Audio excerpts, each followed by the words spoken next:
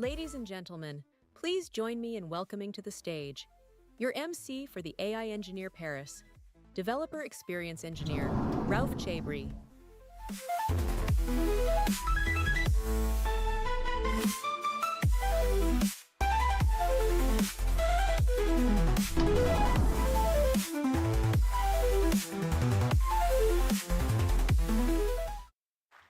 Good morning, Paris.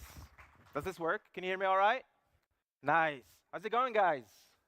Did you guys enjoyed yesterday? If you liked yesterday, today is going to be incredible. You're going to just love it. So I'm very happy to have you here today for day 2. Yesterday was a fantastic day. We had an amazing opening ceremony with Swix and Ben, co-founder of AI Engineers. And we had a great talk also from Mistral AI, who talked to us about the problems that they face in the enterprise world, which I found fascinating. And we also had a welcome party, which was incredible in my opinion. I gotta admit, these are the best moments in these type of conferences, is where you get to meet everybody, where you get to meet attendees, sponsors, and all the engineers, and and the founders. And you can hear it a little bit in my voice. I had a little bit of a few chats here and there. But these are my favorite moments. So why don't we get started with something? I want you to look at the person on your right and the person on your left, and just take a moment and take 10 seconds and introduce yourself. Let's do that. All right.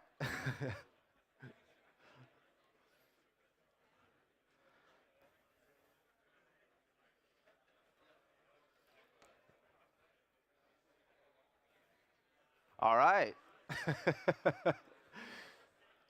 That's the spirit. That's how I like it. It's super cool.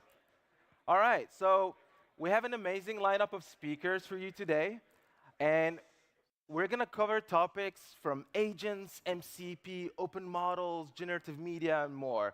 And I've seen some of the talks, and I have to say they're incredible. So you got to be here. But before we get started, I would like to invite CEO of Koyeb, Yann. Woohoo!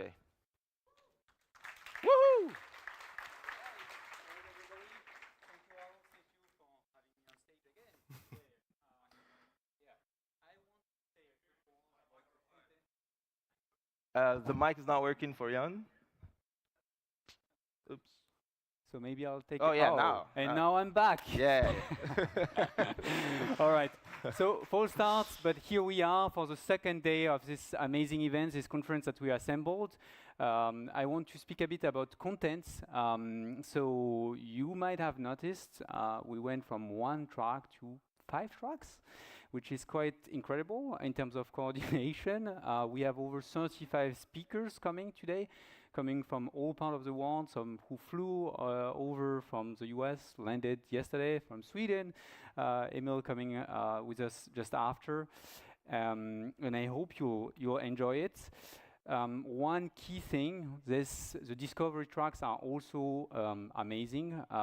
We had over 500 submissions on the CFP, so you will find incredible content. And if you cannot attend these sessions, all of the sessions will be recorded and available on our YouTube channel. So don't fear missing out. You'll be able to see them all. One last thing I wanted to say is to thank you all again for joining us. One thing you need to be aware is Koyeb is a serverless platform. We're providing high-performance serverless infrastructure to simplify application deployments. You'll find a lot of, our entire team on site today. So we have 2 booths there. You're welcome to stop and chat with them. And now I'm going to hand it over back to Rauf for the next stage of this morning. Thank you, Yann. Let's give it up for Yann. Something tells me that it's not the last time we're seeing him this morning.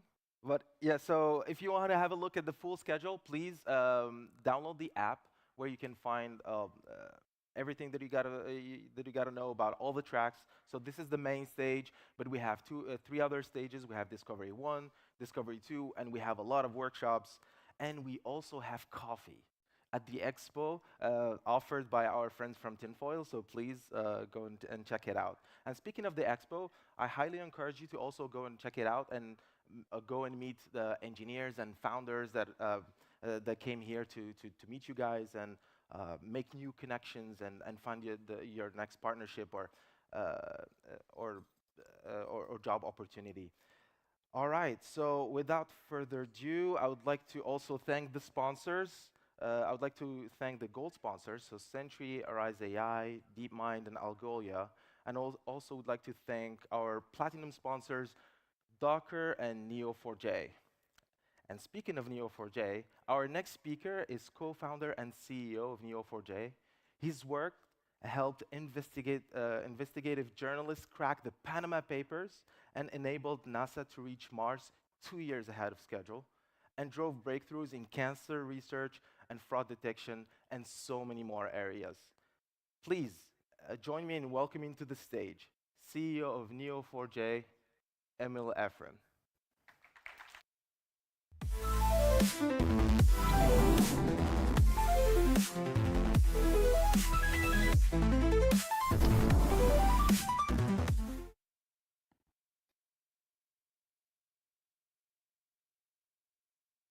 All right, let's give it up. Perfect. Thank you. In theory, the mic is working. I feel like I hear my own voice, so yes? All good? Perfect. Bonjour. That's all the French that I know. My apologies. I have a French chief of staff. I have French investors. My daughter is learning French, so I'll pick it up for next year. I'll be able to say a little bit more, I promise. So the slide here says the state of AI engineering. I'm not going to talk about the state of AI engineering. I don't think that's my talk to give. I think that's Swix or Ben. I feel like actually Swix did some version of that last night. But I've spent 2 decades of my life in databases and knowledge representation. And so instead, I'm going to talk to you all about managing state in AI engineering. And more specifically, over the last couple of years, we've observed hundreds of projects built inside of big companies and small companies, building AI applications. And I'm going to share some of the observations from that. Last year in San Francisco, I did a very hands-on practical talk about GraphRag and the benefits of GraphRag and how you can get started with that.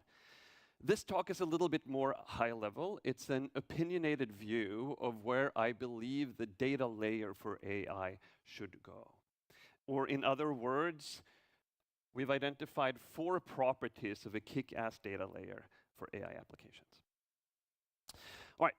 But before that, let's start with a little bit of context engineering. Who here knows what context engineering is? Raise your hand. The morning gymnastics exercise is going well. Fantastic. Karpad, I think, had a good one-liner for it. Context engineering is the delicate art and science of filling the context window with just the right information for the next step. It was coined by this gentleman, Dexworthy from HumanLayer, who wrote a really phenomenal blog series called 12-Factor Agents, which I really recommend. For those of you who haven't read it, it's a great treatment. And in Factor 3, he talks about context engineering. He has a really, really simple intro for it. Everything is context engineering. LLMs are stateless functions that turn inputs into outputs. Therefore, to get the best outputs, you need to give them the best inputs. So simple. 3 sentences, a really good kind of summary. And he went on and he showed like a Venn diagram of what context engineering is here. And today in this talk, I'm going to focus about the 3 main sources of state in AI engineering. The state out of your RAG corpus, the state out of your agentic memory, and then the state in your application.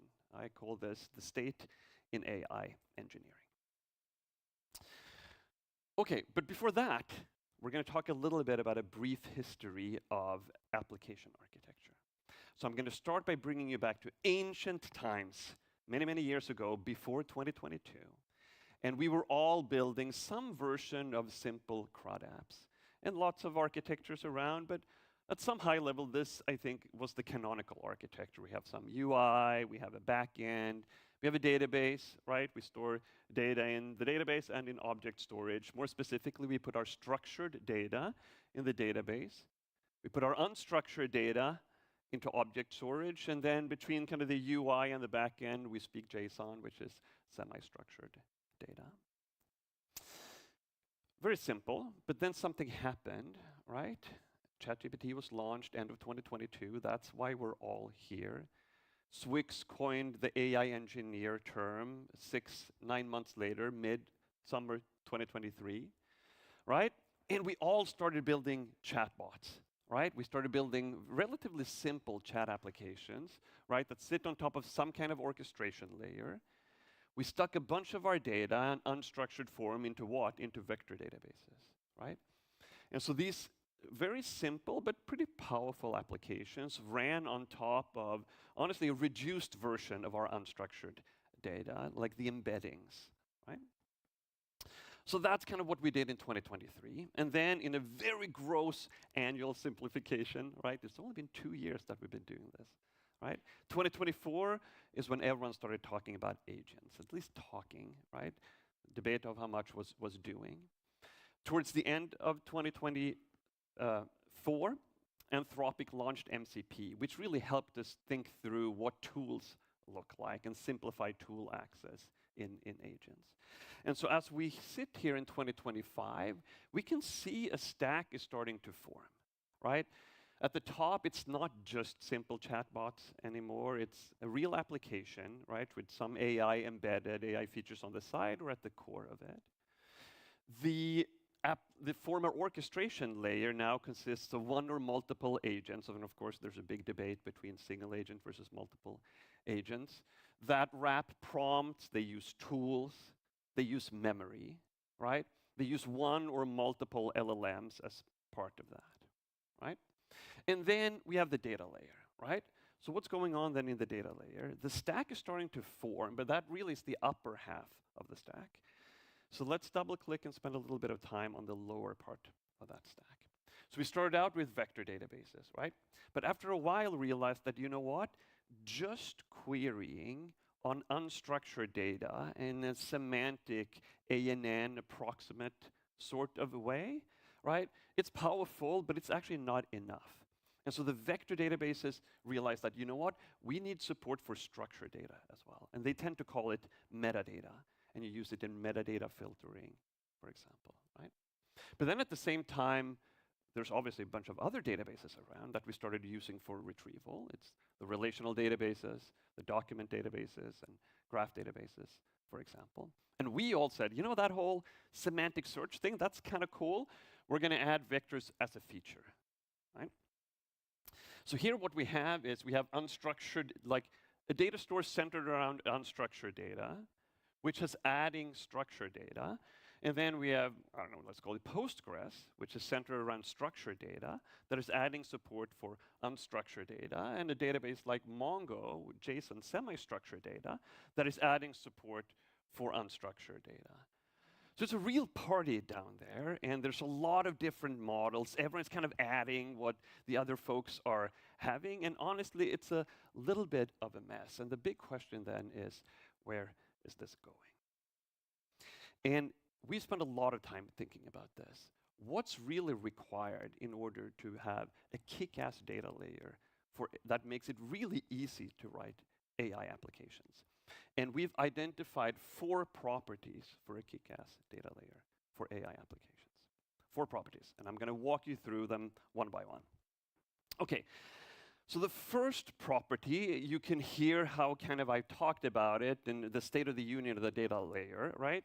Where we're going with this. The first property is, I believe that in order to make it really easy to write AI applications, that requires you to be able to have a data layer that in a very easy way manages unstructured and structured and semi-structured, all 3 types of information in a single data layer. And do that well, right? So store and retrieve, of course, but you want to index them, you want to be able to handle transactional scope across them, and all of that kind of stuff. So that is the first property, the ability to handle structured, unstructured, and semi-structured data. Okay, so let's talk a little bit more about unstructured. Let's double and triple click on that, right? Okay, for property number 2, what do we need to do? What do we want to do with unstructured data? So we just talked about how important it is for all to be able to handle all 3 types of data. But, of course, the fundamental currency of an AI application is the unstructured data. That's one of the L's in LLM, large language model, right? But there's another observation that's been happening as well over the last year or so. There's a lot of talk, and you heard it yesterday from Mistral, which is AI applications. They are, well, they're applications. There's a lot of software engineering involved in this, right? And if you want to write an application, you probably want to do that with types. You want to have structures and objects and classes. And if a lot of your information is unstructured, the question then is, okay, so we have an application. That application is handling people. You probably want to have a person class. But then you have a lot of unstructured data in your data layer. And so you need to be able to bridge somehow, take the data out of your unstructured data layer and reflect that in persons and objects and types up in your application so that you have a convenient and good developer experience, right? So how do you do that? So let's talk a little bit about that. Let's say that we have an unstructured source. I'm not sure if you can read it in the back here, but we have some kind of text, maybe out of our RAG corpus, which has 3 sentences. Andreas is here today. He is a carpenter. Shout out to ABK, right? 3 simple things. So step 1 here is to identify the entities, the concepts, the things out of that data. That's called named entity recognition. It's a technique that has been around for a while, actually, quite a while. And we identify Andreas and he and ABK. And then you can look at this and you can see that the people here, the human beings, we can read this and instinctively we feel like this is probably the same individual, Andreas and he and ABK. So how can we resolve that? How can we figure out a way of combining these things? That is called entity resolution, and that's the next step, resolving these into a single entity, right? Entity resolution. If you look at this data right here, it's actually structured data. This piece we can easily reflect up in our objects in our application state. This process right here, the named entity recognition, the entity resolution, is going to be a really important part of writing applications in a convenient way for developers on top of unstructured data. So the second property of a kick-ass data layer for AI application, I believe, is the ability to consistently and reliably extract entities out of unstructured data. So that's the second one. Okay, the third one. So let's say that we're building an application, and that application is for an online furniture shop retailer, right? And you can see the application. We have some kind of a central part where we have a product gallery of some sort. It has some weird Nordic name for the table, the Kiroda table, right? And then we have an AI-powered community forum on the side. We probably have some kind of an AI bot helping out with assembly instructions, right? The data layer of this might look something like this, where we have a product database, right? We have the purple boxes in here. We have some kind of a bill of material table. We have kind of a product issue tracker table, and they're kind of joined up in some way. But that assembly bot that helps out with assembly instructions on the community forum, well, it probably needs to read data out of some product brochures, some assembly guides, right? And so we put that in there as well, and we've extracted the central entities out of that unstructured data like we just talked about. So that's the first piece. But then we have this community forum where there's a lot of chatter, right? And people are talking, they're logging on, they're maybe asking for help, they're commenting.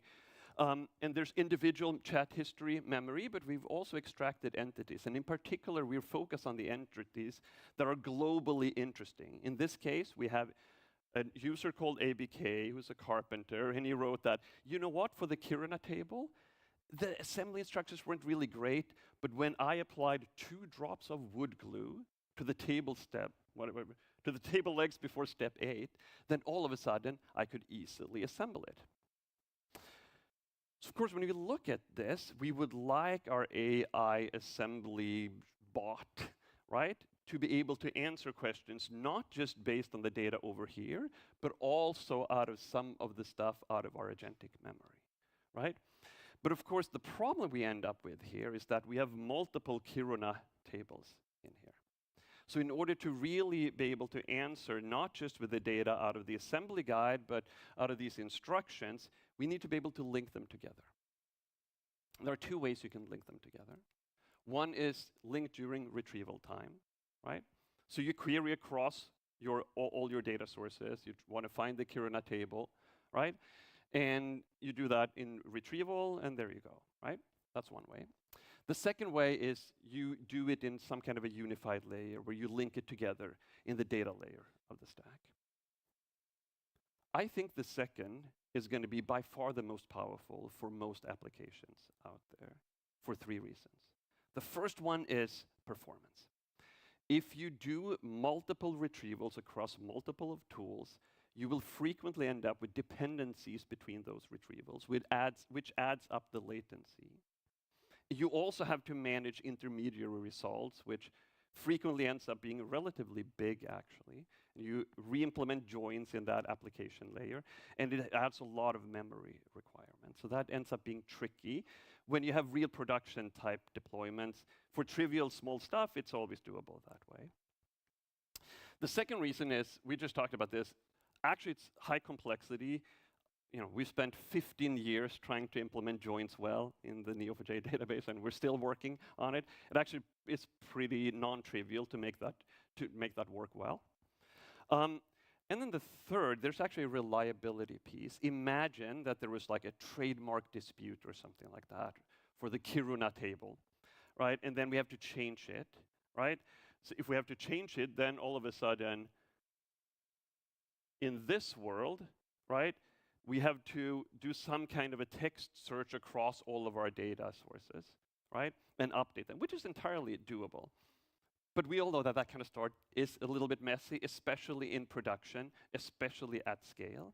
If you have it all linked up in the data layer, it's a trivial change that automatically propagates across the entire state in your AI application. So I believe that the third property of a kick-ass data layer to make it really easy to write AI application is an ability to link entities across persistent agentic memory and into your application data, which tends to come out of your RAG corpus. So that's the third property. And then the fourth property, speaking of the RAG corpus, if we go back to prehistoric times again, we think about the CRUD app. One way of thinking about this is that it has structured data and unstructured data in the data layer, which I talked about. Another way of thinking about this one is that all the data in here is first-party data, right? So what do I mean by that? What is first-party data? Well, in this context, in the context of application development, first-party data is the information that your application directly collects from its own users. It's data that you own. And a couple of examples, profile data, right? The names that people type in, their preferences, that kind of stuff. But also activity data, how long time did you spend on various things, right? Transaction data, those kinds of things. And if you think about to that CRUD era, basically all the information for most of those apps was first-party data. I'm sure there were some integrations and stuff like that, but by and large, most of it was first-party data. But then if you look at our more modern AI app, and we see that the first-party data really sits here in the purple boxes. But the yellow data there at the bottom is actually derived data. It's coming out of the RAG corpus, the assembly guides for the Kiruna table. And what this presents an interesting tension. Because on one hand, this is fantastic.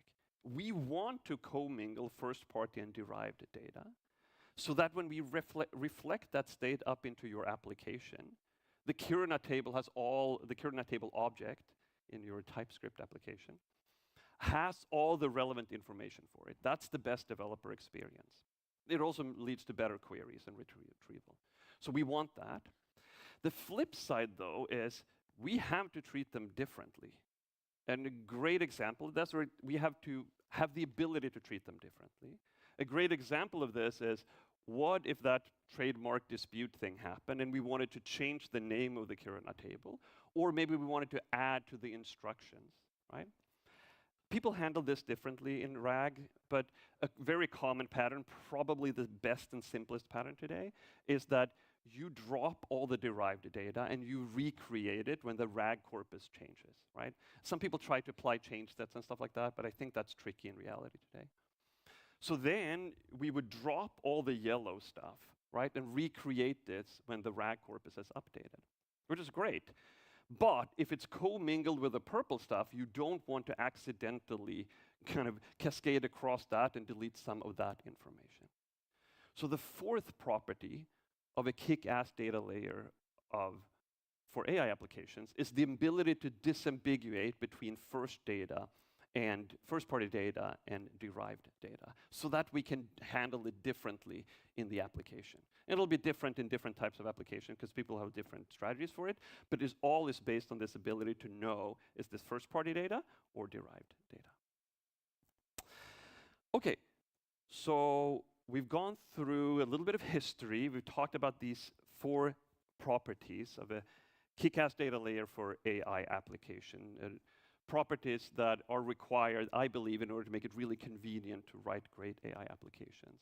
It's the ability to handle structured, unstructured, and semi-structured data. It's the ability to extract entities from unstructured data, to link them between both agentic memory and your RAG corpus and application state.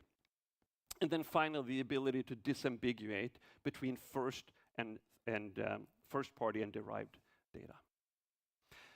So I don't know if any of you are work in big enterprises and you're buyers of application software. I think I've seen this many, many times happen where someone is in front of me, a salesperson, and they talk about, okay, here are the needs that you have. And then magically they show up with a product that solves exactly those needs, right?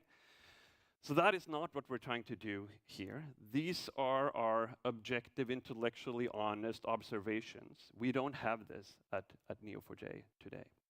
But the reason why we're here, the reason why we spend so much of our cycles focused on AI engineers is that this is, of course, where we want to go. And as the CEO, I think I have some amount of influence, at least, over the product roadmap. So this is exactly what we're building towards at Neo4j. So let me give you a little bit of a quick demo of the first 2 principles, which are not perfect yet, but they're really making progress really fast, and what it looks like in Neo4j. So imagine that we have a Wikipedia page that we want to, as an example of unstructured data, that we want to add to the database, and we're going to see our ability to look at structured, semi-structured, and unstructured data in one platform, and the ability to extract entities from unstructured into structured form. So in theory, this should work. So here we have the Wikipedia page for Paris, right? We take that and we copy-paste the URL. We go into the knowledge graph builder here, which will upload it, and it's going to start processing. So a couple of things will happen right now. We start processing and chunk up that Wikipedia page, and we put it into the graph in 2 forms.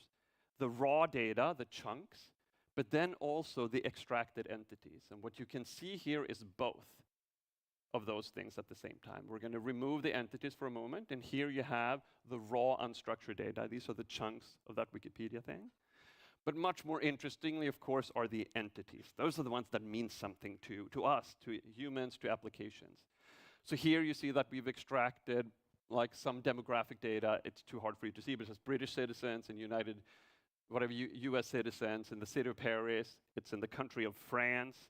And then it's automatically extracted notable individuals, right? So these are the, whatever this color is, greenish, something color. You can see a bunch of really notable individuals out of Paris, which is a very humbling list of people, by the way. This is Igor Stravinsky as an example right now.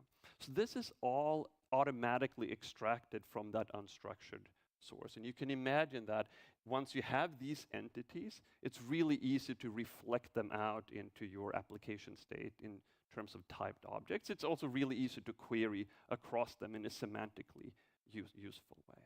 So those are the two properties at play here, as an example. So that's it for me. The 4 properties that I believe are required to build great applications. If you think this is interesting and we're going in this direction, Neo4j is available for free in our cloud service Aura, so you can check that out, the QR code. We have a great Graph Academy where we teach people how to get up and running and build these types of applications. A few weeks ago, I don't know how many here are at startups, a few weeks ago we launched a startup program where we give away free credits and stuff like that, but maybe even more importantly, we're building a team of experts that help startups get up and running with Neo4j, right? So apply for that at neo4j.com/startup program. And that's it for me. Thank you very much. All right. Thanks, Emil, for the amazing presentation. Thank you. Awesome. Let's go now for a few follow-up questions, if you don't mind. Yes. Cool. I have the coffee. That's the reward for getting through the representation. You get the coffee. Very important, guys. All right, so you touched on memory and the AI layer. What do you think agentic memory would look like in the future? Yeah, it's interesting, right? How many in here are using some kind of an agentic memory system today? Like, so probably a third or something like that. It's funny, right? Like, so this was more my objective observation, right? As a database guy, as a Neo4j guy, as a graph guy, there's a lot of people who independently come to the conclusion that agentic memory is intrinsically graph-oriented, right? So there's a couple of YC startups like Zep, right? Mem0, Cogni, right? Also, we mentioned MCP. Everyone in here knows what MCP is. Few people know that the initial launch of MCP actually shipped a tiny little agentic memory implementation. It's a toy. It's 300 lines of Python, right? But what is it? It's actually a graph, right? And so there's a lot of people who haven't talked to me who independently come to the conclusion that graph is a natural form factor for memory. And so that's one of the key reasons why we're really, really interested in it. And especially like being able to marry memory and the RAG corpus, like I just talked about, I think is so powerful. Interesting. All right. To my next question then. From what you are seeing in the enterprise, do you think that more companies are building using AI to solve their internal problems, or you think they're buying AI solutions instead? Like building application solutions rather than, buying application solutions rather than building. Yeah, Yes. Yeah, it's interesting. So obviously we've watched this very carefully. We sell primarily into the Global 2000, right? That's who we sell to. That's why we can do startup programs and give it away for free for startups, because we make a lot of money from Bank of America, kind of thing, right? And so we obviously have observed this very carefully. I think in the early days, let's call it 12 to 18 months ago, almost all of enterprise adoption of AI was in the form of applications. So in other words, they bought solutions, right? We've seen that change a lot, maybe experimentally a year ago, where people started trying to build a lot. But then in 2025, people really put it in production. So I think there's a massive surge of build. And then like the whole thing of whatever AI amplification of software engineering means that engineers are more productive. And then also the barriers of adoption for becoming a software engineer, where like being able to produce code is going down, right? So I think the way that it's trending right now and will continue is way more build than buy in terms of AI. That's At least that's what I'm right? hoping. Since look, they build on us, right? Like so, that's my hope. But I think that's where it's going. And do you think that lowering the barriers for software engineering is the primary motive here, or do you think that there are other factors that are pushing that? Are they seeing better quality just by building, or maybe the products out there are not fully responding to what they're expecting from an AI product? So I think they see the promise of higher quality, but I don't think it's realized yet. Right? If you think about a company like Klarna, who here knows about Klarna? Yeah, most people. So they just went public 2 weeks ago. Swedish origin fintech. The CEO there publicly tweeted wrote this super long form tweet saying, we kicked out Salesforce, we kicked out Workday, and 1,200 other SaaS tools. Wow. Thanks to this AI platform that we've built. And in that long-form tweet, he was very clear that the key secret sauce was graphs and Neo4j. So they built this entire platform, kicked out everything, right? And when I talk to CIOs of Fortune 500 companies, I've never seen the amount of emotion against SaaS sprawl, not since the hate for Oracle. By the way, I like Oracle. I think Oracle is a good database. But man, have CIOs hated Oracle over the years, right? Now CIOs hate the SaaS sprawl that they see. Look, I run a small company. We're a 1,000-person company, right? Our software budget is massive. I have no idea what SaaS products we're buying, right? Imagine, Verizon or like massive companies like that, right? And so I think there's a massive promise in doing the Klarna thing, of rationalizing your kind of software ecosystem, get software that is bespoke to you, and not get 100 features of which you use 4. Right? I think there's a lot of promise in that I see a lot of traction inside of the enterprise, but it's too early. It hasn't yet been realized. One final question for you. So Neo4j, you mentioned it, is a European company, right? You're based out of Sweden. And but you also have a huge presence in the Bay Area. So how do you see innovation happening in the AI space? Where do you see it most? Do you see it in Europe? Technically, we're actually an American company. We're incorporated in Delaware. We're headquartered in Silicon Valley, but I founded it in Sweden. All of our engineering is in Europe, primarily Sweden and London. Not a lot in Paris, but we are hiring, by the way. So if you find this kind of stuff interesting, please apply. And we talk internally about building an American company with a Swedish soul, trying to marry the best of both worlds. Probably going to end up in some 2x2 where we get the worst of both worlds, but we're trying hard to get the best of both worlds kind of thing, right? I think it's shifted a lot. When I moved to Silicon Valley, I moved there in 2011, and then I moved back before the pandemic, so I now live in Sweden.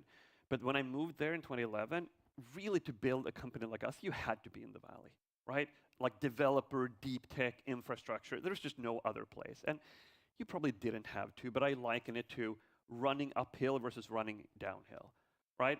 The center of gravity for everything was Silicon Valley, right? That in the early days of AI, it felt exactly the same. Like in 23, maybe early 2024, it felt exactly the same way. AI innovation wasn't even in Silicon Valley. It was like an 8-block radius in San Francisco, right? So it was right there. I think things are shifting really, really quickly. I love being here in Paris, like catering to a home crowd, but it's just been amazing to see what's going on here in Paris. Even Stockholm in Sweden is getting some real traction there with the kind of lovables of the world. Berlin, of course. London is a little bit slower than I would expect, but it's really starting to happen in Europe right now. If I were starting out today from scratch, right, it's not obvious to me that I would move to Silicon Valley. Interesting. Well, that's it for me, Emil. Thank you so much. Perfect. Thanks, everyone, for paying attention. Let's give it up for Emil. All right. So up to our next speaker. So our next speaker leads engineering at Docker.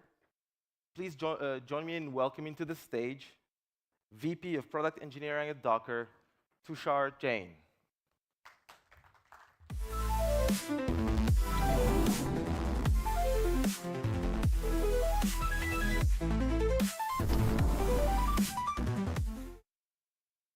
Hey everyone, hope you're all having a good time.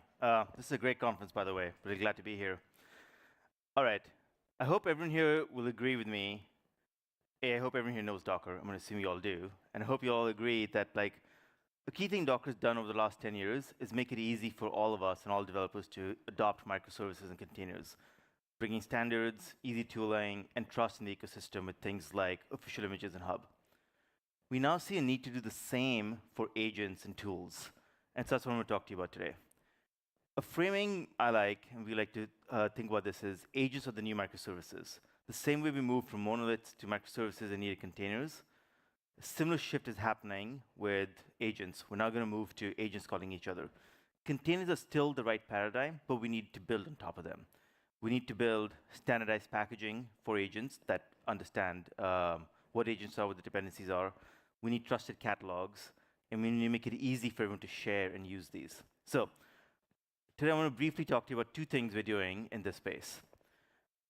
First, this is an early exploration we're doing, which is we think there should be standard packaging for agents. You can package them as containers, but it's not aware of what an agent is. Today, if you just package in a container, we don't know what tools they're using. If you share them and use them, you have the same problems you had earlier, which is like, what are my tools? What are my configs? How do I run them in any environment? What's the runtime I need? There should be something similar to a Docker file, like an agent file maybe. Like imagine a Docker agent, build, push, pull, run. So we're going to go do that, and we're exploring this and building this. And to get started here, to kickstart this, we've open sourced C Agent. That's the GitHub link. Please go check it out. It's an easy-to-use agent builder that makes it easy to build agents, but importantly, package them up as OCR artifacts and makes it easy for you to share them around via any OCR registry or hub. And so this is early exploration for us on how to package agents and share them. So I'd love for you all to go try it out and put any feedback, and we're going to work more here. And if you're interested in talking more about this, please do find us at a booth. OK, next, for agents to work well, everyone here has heard about MCP. We're all using MCP. But we think for developers to use this and make it easy, there are a few things needed. One, you need, same as everything else, you need good packaging. Packaging local MCP servers as containers is, we think, the right thing. You get security with it. You need easy discovery. And you need trust still. Like, how do you go find what is the right MCP server for the thing we're using? Like, what's the Docker official images version of MCP? Like, how do you know what's trusted here? And then you need security and easy tooling around this. Prevent rug pulls, prevent all other security threats. So to do this, with two things we've done that we'd love to talk to you about. First is our MCP catalog. You can go to hub.docker.com/MCP, and you'll see a catalog of MCP servers. Think of this as the Docker official images for MCP. They're trusted, verified MCP servers. We'll be adding to this. We'll have community servers. We'll have a way for you all to add, anyone to add images. But on top of that, we'll add a bunch of security. So prevent rug pulls, containerize local servers. We support remote ones too. But it's an easy, trusted way to get servers you need. And second, in Docker Desktop, we've added tooling to make it easy to use MCP servers. Because today you have to go configure each client using Cloud Desktop, Cloud Code, Gemini independently. We can make it easy to discover these, configure them once, use them easily, and add a bunch of trust on your laptop when you're doing it. So you're not doing just npm installs of random software with access to your whole machine, but containerized, secure. So I'm going to quickly show you a demo of that, and hopefully you can go try it out after that. All right. So bear with me as we do this demo. OK, so let's first orient ourselves. Hopefully it's legible. So if you go to Docker Desktop, you'll see MCP Toolkit there. Go check it out. Here's a catalog of servers. This will be growing. I can easily add them. I can connect them to clients. So let's do this. The setup here is, I've got some PM. They've been collecting feedback in Notion. I've got feedback from people here on Docker Desktop. What I'd like to do is have something consume this and go create issues for me in GitHub that I can go work on. So let's go do this. I think I need a GitHub client. So cool, let me just add that. And I've already configured this with OAuth, as you can see. And then let's go get a Notion one too. So let me go enable that. Cool. And I've already configured this with my secret here. It's all stored in secret management done. And I'm going to use Cloud Desktop. So I can just come here. You see a whole number of clients you support easily. You don't have to go manually edit config files. Let's just connect Claude here. So just do that, done. Great. Let's start up Claude. Let it come up. All right. So you can see here in tools, there's Docker and a whole bunch of tools there. Let's just do a quick test with this. What feedback do you see in, and what's the name of this page? In the Notion page. This will run for a second, and then I'll kick something off briefly here.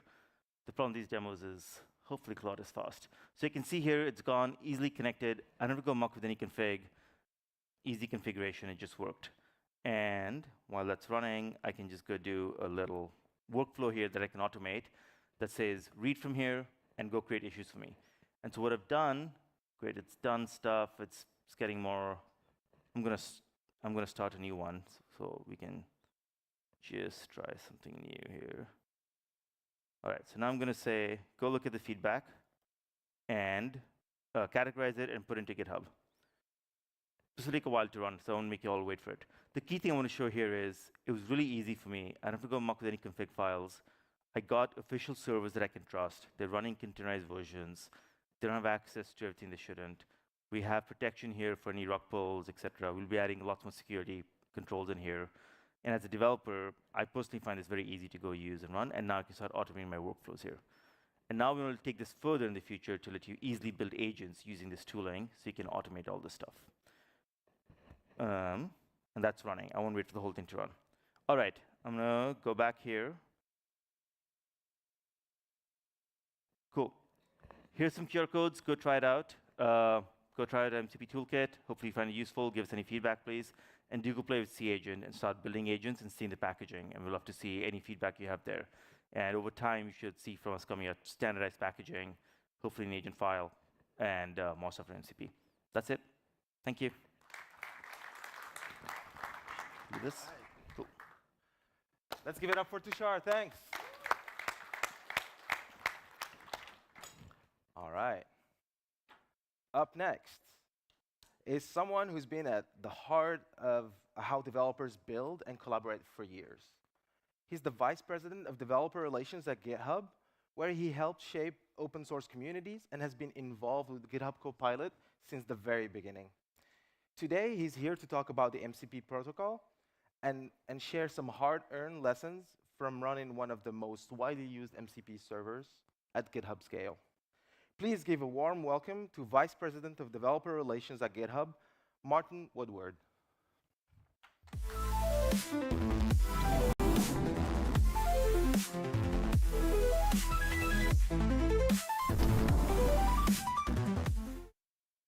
Hey everybody, thanks for having me.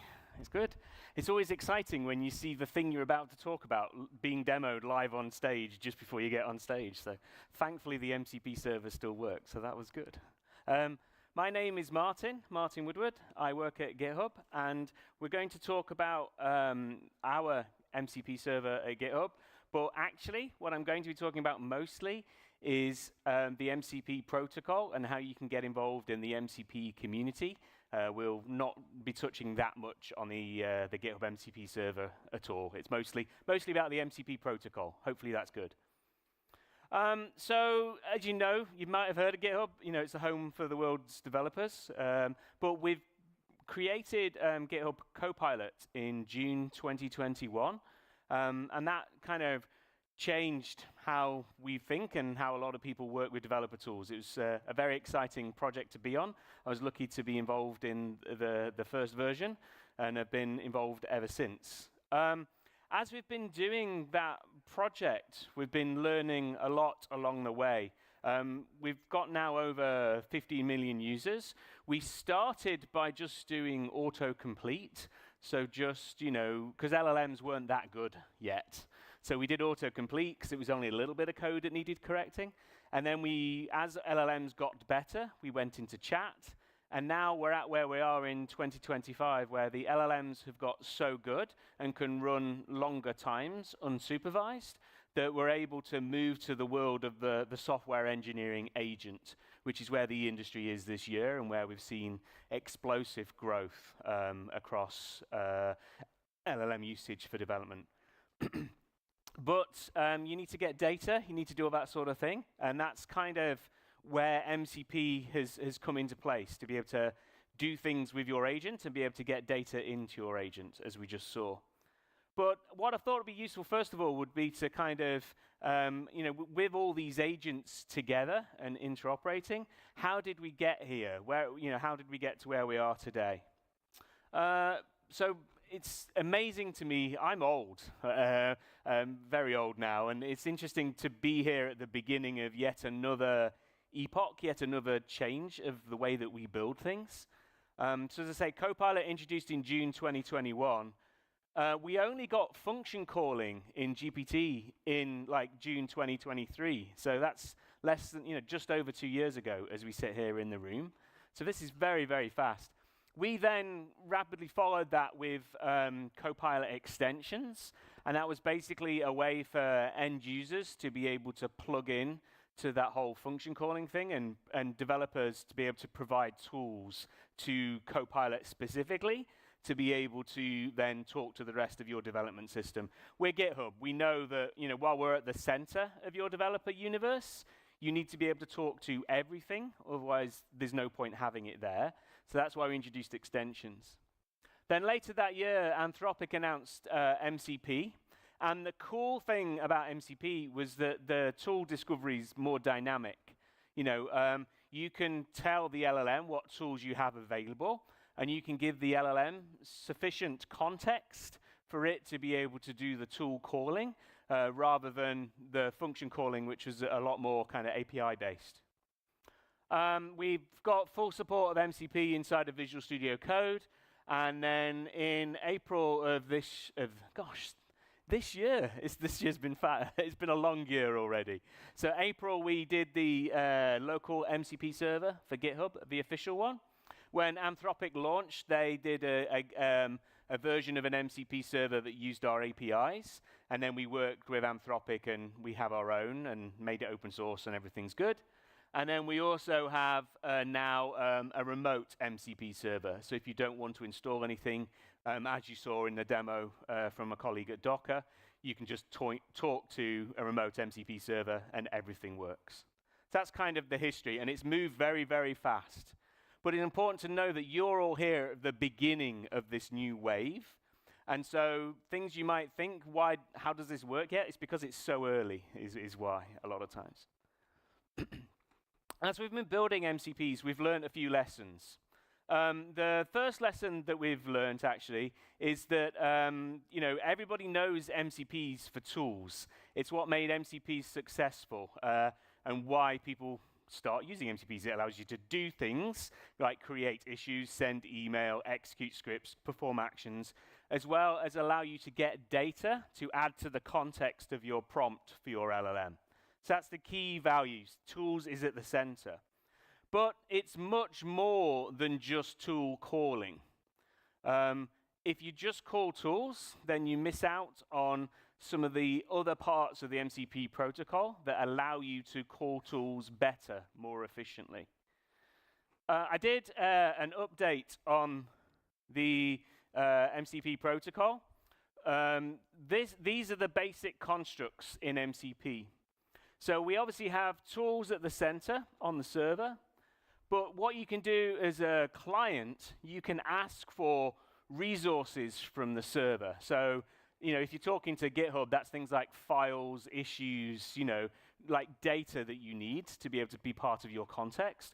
Or if you're talking to Notion, that's your, you know, Notion forms. If you're talking to a database, that might be database schema, that sort of thing. So the resources, you can separately access them as a client of an MCP server. We also have prompts, which is cool. Prompts are a bit like the stored procedures of the MCP world. You can ask an MCP server, hey, what good prompts do you have? And there's variable substitution in there that you can insert data. So if, you know, can I have a prompt to do this thing, please? Can I have a prompt to do that? You can actually ask the server for some good prompts, and the LLM can do that, and it'll be great. Over on the client, the client can also provide a couple of things. One is sampling. So a client can allow the MCP server to send back, like be able to do a lookup against the LLM that the client is using. So at GitHub, in GitHub Copilot, we allow the developer to pick whatever model that they want from whatever development environment they're in. And so it's essential for an MCP server like ours to be able to use what the customer wants their LLM to be. So if you want to use Claude Sonnet 4, great, we can do that. And now our MCP server can go to the client and say, hey, use the user's chosen LLM to do this bit of work for me. Or if you want to use Gemini, or if you want to use whatever models. So that's why that exists. And then finally, roots is the ability to the client to specify where in the file system, where in the client server, resources live and where the server can access. So you don't go accessing for things that you might need root level permissions, for example, to be able to see, or you stay within your sandbox. And then dynamic discovery, is part of the MCP protocol that people know. It discovers tools. Lastly is actually elicitation. That's very underused, as you'll see, but that allows the MCP server to tell the client, hey, I need more information about X. I need to make a decision. Can you ask a question? Do I do A or B? That usually means that goes to the client as a question. Do you want me to do A or B? Or it might be the LLM makes that decision for you, but you're asking the client for input at this point. And that helps prevent hallucinations, that helps prevent ungrounded work. If we look at the tools, it's great. And the reason why MCP was super successful is because it is such a pragmatic way of calling tools. But the problem that we have today is a lot of our examples with MCPs are just focused on the tools rather than the bits around the tools. And so unless we as a community do more work to get better at tool calling, nobody's going to be aware of what else is possible, which is one of the reasons I'm here, to try and help you see what else is possible and help you dig in, encourage you to dig in. I did a quick survey of all of the MCP clients on Monday.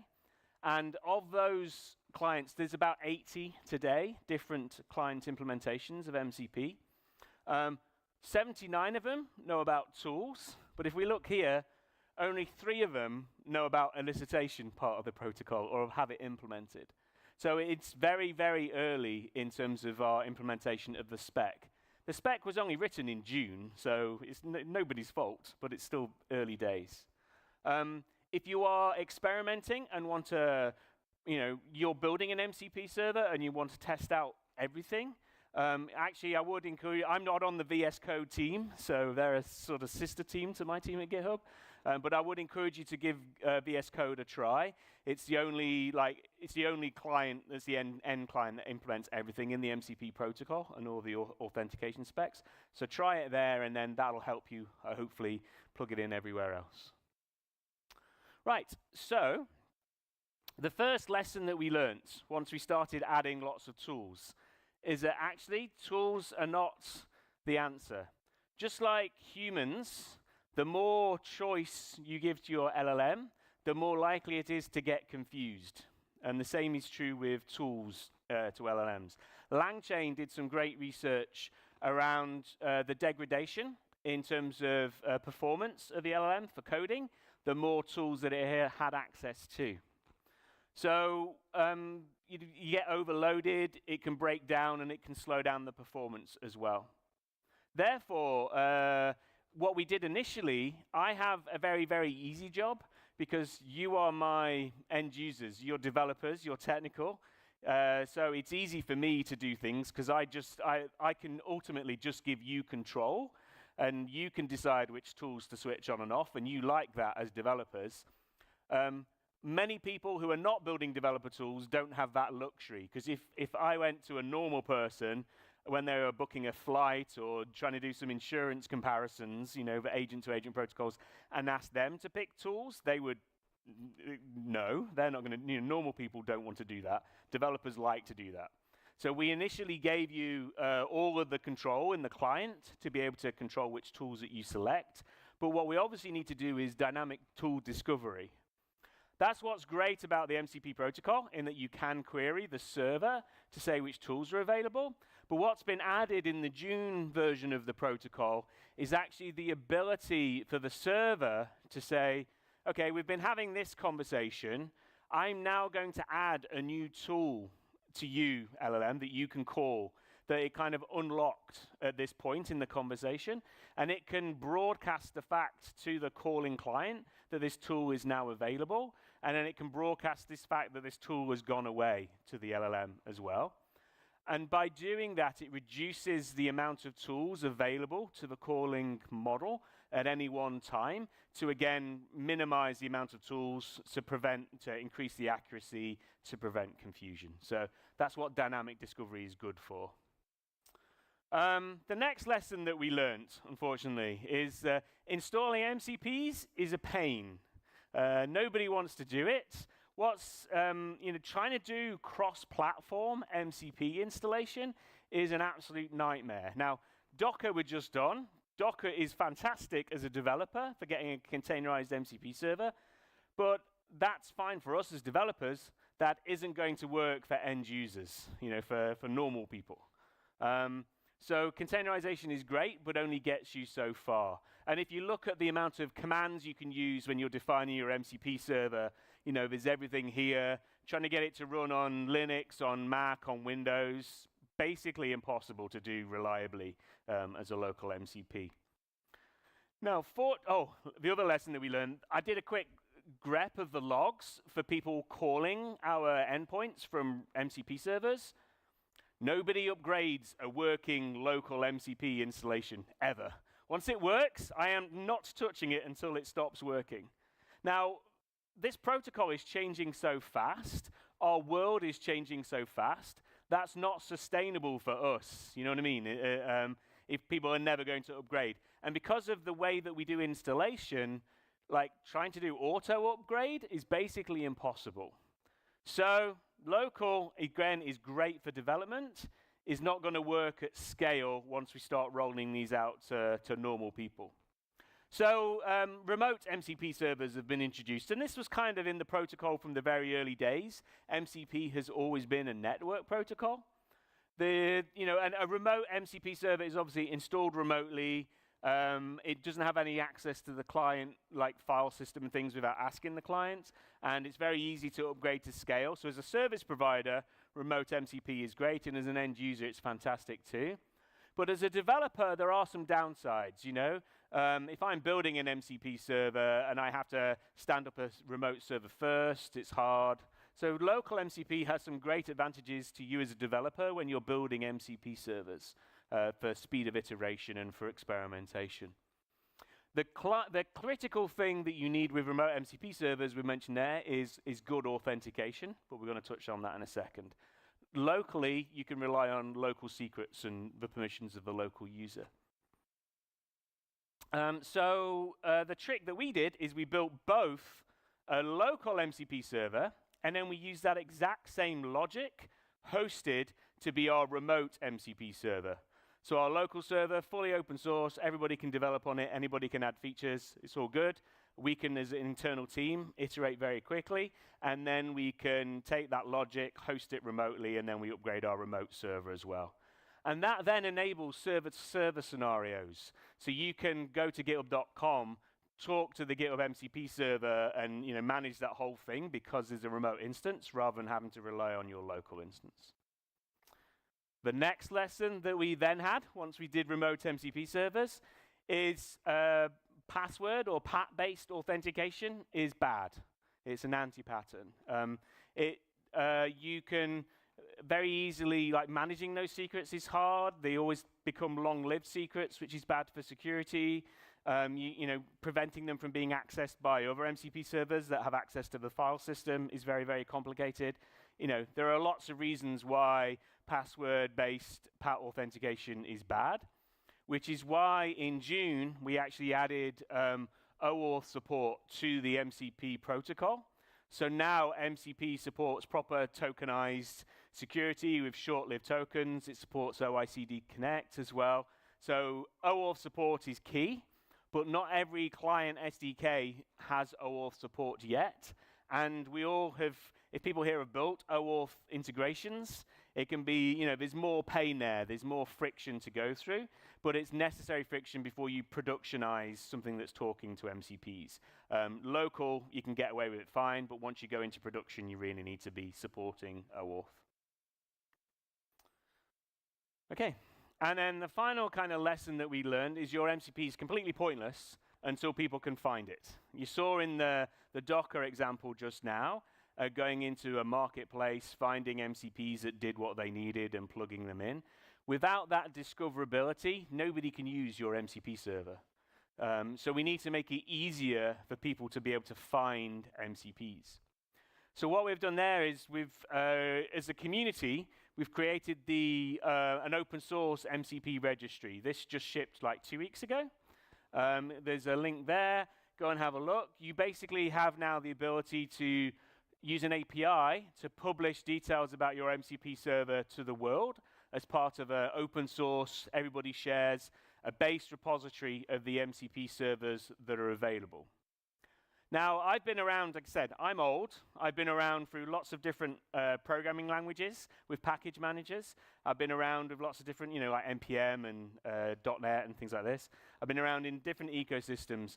The thing that I'm very keen we prevent is creating like a single point of failure, a single monopoly of registries, because no one registry solves everybody's problems. There's a lot of trust involved in which MCPs you switch on and you enable. And so we need to be able to make it so people can have their own MCP registries and be able to distribute that load. GitHub now have an instance of an MCP server that goes and you can get like the GitHub catalog of MCPs. That adds additional data from the base catalog, such as how many stars it's got, how popular it is. So we can see Context 7's really popular. The GitHub one is obviously. Markdown, that's a cool plugin from Microsoft actually, which turns stuff into like doc files and things like that into Markdown so you can crawl them. It's cool, super popular. What we want to do is build an ecosystem, just like you saw with the Docker example just now, where we have a central registry where we can make MCPs discoverable, and then you have local registries. So Docker has a registry that you can go to when you're using stuff inside the Docker area. Your company probably should have a registry at some point that allows you to decide which ones you trust in your environment and all those sorts of things. And that discoverability is kind of the key to the next level to make MCP, the success it is. MCP has now become the API layer of AI. It's how it's going to work. I don't see anything else coming along here. There are complementary things like A2A for being able to talk between agents. But in terms of tool calling, being able to do things, MCP is the protocol we're going to be using. MCP is fully open. It's available for everybody to use and talk to. So I would encourage everybody to get involved. If you want to be part of this community, now is the time to influence the direction of what we're probably all going to be relying on for the next 20 years. So if you want to go to the MCP community site and get started, that's there. And then there is also a Discord as well that you can join in terms of being involved and being part of the community steering the future of MCP. I'm just going to leave that briefly up for a second till I see the cameras go down. Great. One more second. There we go. Okay, so there was the lessons we learned very briefly. I'm around all day today if people want to talk more and chat a bit more. But what I want to do is encourage everybody to get involved in the MCP community. Let's build from here together. And now, on to questions. Thank you for your time. Awesome. Thank you, Martin. All right, would you like to join me for a few follow-up sure. questions? Oh, we're sitting down. I'm cool. This is cool. Let's do it. Yeah. All right. Wow, so many lessons about MCP, right? And I actually loved when you mentioned that you dynamically pull the tools. Yeah. And you spoke about remote MCP and OAuth. Yeah. Where do you see the protocol going, or what do you see? Is there anything that you're actually like needing in the protocol at the moment? You feel like? Yeah, I mean, the protocol as we did it, as it's done in June, is pretty complete now for what we know we need. I think the biggest thing is to get all the client implementations, so getting the SDKs to make it easy for developers to be able to use the full protocol, because you don't want to care about elicitation and dynamic discovery, and prompts and things. You just want to go to an API and say, call this in a good way, So the next bit of work is to kind of simplify access to the underlying protocol, I think, and then probably the discoverability in the registries is the next area. Right, yeah, I totally feel you with discoverability. Yeah. I think like maybe agents should be smart enough to be able to go and find out about the right MCP server. Yeah, and just that's totally why there's an API there, so that agents can autonomously do that. But as we've seen, there are judgments to be made in terms of trust because you're Right. having a thing execute things on your behalf. So, and there's also value decisions as to, say you had 5 flight booking MCPs, which one of those one do you you pick? call? And that logic as to which one you call is like critical business logic that you want to have control over. So, yeah, it's an interesting area. But I think now the fundamentals are probably in there in the protocol. Awesome. You also mentioned that the MCP is new API layer. Yeah. So do you encourage everybody to get started with just turning their APIs into MCP servers? Is that the right idea to get started? Like if I start with an MCP server, what do you think? Yeah, I we think should do? LLMs are ridiculously good at writing MCP servers. So the easiest thing is to, crack open VS Code, Copilot, crack open Claude Code, whatever you want to use, and get it to build you a quick MCP server that you can play with. I've just done, we did an MCP server that allows you to play a game of tic-tac-toe or, allows you to kind of interact. Doing that locally and being able to see how it's working just helps you kind of understand the base protocol. And then, yeah, sure, having a remote MCP endpoint for your business, it might make sense for a lot of people. I also think there's probably the need for some MCP servers for platform engineering to help us in how we build and deploy things inside of our organizations. If we can make it so that every developer from their development environment can say, give me a new development environment, please, add this database connection, all those things where you need to go talk to a human or need to get into a ticket queue and wait. If you can automate some of those with MCPs inside your organization, that'll really speed up your development flow, I think. Awesome. Yeah, you mentioned that you've been involved with the developer community for quite some years now. So when you meet new students who want to get into computer science, what do you tell them usually? I'm looking. We've got a minute left, so yeah, I've got skin in this game because my son is a third year of a fourth year masters in computer science. I look after at GitHub. I look after our education programs as well globally. So millions of students worldwide. I firmly believe we need more computer science students tomorrow than we have today. The students that are coming out, we need to give them exposure to all these tools. So we give it to them for free so that them and their teachers can have exposure to using AI tools.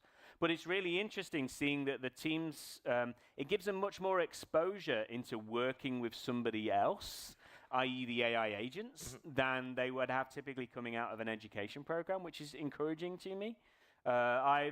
Typically with when you're a student, you basically come out thinking, I need to do everything myself, and group projects are painful. I never want to work in a team is kind of what you learn from your degree. And so, but when you're working with AI, you're getting used to analyzing the code that was created by another agent, seeing what works, seeing where it's gone wrong, and being able to critically fix things. And that's a skill as an engineer we need to just do every single day. So I'm actually pretty encouraged by what I'm seeing in the data of what's coming out. But we need more and more engineers, and so strongly encourage students to do that, but also strongly encourage companies to make sure that they're hiring new junior developers, and because nothing grows a senior engineer more than growing a junior developer. So yeah, it's very interesting when you hear people saying that the junior developer is kind of dead. But yeah, not at all. We need more than ever, but the impact that junior developer can have is a lot greater than it has been. I think there's been never a better time in history to be a software developer. Especially if you don't speak English as a first language as well.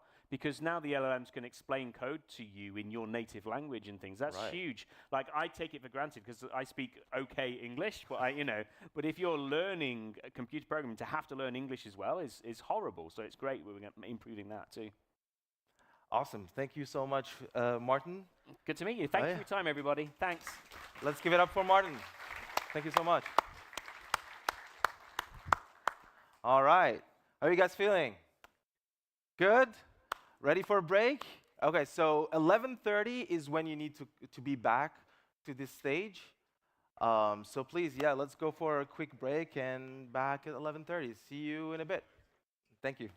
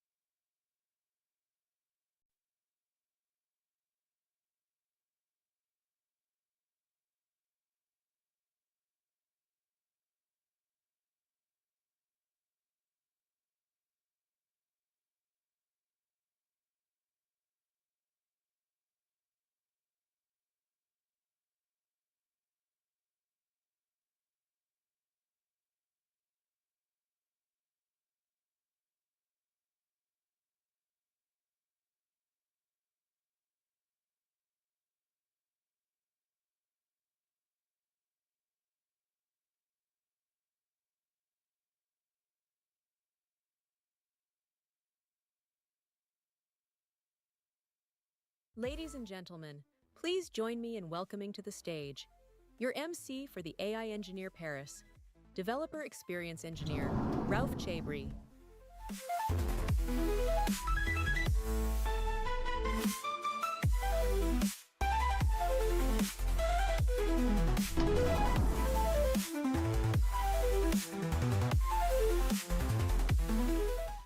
And we're back. Woo! You guys have enjoyed the expo? It's incredible, honestly. So have you enjoyed the expo? Yeah, I need some energy. I need some expo energy here on the main stage, please. Okay, all right. So coming right up, our next speaker has spent over a decade building infrastructure, and now he's building the new infrastructure for AI workloads. In his talk, he's going to talk about what happens after the GPU gold rush. Are agents going to need more compute, more storage, more network? We'll hear about that. And he's going to talk about diverse hardware as well. So please join me to welcoming to the stage my friend, CEO of Koyeb, Yann Léger.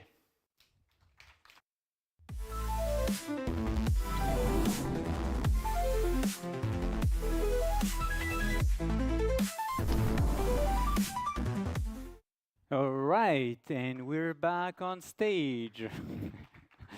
So this time I'm not going to speak about AI engineer in Paris. I'm going to speak about what we actually do and how we see AI continuously redefining cloud infrastructure. My main job is to run a company called Koyeb. And as Ralph mentioned, I've spent the last 14 years in the space of infrastructure in general. So I've seen a bunch of evolution from the beginning of cloud infrastructure to now and this new wave with AI. So we're going to spend 20 minutes together looking a bit about the evolution and what is coming next with the agentic era. So the first thing I want to highlight is if you look a bit back, so 2 years ago, 2-3 years ago with GenAI engineering, the main thing which popularized AI engineering is LLMs backed by GPUs. So typically ChatGPT and all this, the OpenAI models were LLMs running on GPU. So if you look at the early 2023 AI stack, 2.5 years ago, it was relatively simple in the sense that in terms of number of components, you used to have like an API, vector databases on one end, then you had a limited choice of models. So typically in early 2023, you had the GPT models from OpenAI, closed source, and you had a few open source models, so the Llama models from Meta and Stability AI. But Mistral wasn't even there, for instance, and it was running on GPUs with a Triton inference server, probably simply because even VLLM didn't exist, and we're speaking of only 2.5 years ago. But now AI engineering is also content engineering, VLMs, so models which include like image and vision capabilities, video models, vibe coding, a big trend of this year, MCP and agents. We see all of this as an infrastructure provider, and I want to dive a bit with you on what the future of AI infrastructure looks like, and how we are trying to build for this agentic era and what are the changes we see. So the agentic AI stack is way more sophisticated. I picked a set of technologies which we see in this new stack. So it goes from the front end, which is regularly vibe coded. So we have app.build, Manus or Lovable to vibe code your front end. Our team made an experiment on this, which you can see on the expo floor. We have APIs which might be in more diverse languages because you have more SDKs available. You have the agents, which are probably going to be written in Python still, that are different like components, and then even the historical databases have vector capabilities or capabilities for AI. Then you have MCP, and for the execution and the inference of the model, you have also more diversity. So IMD is a credible player now and can be used for specific models. So you might have an image model running, a video model running on a different kind of hardware, or LLMs running on an accelerator here, for instance, Tenstorrent, which is an upcoming provider of hardware trying to disrupt the NVIDIA market, the market of NVIDIA. And you might not even see any of this because you might also be operating on a higher level of the stack with the inference endpoints. So if you look at what it means in terms of hardware infrastructure and infrastructure to operate, now it's a mix of GPUs, CPUs, and accelerators. You have large training, which is still performed with GPUs, fine-tuning and small training where you will probably still have GPUs, inference where you can have accelerators, and people are probably today starting to train with AMD GPUs. But inference is where you're going to see mostly AMD GPUs, and then agentic workloads, which are actually running on the good old CPUs. Now let's dive into agents. I want to actually start by defining what is an AI agent, how we see it. And because the definition of agent varies highly, so the simple definition, if you look it up, is it's going to be a software system that uses AI to pursue goals and complete tasks on behalf of users. They show reasoning, planning, and memory, and have a level of autonomy to make decisions, learn, and adapt. For us, there is a key question of what is important in this definition, what impacts infrastructure. So it's software system. At the end, it's still like Python or TypeScript or another language which is going to run on our servers. It's going to complete tasks, and they have a level of autonomy. And what it means technically is that the level of autonomy, you're going to run untrusted code in general, which is generated by a model which is non-deterministic. So anybody who ever worked in security should think about like the danger that it involves, and actually the requirements it involves.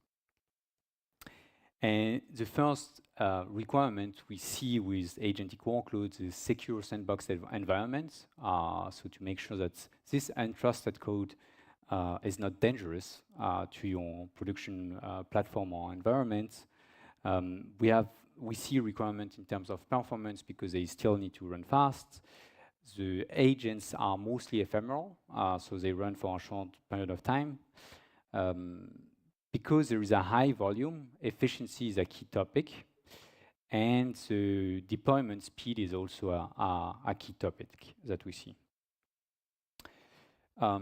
Now, on the Koyeb side, we build a global serverless platform, and we do this for agents and inference. So we provide a diverse set of hardware to support all of these use cases. And I'm going to briefly show you. I'm going to do a live demo if it goes well. And we're going to execute sandbox code using the Koyeb MCP server. Let's do it. All right. So we are going to use Claude with MCP connector here. So it's called Koyeb Sandbox. What it's going to do, technically, it's going to create a sandbox to execute our untrusted code. Today will be relatively safe. We'll execute some simple addition. But we'll see what happens behind the scene. So here I have something which is pre-configured. If I have, okay, I should be fine. Which is pre-configured which should be pre-configured to run using the Koyeb Sandbox project. That's interesting. Okay, so we do have network here.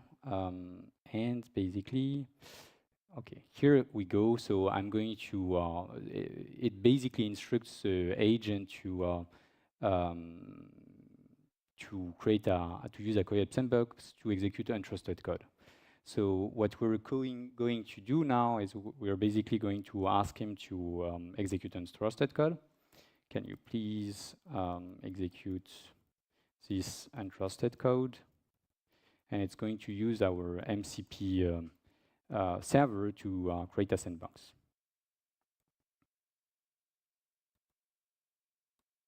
All right, so here we have the account technically where we run the MCP server already, and we're going to see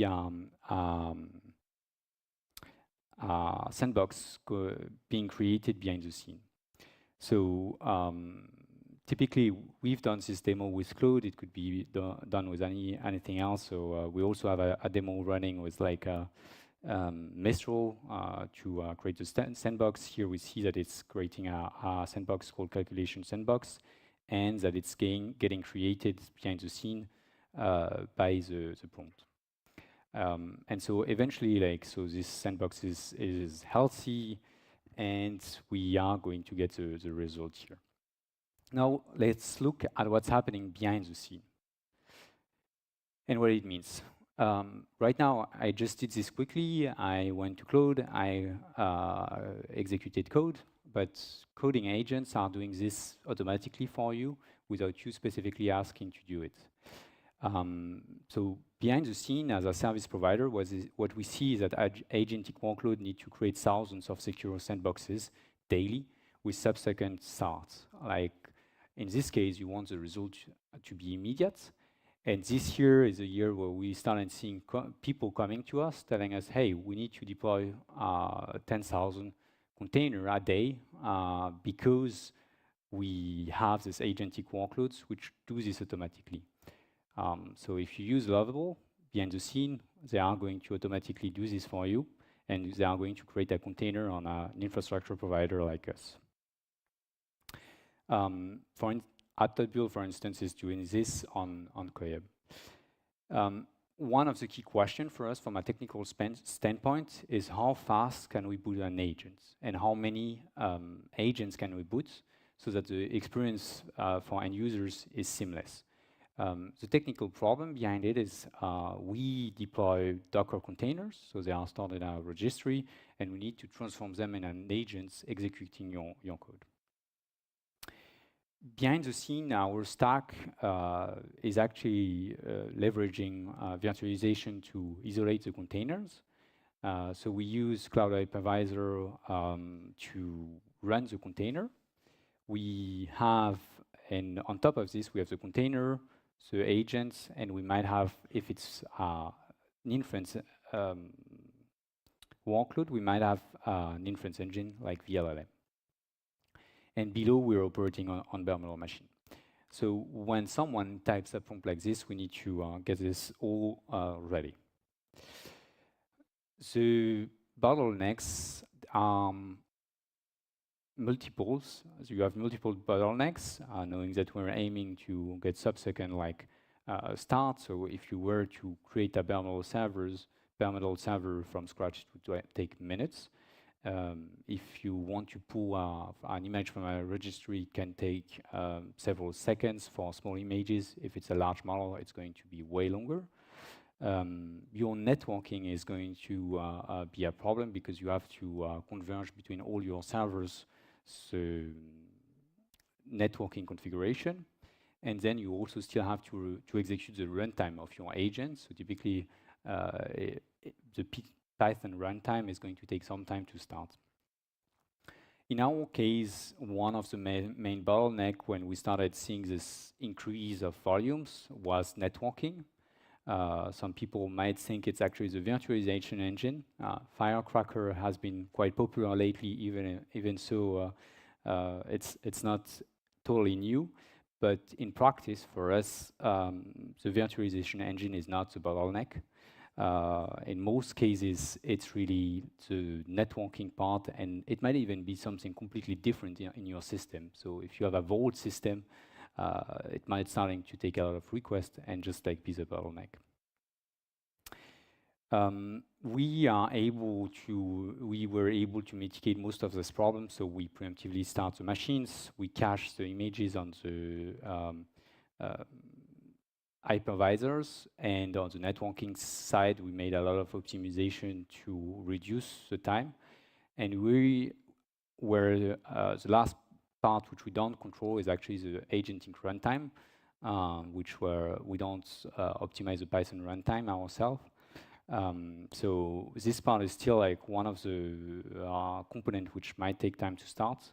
We do have a mitigation though, to be able to for this workload, to support this workload. And the mitigation is actually called scale to zero. That's how we mitigate most of the cold start. So let me back up a bit. If you're on the agentic workload, we have two key patterns. You have ephemeral sentences, which are going to be executed like during 1 minute. And if you are, for instance, using Lovable, it's going to create a web server at the end, which is going to run constantly. One of the challenge for these providers is a lot of people try it out, and then you have a huge fleet of services which are actually idling most of the time. And so, but someone might still be using them and they are looking to maintain it up and running. So to mitigate this problem of cost, we scale down to zero the workloads.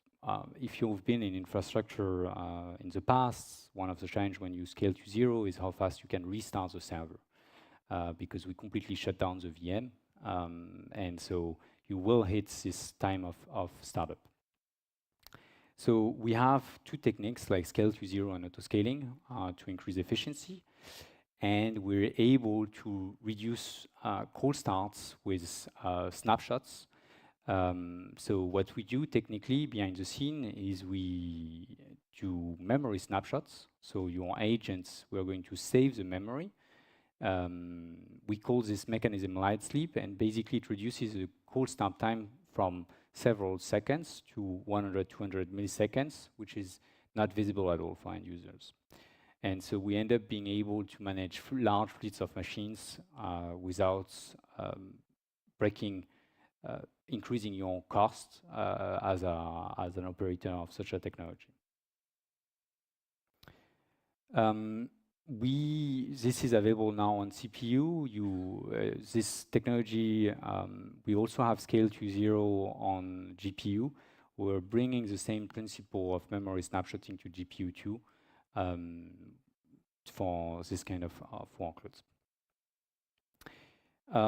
If you want to know more, you're welcome to get started with our platform, and we have our engineering today on site. So please don't hesitate to ask them any question if you're curious about how it can be helpful. Thank you, everyone.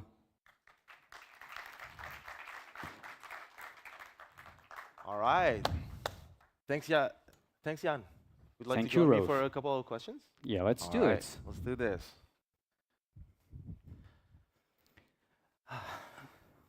I really enjoyed your intro yesterday, and I think we need to make sure that everybody understands that Koyeb is not an agency company, it's not an event company. It's actually an infrastructure company, right?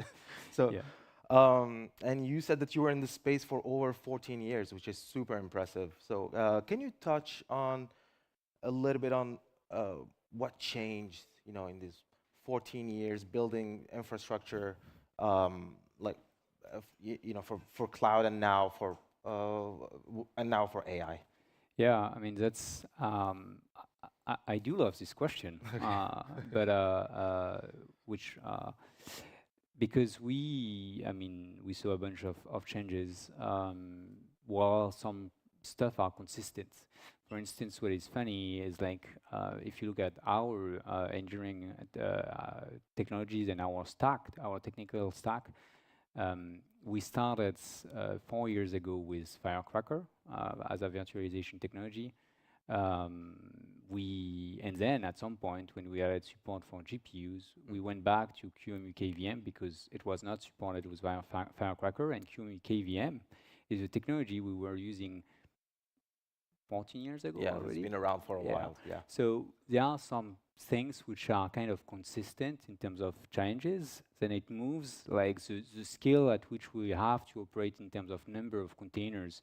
Um, uh, it's like before you would have this scale, but with several customers. Now you have a single customer which is coming to you and bringing all these workloads, for instance. So some of the topics are consistent, like GPU. If you look back in 2017, we were already deploying GPUs. Right. So I was mentioning 2017 is what, like 8 years ago. So we were already deploying GPU. The difference is at the time, it was actually consumer-grade GPUs from NVIDIA, and they were only starting to create like data center-grade GPUs. So you have this stuff which are consistent and over time not changing, and you do have things which are completely new, like the diversity in accelerators. This is still maturing, and we believe it's going to take five more years at least to have a decent competition where NVIDIA start losing market share. Is that what you were predicting? This is not financial advice, by the way. So, just saying. Yeah, I mean, like, so we do believe that like the monopoly of NVIDIA is going to fall. We saw it in the past on CPUs. If you look back 10 years back, ARM was completely inexistent in the data center market. Intel was a dominant player. AMD was struggling on the data center market. Then AMD came to market, pushed back the market share of Intel, and now Intel is not in a great situation. So yeah, we do believe that the same is going to happen with GPU. Then the question is how fast. Wow. Okay, so you're saying that we had the building blocks to build the AI infrastructure before, and now it's just the scale of it, the scale of the demand is just higher than what we used to see before. The scale is completely different, and if you look back at like the slide I made on the AI stack, it looks again like a microservice stack. At the beginning, like 2.5 years ago, everyone was like just rack GPUs, and you have a set of new players who came to market by just providing GPUs. Right. Now, I think if you want to have a decent infrastructure, you need to have actually a set of services. It's not like as simple again. It's even if behind the model itself you have a lot of complexity, but it's also now several services that you need to coordinate again. All right. Okay. So in your presentation, you touched on something that is really important to me, which is ephemeral environments, and you talked about secure sandboxes. Yeah. So do you see anything missing in those secure sandboxes for AI agents? What's the next step for them? So on the agentic side, what we see a lot of development on actually higher level of the stack. So you need these primitives where the container starts fast. So you need to be able to execute containers because people want the flexibility to execute different runtimes. Yep. Then you need this isolation, which we're providing as a building block, and then people tend to look at SDKs, which don't need to be sophisticated, but basically where they can create quickly sandboxes. So we are looking into this, also helping like AI engineers create sandboxes without having to think really about the life cycle of the sandbox. Typically, that's what the MCP tools are doing in this in the demo I just made. All right. Well, thanks, Yann. Thanks you for your time. Thanks for being here, and thanks for the talk. Let's give it up for Yann once again. Thank you. Thank you. All right. So I'm particularly excited for our next speaker. Coming up next is someone whose work has shaped the entire generative AI landscape. He's the co-founder of Black Forest Labs, the team behind the state-of-the-art model, FLUX. Before that, he was a researcher at LMU Munich, NVIDIA, and Stability AI, where he co-invented latent diffusion that powers Stable Diffusion, Midjourney, and DALL-E. He was even named one of the Germany's top 40 under 40. Today, he's going to pull the curtain on FLUX and tell us how it's built. So let's see about that. So please join me in welcoming co-founder of Black Forest Labs, Andreas Blattmann.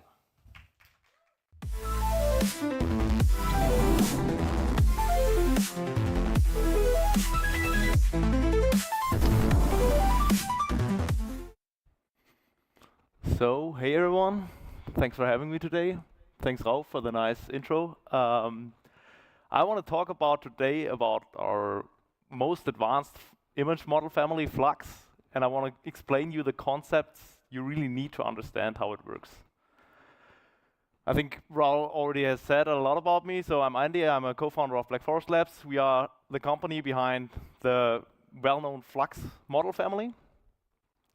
And at BFL, we believe that visual media will be the central interface for human communication in the future.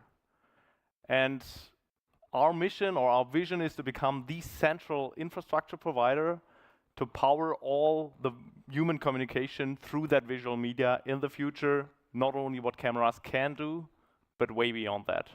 With that mission in mind, we've incorporated the company in April 2024 and launched it in August 2024. We've grown it since to 40 full-time employees that are distributed among 2 headquarters. Our main office is in Freiburg in Germany, actually in the Black Forest. And we also opened an office earlier this year in San Francisco. So we've launched our first model family, the FLUX model family, at the day when we launched the company.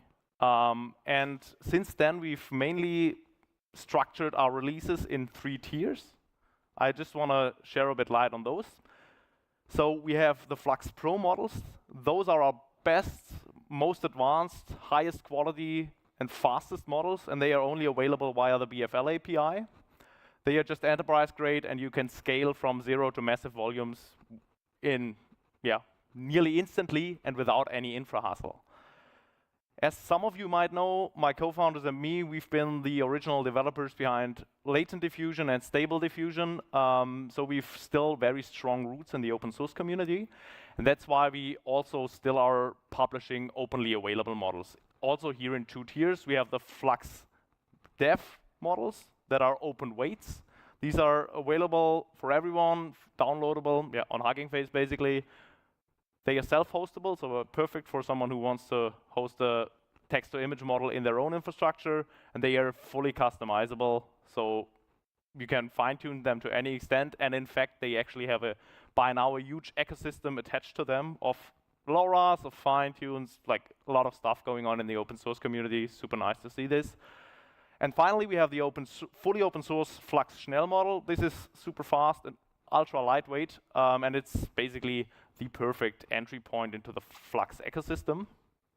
And if you talk about the ecosystem, we can look at the model atlas on Hugging Face here, which basically shows all the ecosystem, meaning fine-tunes and stuff around the most important foundation models across domains.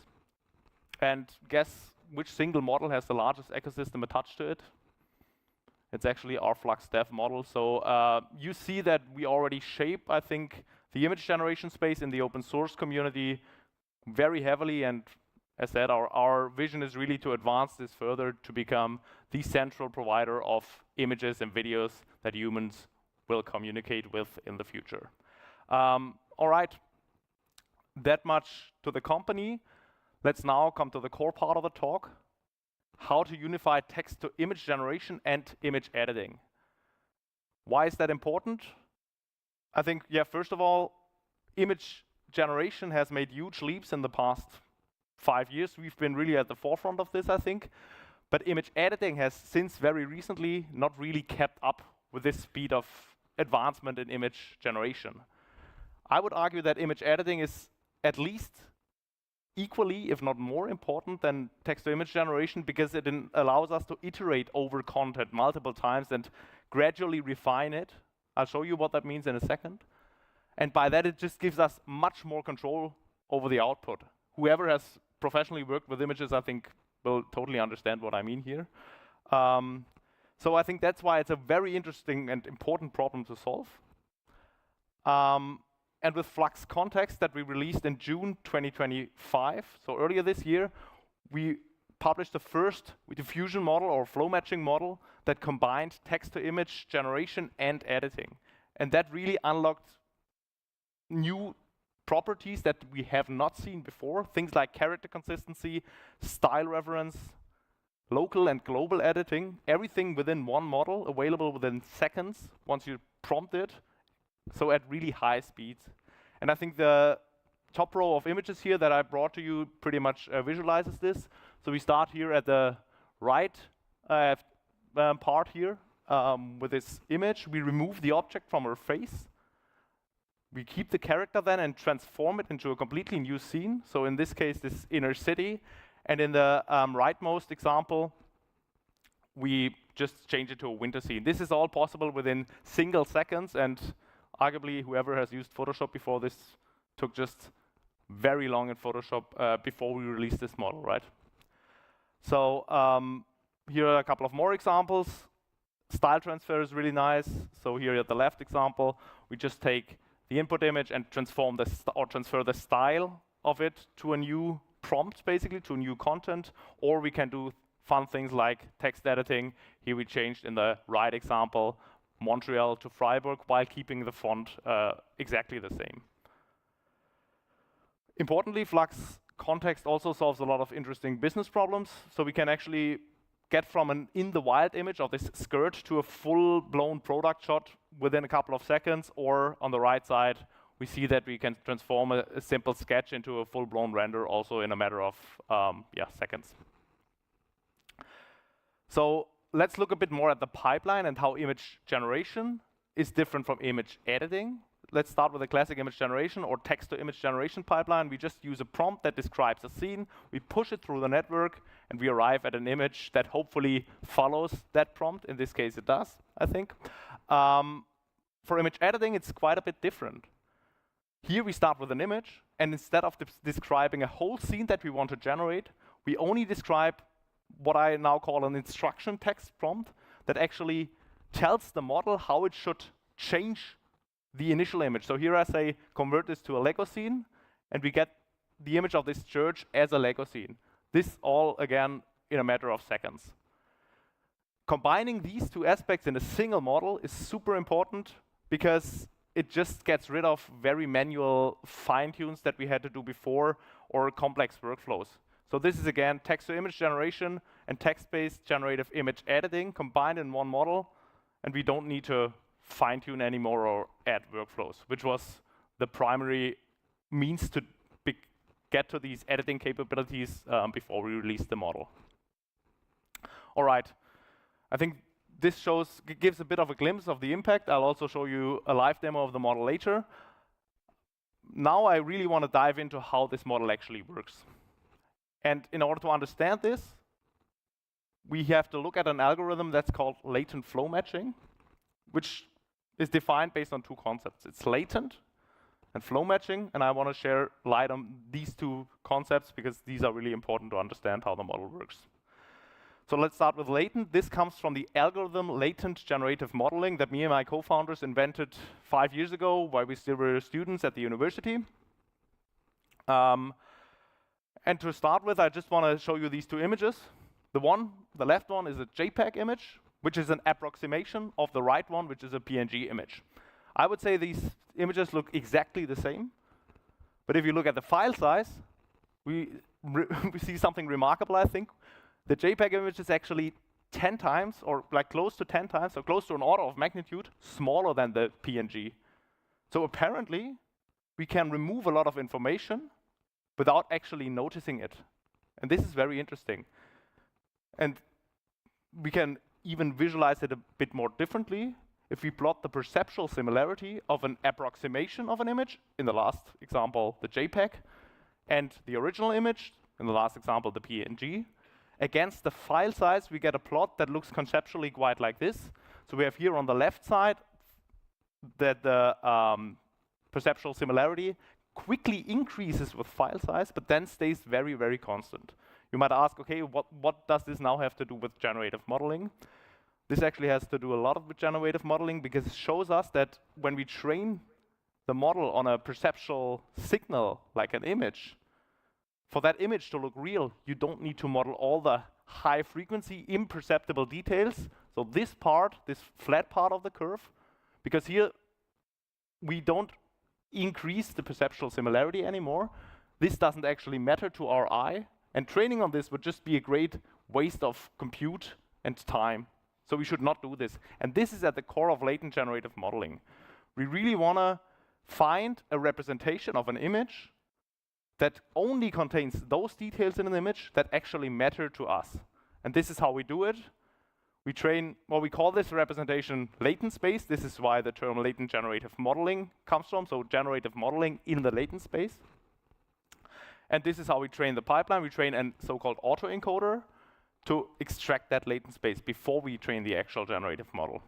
And it works like this. We start here on the left side with an input image, push this through a CNN encoder, extract that latent representation, where we will later train the generative model on, and then we apply an operation that's called regularization. This forces the model to discard information from this latent representation. It can be done either discrete or continuous. We mostly use continuous operations here, and then we push it again through a decoder to reconstruct the original image. And we train this model end to end, so we use a reconstruction loss that just minimizes the difference between the reconstructed and the input image. And importantly, we add this here on the top right, this discriminator loss. That is basically a prior to the human perception. This one takes care that the details that are contained in the image are actually only those that matter to our perception. And like this, we can arrive at this latent space that really only contains those details that matter to us. So this is the first part, and once we've done this, we train the generative algorithm to generate images from basically easy and tractable distributions. I come to this in the next slide. So, and this algorithm is called flow matching. Flow matching is a general family of algorithms that wants to find a vector field which is parameterized by a neural network that maps from a simple distribution. This is here visualized on the right side, so here, which is always the normal distribution, to a very complex and unknown distribution, which is our natural distribution of images. This is visualized here. So this is again in the latent space happening. I just explained this. We have the encoder to encode here, and we model everything in the latent space. So we want to learn a vector field that is parameterized by a neural network. And flow matching actually gives us a super simple algorithm to learn this. All we do is we couple each sample from our data distribution with a random sample from our normal distribution, so say this one, and we just repeat this for every sample in the data set. And like this, we can construct a artificial vector field. This is obviously, this looks really wrong, because in a vector field, trajectories can never cross. Otherwise, it's by definition not a vector field. The interesting thing with flow matching is, if I just do this and train the model to approximate this horribly wrong vector field, I end up with a true vector field, actually. So if I do this very often, the model in the end approximates the true vector field where we see that trajectories don't cross. This is the flow matching algorithm.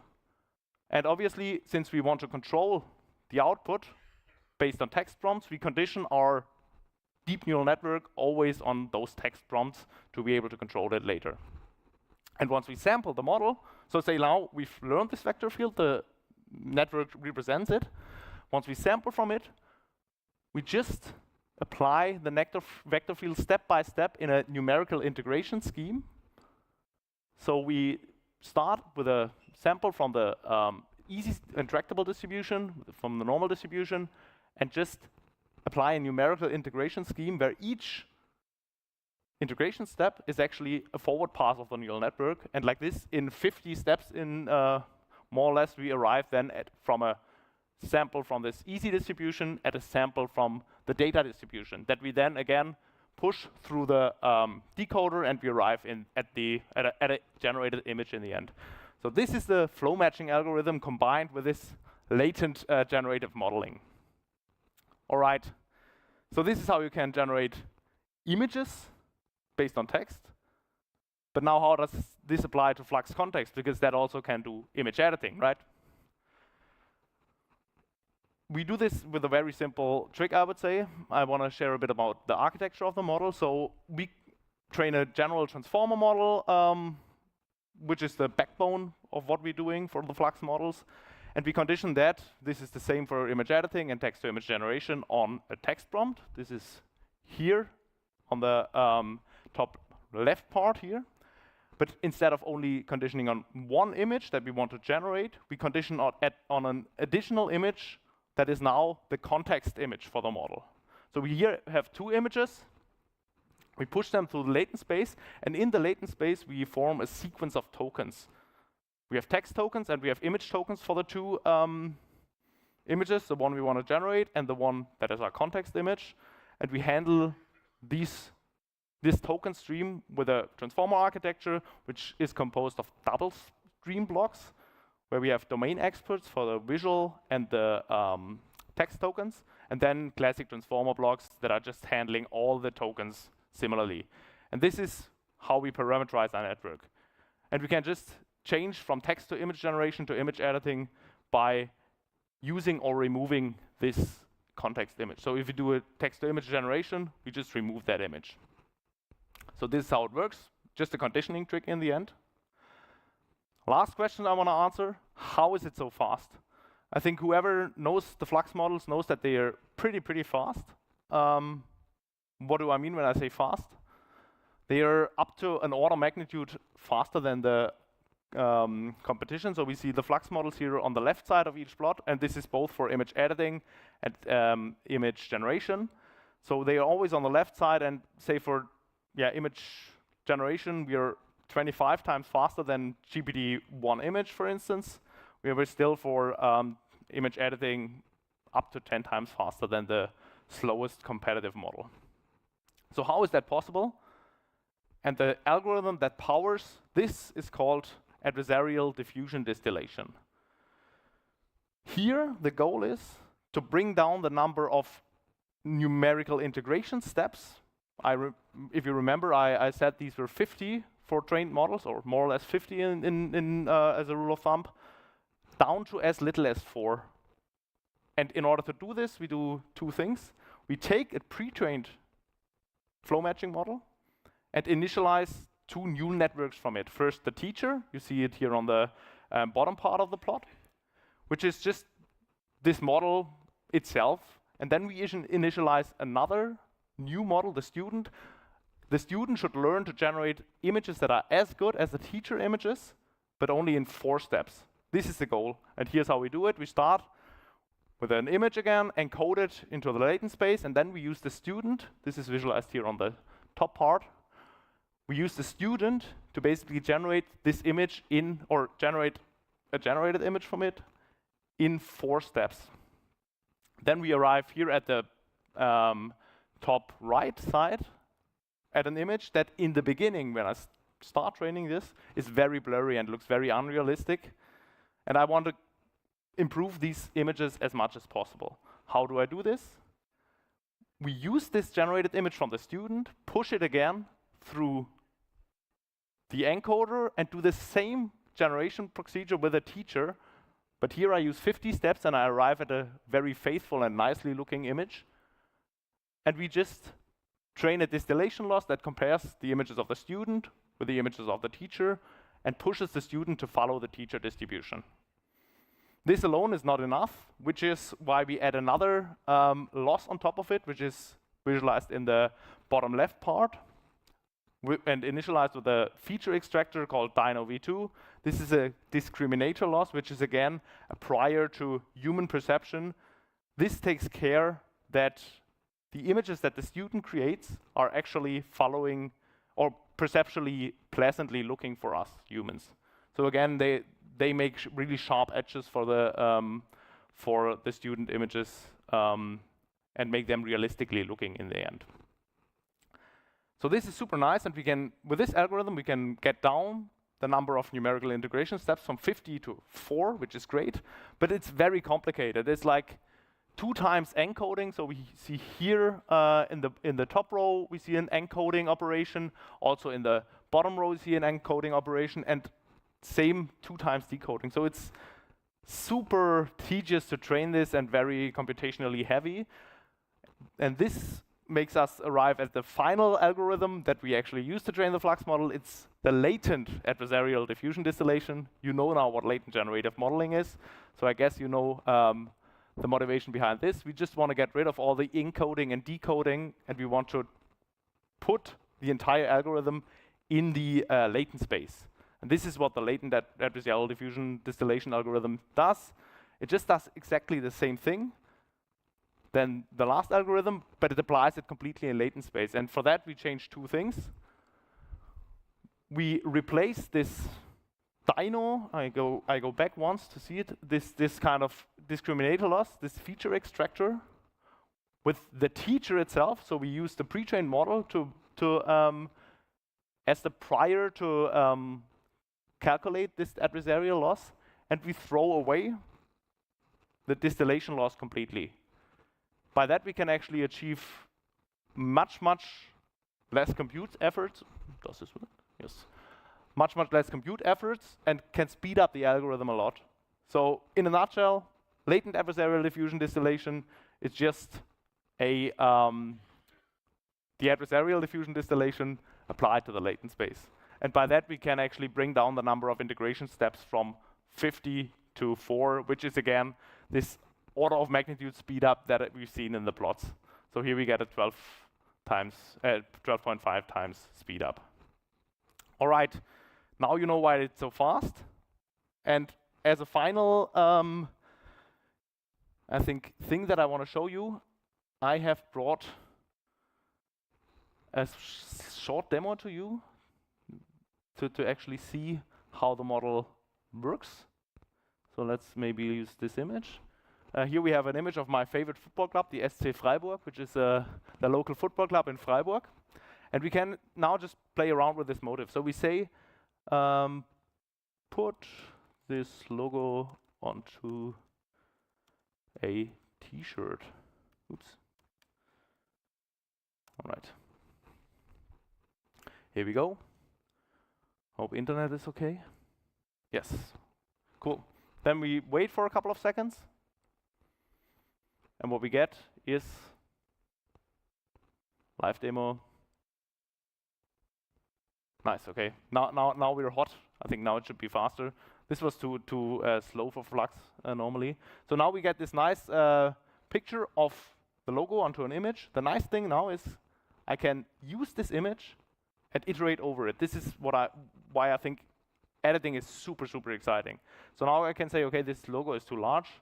Make the logo smaller and put it on the top right part of the t-shirt.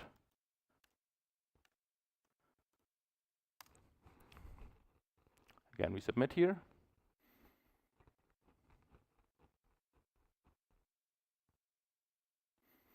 And here's what I get. Again, 4 images, and I can just go on like this.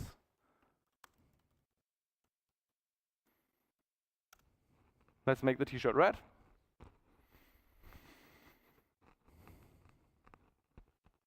And I think as the next thing, I want to do something more challenging. Let's put this t-shirt onto a human and transform them into the wild, because so far we've done like somewhat local image edits. Let's do something more global.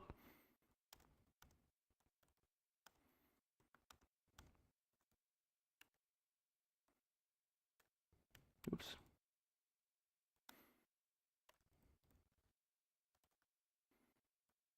Oh, in the park. All right.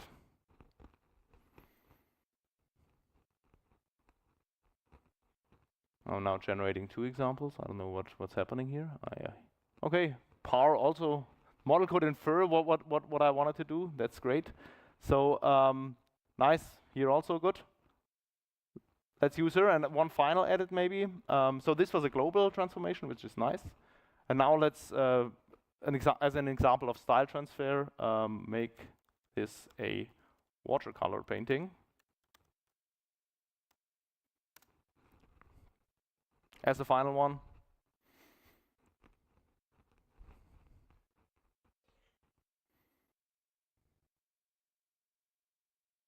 Come on, last one. Ah, nice. Cool. And here we go. Now we could print it out and place it on I don't know, take it at home, whatever. No, I think the general thing is coming across. It's very powerful, very flexible, and I think this was it with this demo. I want to say thank you. We are hiring. Come visit our booth. We're just right next to the main stage here. We have a lot of openings, so if you're interested in what we're doing, please apply, or visit our playground. This is where I basically just demonstrated the model. Thank you so much, and have a great conference. What a great presentation. Thank you, Andy. Thanks. Would you like to join me for a couple of questions? Yeah, absolutely. And by the way, for Zuckerberg, this is how we do a demo. just saying. Thank you. This was live. All right, please have a seat. I have to say I'm blown away to see how fast the Flux models are. It's incredible. If you've who tried the Flux before? Wow, yeah. So Nice. everybody has noticed like how fast it is. But how much faster could we make it actually? So do you have a theoretical speed that you think we can reach? I think once we reach larger models, we can actually get to one-step generations. I think that is really the goal.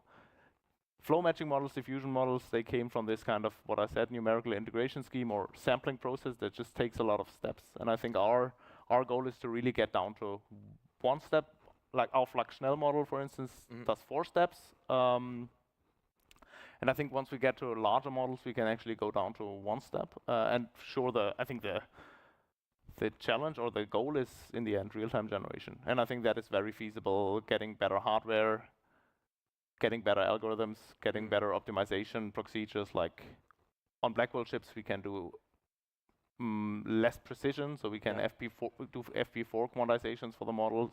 And I think we will definitely get to real-time generation with flow matching models, yes. Wow, so you're saying by having bigger models, we're going to make them faster? So it's a bigger model is effectively can represent a more complex transformation. In the end, like what I showed also, this vector field or this approximating this vector field is just effectively a mapping from an input to an output. And the more complex your model gets, or the more parameters I add, the more expressible these functions are. So I can model way more complicated mappings. And that allows me to just do less steps, because if I can look at it from a linearization perspective. Let's say I have a curve, and I want to approximate with linear parts, right? The more steps I make for this approximation, or with the linear pieces, the more steps I make, the better my approximation gets. And making a more complex model can get you can make the function you're learning more nonlinear, so you can actually also add things like curvature or something into what you're modeling in one part, and by that you can model more complex curves in less steps in that way. Wow. Okay. And do you think that in the future, people like me who like to use Flux for image editing will just drop Photoshop altogether and just be editing using these models? I don't know how you will be using these models. They actually getting integrated into Photoshop soon. So wow, breaking news. I think, yeah, how you will certainly use them for image editing. Where you will use them, I cannot yet say. But I guess BFL will also make a good proposal for using the models on our platform soon. I see. Okay, so it's gonna just make like these tools a lot better. Yes, and I'm 100% sure that these models will be the backbone for all the image editing that we will see in the future. Yes. Wow, incredible. Okay, so yeah, you touched on the different models that you guys offer, Pro, Dev, and Schnell, and so some of them are open weight. But how do you balance your focus between, building for open source, but also like focusing on the state of the art at the same time? Yeah, I think we've just seen it as a very nice value proposition to structure it like having state-of-the-art models in our API. These are just the best models for people who really want to get very fast results and don't want to deal with things like customization and fine-tuning, because to be fair, that's not everyone's business and not everyone's interested in that. So I think that's always good for people who want to get to the most powerful models in as little time as possible. But then you have this huge customization need that a lot of real-world applications have. Like when I'm building a face app or something, face editing app, say, I need a crucial amount of fine-tuning to just get very good at this very specific problem. And for this, open weights models are perfect because everyone can use them, everyone can customize them, or can get help with customization, but they can tailor them to their specific use case. And I think this need for customization goes very well with an open source approach, because effectively the whole community can work for you. You can just use all the insights that the open research community got from investigated in the past, right? And by that, this gives you just a huge tool stack that you, as someone who wants to customize the model, can get when they just build on our FLUX platform. So I think we see this as a very complementary kind of approach that we are definitely seeing also for future releases. Absolutely, yeah. So for most people, they're gonna just go to state-of-the-art model. But for people who have specific problems, those open weight and open source solutions might help them to absolutely. And answer their problems. I cannot predict how this will continue in the future. I would not say that most people are going to closed models. I think it's just a distribution, and I see this as a kind of constantly evolving and changing distribution. So we might end up in a future where everyone uses open models or everyone uses closed models. I don't know, but I think from what we see right now, playing on both fields is very important to us, and we just love to see also what people are doing with the models. That's why we also, from a, I think, personal standpoint, cannot stop working on open models. All right, awesome. That was my final question, Andy. Thank you so much for this presentation. Thanks, Rolf. Thank you. Thanks. Let's give it up for Andy. Thank you. All right. So, I can walk you out on the stage. All right, so 2 p.m. is when we need to be back here for our next talk. Okay, so and now we can wrap it up and go for lunch, and please enjoy and see you at 2 p.m. Thank you.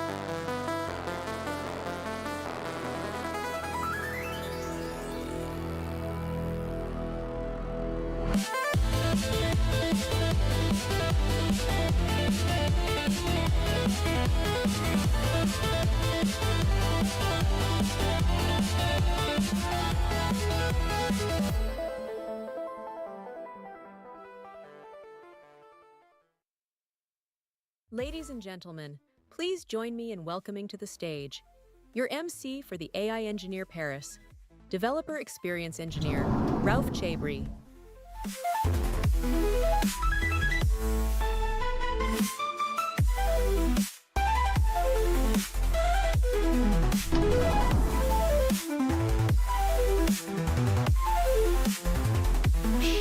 I always dreamt to do that. My God, the timing was perfect. Hello, everybody. How's it going? Great. I had so much fun this morning. So we had Docker, Neo4j, we had Black Forest Labs, and you know what? The fun is not over because our next speakers, yeah, they're going to be so good. And our next speaker has actually nearly a decade at DeepMind, where he was working in super cool projects like AlphaGo, AlphaFold, AlphaStar, and he worked also in Chinchilla, Retro, Gemma, and Gemini. But now, he co-founded and he's a CTO of the H company.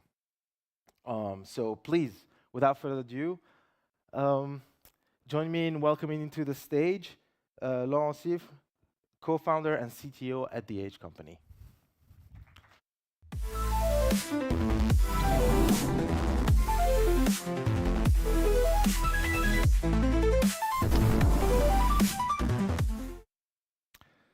Hello everyone, thanks Raouf for the intro. I'm Laurent Sifre, I'm a CTO and co-founder at H, and today I'm going to talk to you a little bit about our work, and really our work, literally like what it is. So me, I like to start the day, and I say to myself, I'm going to do one thing very well. So I'm going to do this slide deck, and then I'm going to open my email. I can see I have 289 emails, and I'm kind of a zero inbox person, so it really disturbs me quite a lot. And then I open my pro email, and I have 1,000 emails. And then I'm going to open my calendar, and then I'm going to open like a bunch of stuff. And like I think we're going to do a lot of micro tasks throughout the days. And this is my desktop, what it looks like. I just put everything in it. I think it's simpler. And then eventually I just create a new folder, old, and I put everything in it. And old is already taken, so I have to name it old 4, for example. And then, so there has to be a better way. And this is what we are trying to do at H. We're trying to build something at the intersection of agentic, UI automation, and also models. So agentic is basically anything that has to do with autonomy, decision-making, planning. UI automation is like how do you deal with software, but through the user interface. So it can be RPA or task execution, and model. We think model is important because yeah, you can build on big models, generalist models, and I will say more about that. But we think it's massively inefficient, and we can do a lot better with a specialized model. So really, what we are building at H, we are building computer user agents. So agents that can control a computer the same way a human would, so through the graphical user interface. So basically, you take a screenshot and some context, you pass that to the agent, and the agent outputs actions, but in the same action space as you would, like mouse clicks, scrolls, keystrokes. And the thesis for that is that right now, agent is a big word. You have many agentic companies. A lot of that is really RAG or tool call, MCP, APIs, and so on. So plugging it, LLM, interfacing the LLM with like strongly typed tools. But we think, it's not going to work for the long tails of tasks that I showed at the beginning. Not all software will have APIs, MCPs soon, and I think there are two reasons for that. One is inertia, especially in big enterprise world. Things are slow, and then there are more adversarial reasons for that, like business model. I think there are a lot of legacy software that have incentives so that this doesn't happen. Because they sell by the license, by the seat. So if with one license you can do more because you have an agent talking to the license, then they kind of lose money. So they have strong incentives to make that transition slower. And since sometimes they have monopolies, it's going to take a while to happen, this transition to agent doing a lot more in the enterprise. There are also more positive reasons, like there's actually a lot of intelligence that has been put into making the API, making the UI. I mean, the UI, it's like an effective way to present the information, and yeah, maybe like you can already use that context that has been built by many developers as the context for your LLM, and also if you want to assist humans. It's good if you work in the same action space as they do, so that they can show to the agent how they work, what they do, and the agent can show to them and automate. So there is already RPA where you can automate robotic process automation. So you can automate things through UI, through scripts, and so on. But it's very heavy to deploy. It's brittle. So if exactly the workflow changes a little bit, or if there is ambiguity, it's not going to work. So I think those are the reasons why we need and why we are building computer use agent. So concretely, I can show you maybe an example. So example is a task. Here it's like, okay, we want to go to Google Flight. We want to find a one-way business class flight from Buenos Aires to Amsterdam on January 10, and we want the details of the shortest flight. So there are a lot of kind of like weak constraints in this, and let's see, what an agent is doing. So yeah, if you can please maybe enlarge the, yeah, so we can see. So what happens is that you have basically the software. So here it's a web browser where we're going to navigate on Google Flight, and then the agent is going to take actions. So and every time we see the action, so here it's like clicking on the departure. Now it's writing the provenance Buenos Aires. Yeah, so maybe I can speed it up a little bit. Let's put 2x. Yeah, so the agent doesn't really know how the website works, how if you click on something, what's going to happen. It's really adapting in real time. Here, it's and every step we can see. Basically, it outputs three things: some notes of what happened, what it thinks happened on the previous steps, some thoughts, so what it wants to do now. So now it wants to select one way, and then the action is click on the drop down for round trip, because it wants to set one way. Okay, so So yeah, and now we are coming to the departure. So departure is really hard because you have to navigate through a calendar. Every calendar on every website is different. And here we want January, so we need to click several times on the next month until we finally see January, and then we can click on 10. And if you want to script that in RPA, it's like a lot of work to explain the loop and all of that. So now it's selecting the class, web search. So now it's going to search.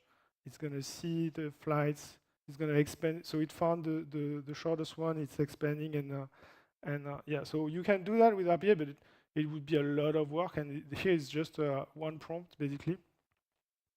And yeah. So this is our agent Surfer H. Okay. How do I?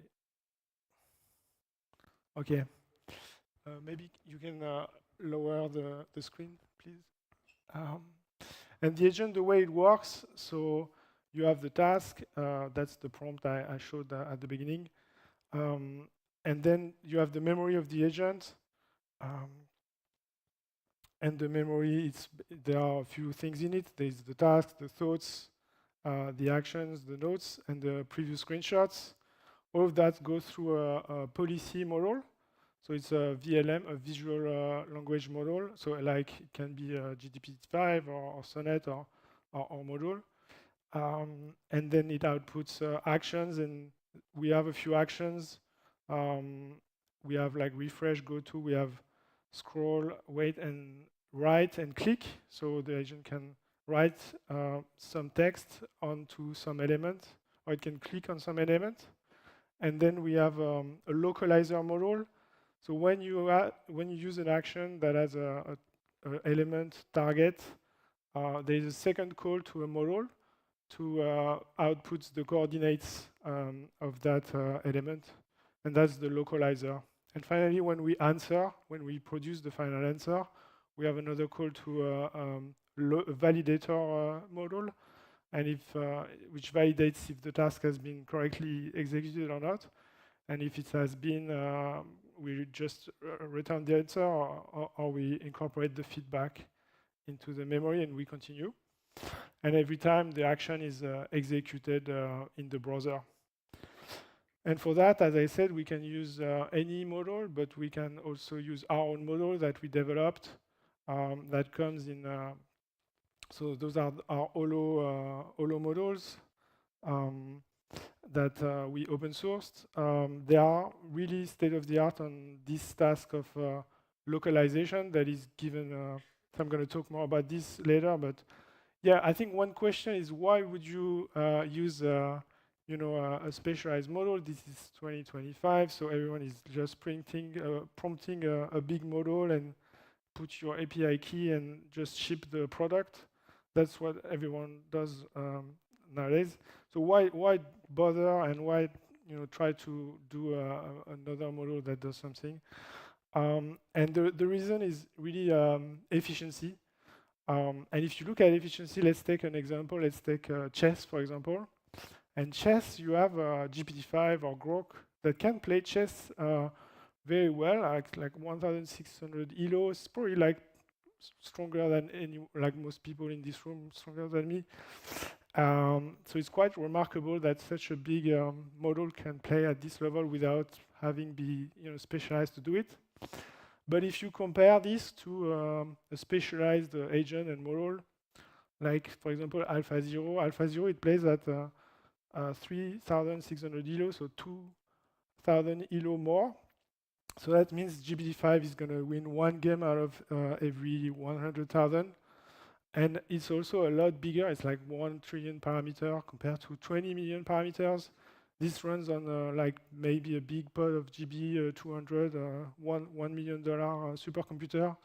And that one can basically run on a cheap gaming laptop. So all in all, GPT-5 can play chess, but it's like maybe 5 billion times less efficient than AlphaZero at it, or 100 million times less cost effective. So yeah, you have many orders of magnitude and it really doesn't make sense, economically to play chess with GPT-5. And so that's what we are trying to do here for computer use agents. We are trying to basically move the Pareto front of performance of the agent. So this is Web Voyager. So Web Voyager is a benchmark. Basically, the task that I showed at the beginning comes from this benchmark. And so you have like 600 tasks, and we measure success rate. And that is basically the success rate of the agent when you use different models. When you use GPT-4o, when you use GPT-4.1, when you do, 4.1 is here. And this is when you use our model that has been specialized for this. And we have like currently a modest 5x cost effectiveness factor, but we are aiming at something closer to 5 billion, hopefully. This is the task I described about localization. So given a screenshot and an intent, here the intent is click on departure date input. You want the model to predict the coordinates. And that's what we worked a lot on. And for this particular task, we also have measured performance against the size of models. And here, it's not just like us being better, but it's also, I think what's interesting is that you have this, what I call the specialization frontier, where basically every model below, they are generalist models. So here we have Qwen, we have Sonnet, we have actually maybe GPT much below on this particular task. And then here, these are specialized models. And so all of these models, they have been trained specifically for that. These are UI venues from Ant Group. They have a big team working just on that. This is UiTAR from ByteDance, also a big team working just on this problem. And this is our latest release from 2 weeks ago, Holo 1.5. So yeah, I think we're going to see a lot of these like Pareto plots where specialized model really shine, and people start to move away from generalists because they find it's not very effective. This is how we trained Holo. We initialized the model with Qwen 2.5 VL, which is probably the state of the art in terms of open source VLM. So visual language models, we need to give it a screenshot, so it needs to be a VLM. We start from that, and then we do a little bit of fine-tuning on a mixture consisting of UI localization examples. So we've scrapped many different softwares and websites to get like screenshot intent coordinates. We have other auxiliary tasks that we think are interesting, like question answering on tables, on UI. And then we have a lot of data that consists in execution of our agent on many synthetic tasks. So we have actually expanded this Web Voyager to something like 100,000 synthetic tasks on which we've run the agent, and we collected the successful trajectories, and we are training on the successful trajectories for web, for Android. And so that's the phase one, supervised fine-tuning, and then we do a little bit of GRPO, which is reinforcement learning. And for now, we are training the model to be successful, to optimize like end-to-end for being successful at this task, not really reproducing the training data. And right now, we are doing it on UI localization tasks, but we hope to expand to many more tasks in the future. So why open? We could also keep the model to ourselves. And these are, I think, all of the reasons why we want to do open weights models. I think for the customer, it builds trust. They know what's in the agent. And we are a startup, so they don't want to be fully reliant on us. If we give them the model, they know they can run it if we go under. It's a good conversation starter. People know, like maybe they've seen the model or the benchmark. So it's a good conversation starter, and they can try it before they buy it. I think it's good for the brand because like you don't have to trust me. You can download the weights and run the evaluation. So it's verifiable performance. For the tech, also as a consumer, so when we build open weights, we also start from CoinVL in our case. So and we use existing training pipelines, maybe TRL from Hugging Face, maybe we can use also inference like VLLM. Like all of the stack is basically already done, and we don't have to reinvent the wheel. We can just focus on where we add value. And then for the employee, I think it's a good drive as well.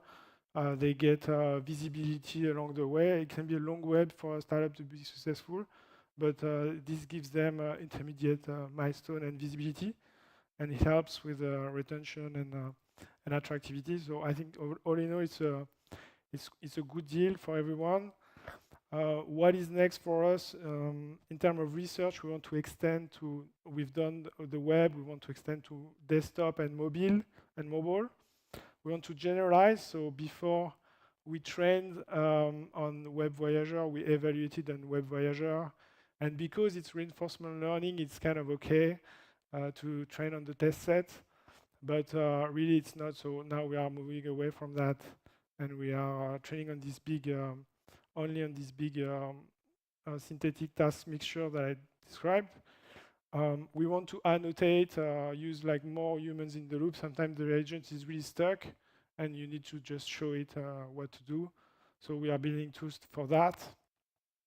And then reinforcement, so do more reinforcement learning to optimize end-to-end for the task execution success.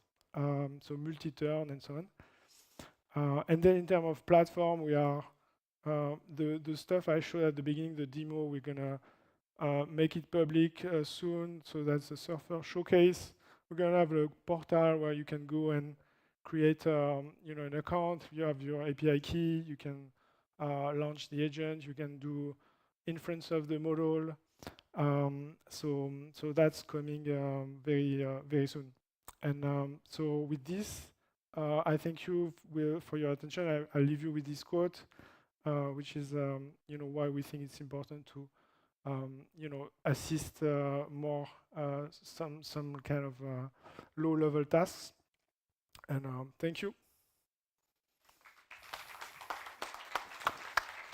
Thank you, Laurent. Would you like to join me for a few questions? Yeah. Thank you so much. All right. Please have a seat.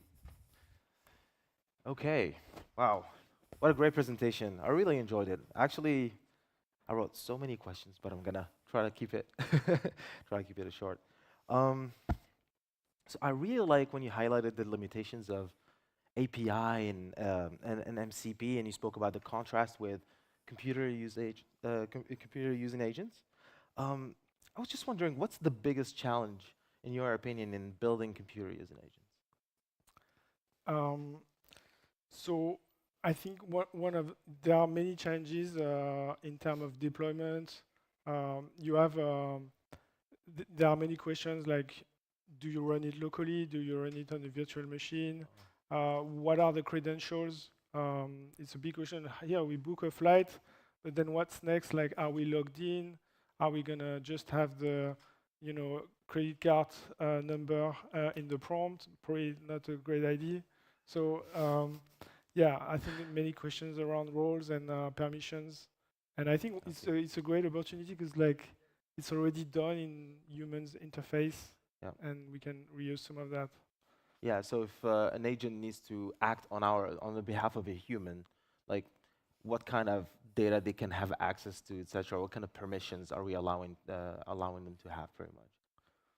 Yeah. So it's really dependent on deployment, and we are getting starting on the go-to-market side and so on. But I think either it takes control of your laptop and you have your credentials there, but then maybe it needs to confirmation and so on to send you confirmation before it pass an order or send an email.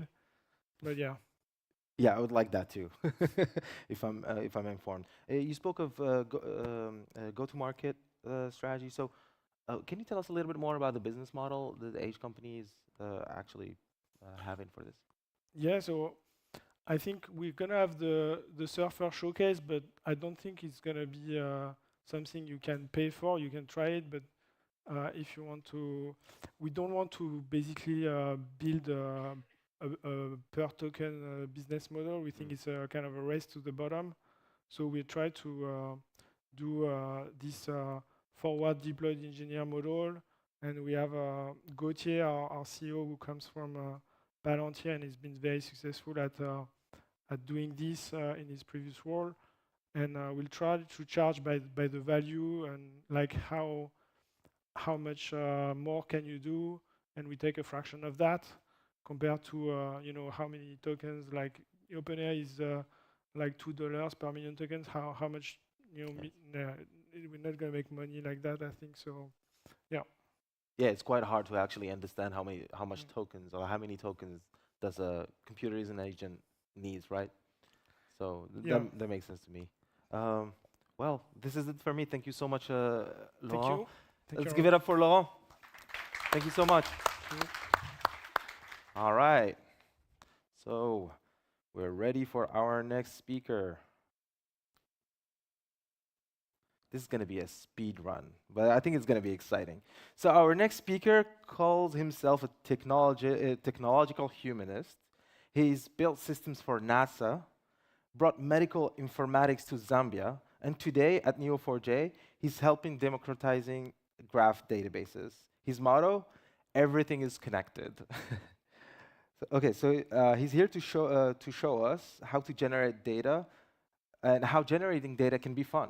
So please join me in welcoming to the stage Generative AI Lead for Developer Relations at Neo4j, Andreas Kollegger.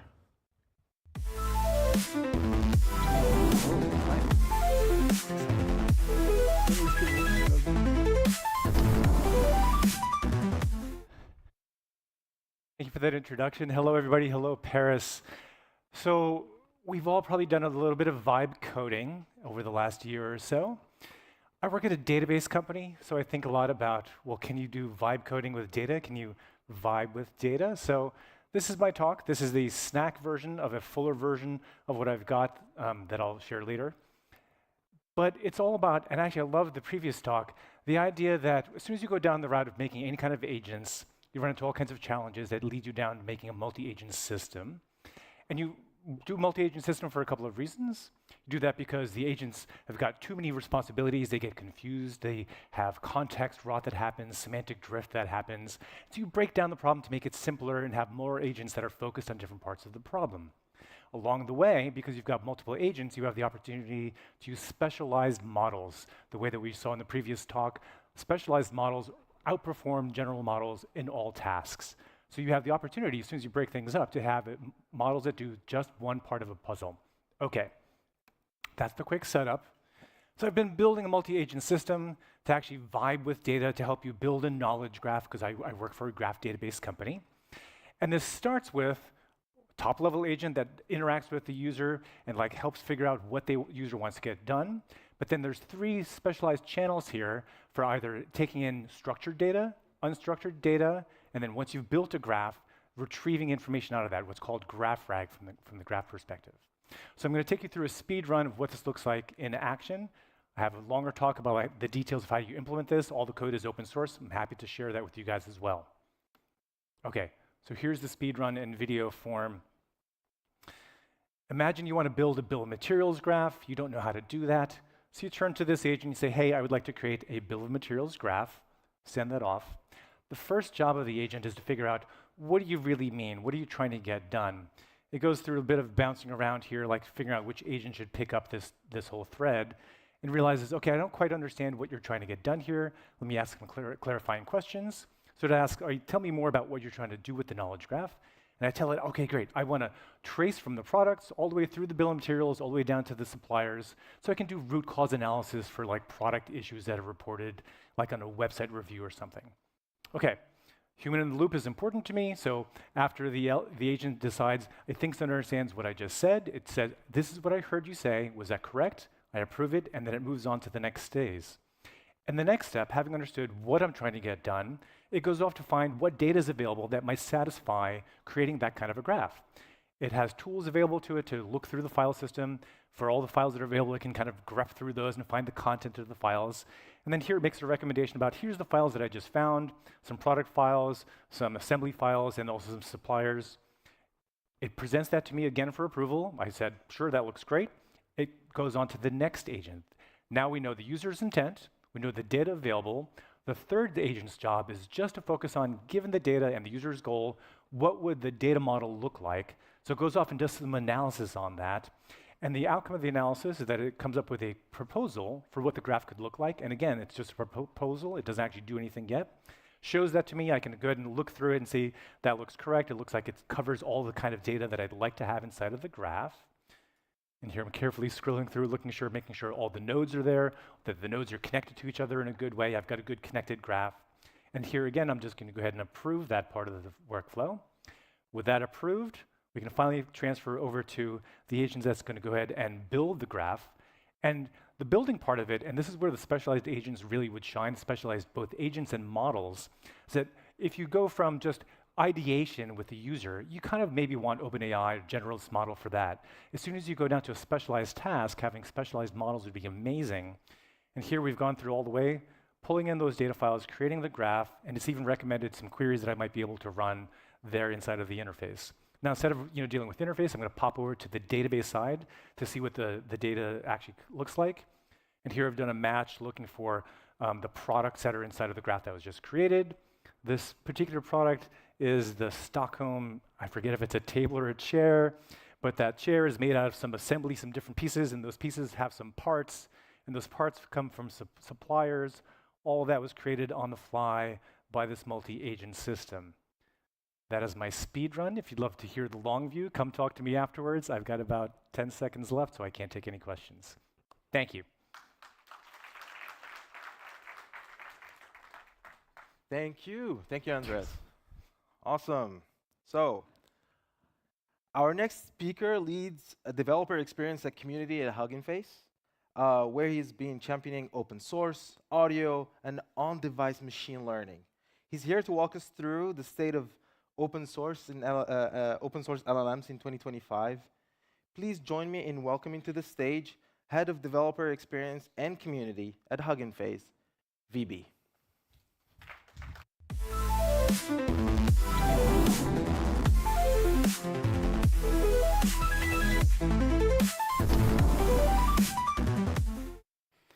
Hello, AI engineers. It's nice to be here, and thank you so much for tuning in for the talk.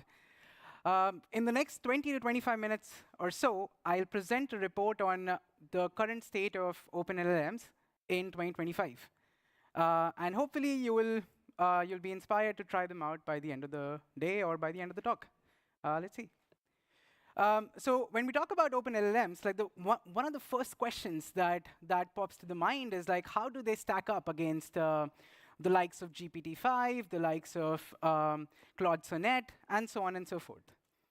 Thanks for us, there is an evaluation service, or rather a company, which has made it its mission to benchmark closed as well as open models against a standard set of evaluations. What you see on the screen is the average performance of recent LLMs on a bouquet of evals, ranging from math, coding, scientific rigor, and so on and so forth.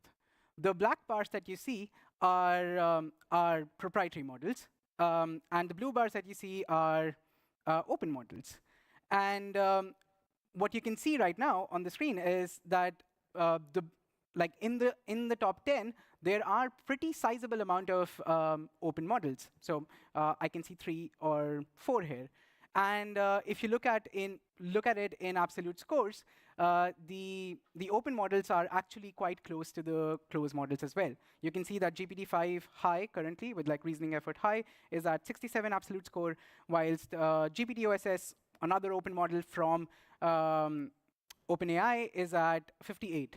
And there is a small caveat here, is that whilst the open models are tracking proprietary models quite closely, the closed models on the screen that you see come at a higher cost, as well as at like a higher token budget, meaning like you have to reason for longer and so on to get to the same stage.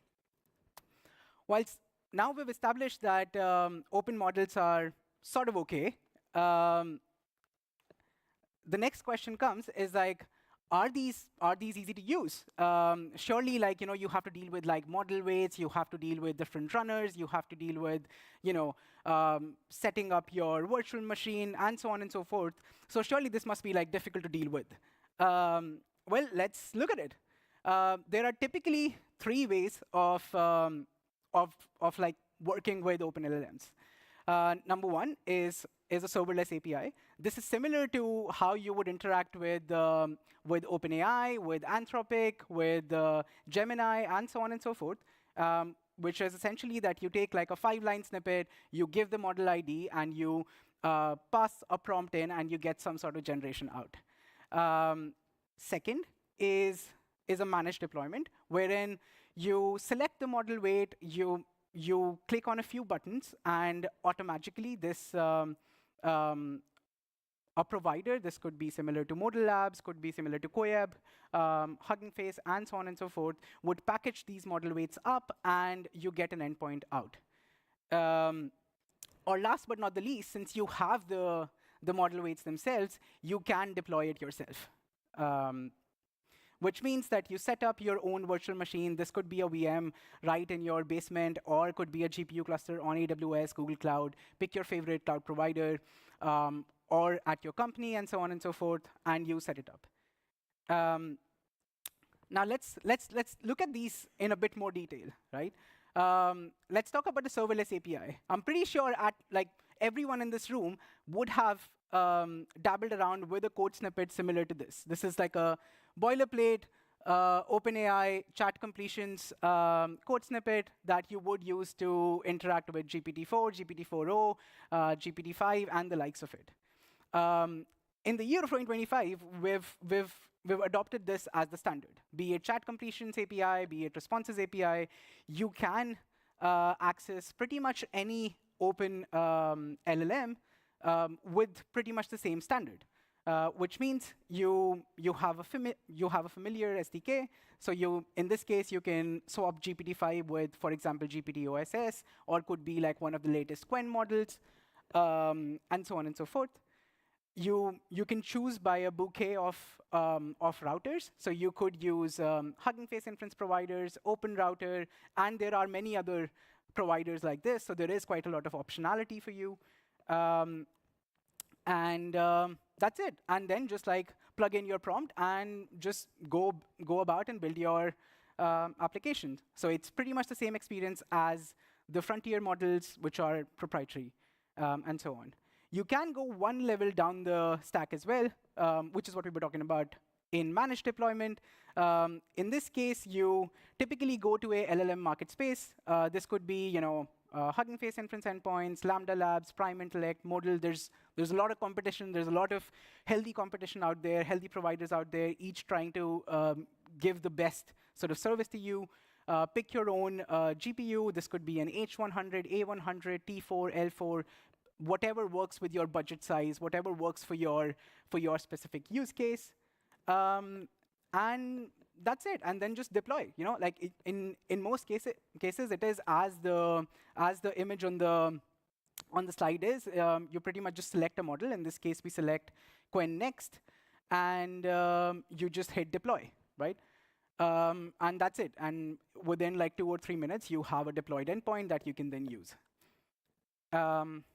Last but not the least is how to use is if you want to sort of deploy these models yourself. You might want to do this in case you want to have the maximum control.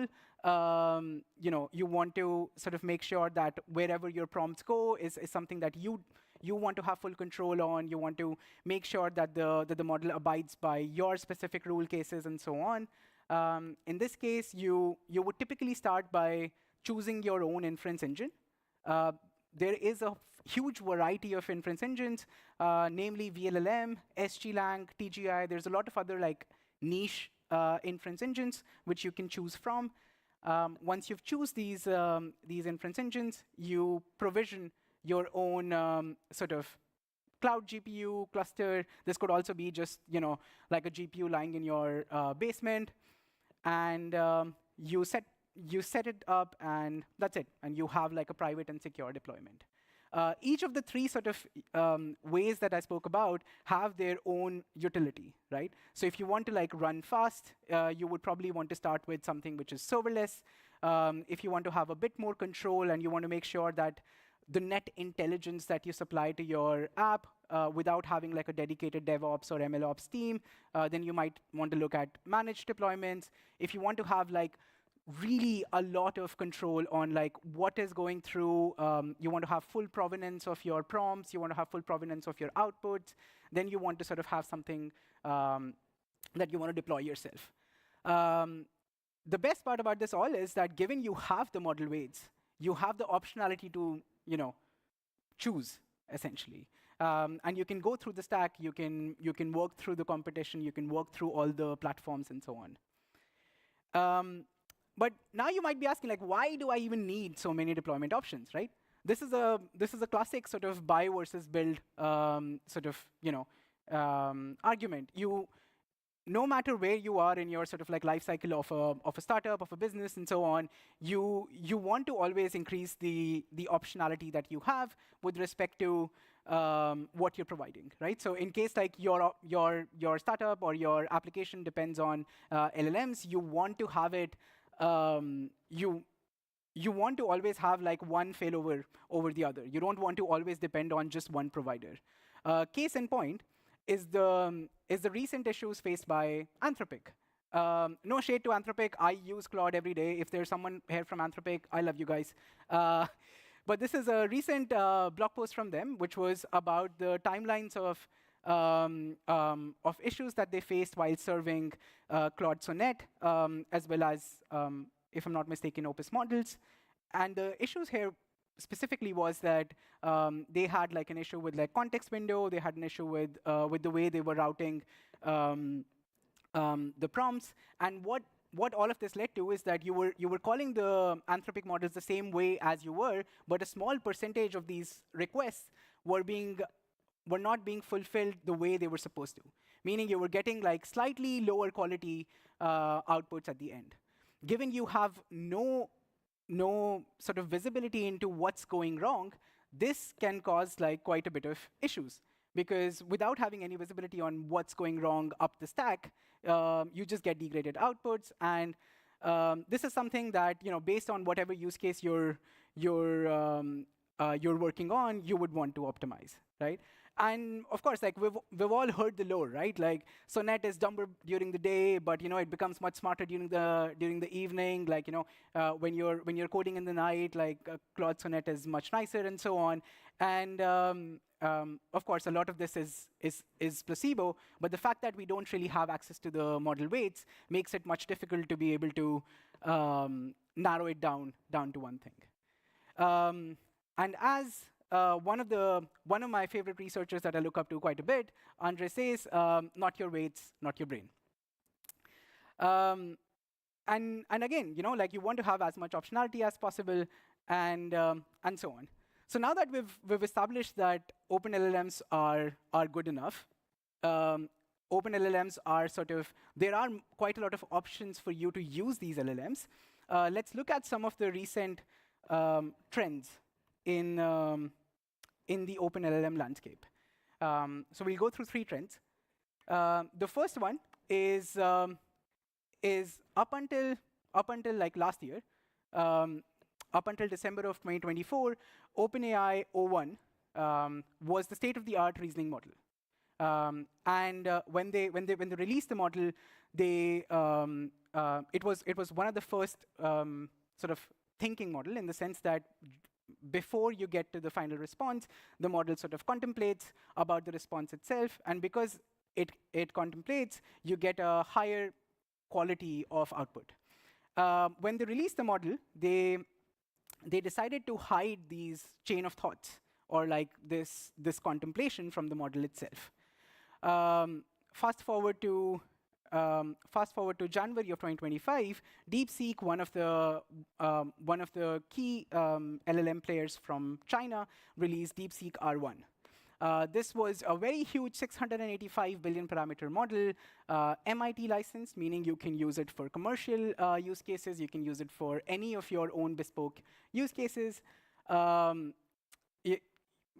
They released this model, which was competitive with OpenAI O1, with Gemini at that time, and a lot of other models. The best part about this was that they opened the entire chain of thought for anyone to use, which means that chain of thought was not sort of commoditized anymore. Any sort of open participant, any startup, any business could have the same sort of capability of getting higher result from the same model from there on. In fact, they didn't just stop there. They proved that because the chain of the thoughts because the chain of thought is now public, you can distill this chain of thought to smaller models. The way they proved this was by distilling the R1 chain of thoughts into a smaller Qwen 8B LLM. And to their surprise, when they trained it specifically on math, this model beat a 25 times larger open model. So that's an 8B model sort of beating 235 billion parameter model. And this is where the sort of reasoning revolution sort of started in this year. And now pretty much reasoning has become like a standard across all models.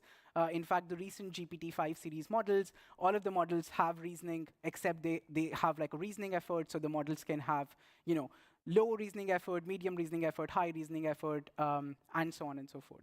And pretty much all open models have a thinking variant, have a non-thinking variant, and so on. Next, in general, LLMs are as good as the amount of context you give them, right? So the more context you give them, the better they would be at their downstream task. Let's say you want to summarize a research paper. If you just provide the abstract of the research paper to the LLM, the output itself would be quite suboptimal. But at the same time, if you, to the same LLM, with the same prompt, if you provide the entirety of the research paper, the summary of the research paper would be much more guided, would be much more on point, and so on and so forth. What this means is that these LLMs require a ton of context to be effective. Back in 2024, your average open LLM had a really small context. So 32K to like 64K tokens was kind of like the standard. Like, you would see your Llama, you would see your Qwen and Gemma and so on, and they would pretty much range around 32 to 64K, which means that they were good enough, but they weren't really like useful for like large context tasks, as OpenAI was, or probably Anthropic was, and so on. Fast forward to 2025, 128K, 256K has become the standard, which means that now all the other use cases that you had to previously depend on proprietary models for, you can do the same with like open models. And not just that, 1 million context even is now feasible. This is also feasible with like proprietary models, so this is not something new, but we have Qwen models which are capable of 1 million context. We have Llama 4, which is capable of even 10 million context. So you really are now not bounded by the context itself. You can really like just try a lot of these experiments. As we started sort of increasing in this context, right? Like as we started being able to sort of squeeze in as much information to these models, there was another interesting trend, which is that the cost of these models also started decreasing. A lot of this sort of came from like optimizations at the software level, at the hardware level, as well as at the architecture level. But the fact of the matter is, if you had €1 or $1, you get much more bang for buck now as you got the same time last year, right? This is again like a chart explaining the same thing from the good folks at artificial analysis, and so on. Heading to the third trend, back in 2024, open LLMs required a steep learning curve. There were a lot of problems. So for you to be able to deploy a local LLM, you had to look whether or not the chat template is correct. So chat template is a way in which your model learns how to map an input to an output. So if you say, hey, summarize this paper, it would take this, it would format it in a way that that the LLM understands, and then you get an output. And these were quite malformed. We didn't have any sort of standards. Tool calls were very difficult.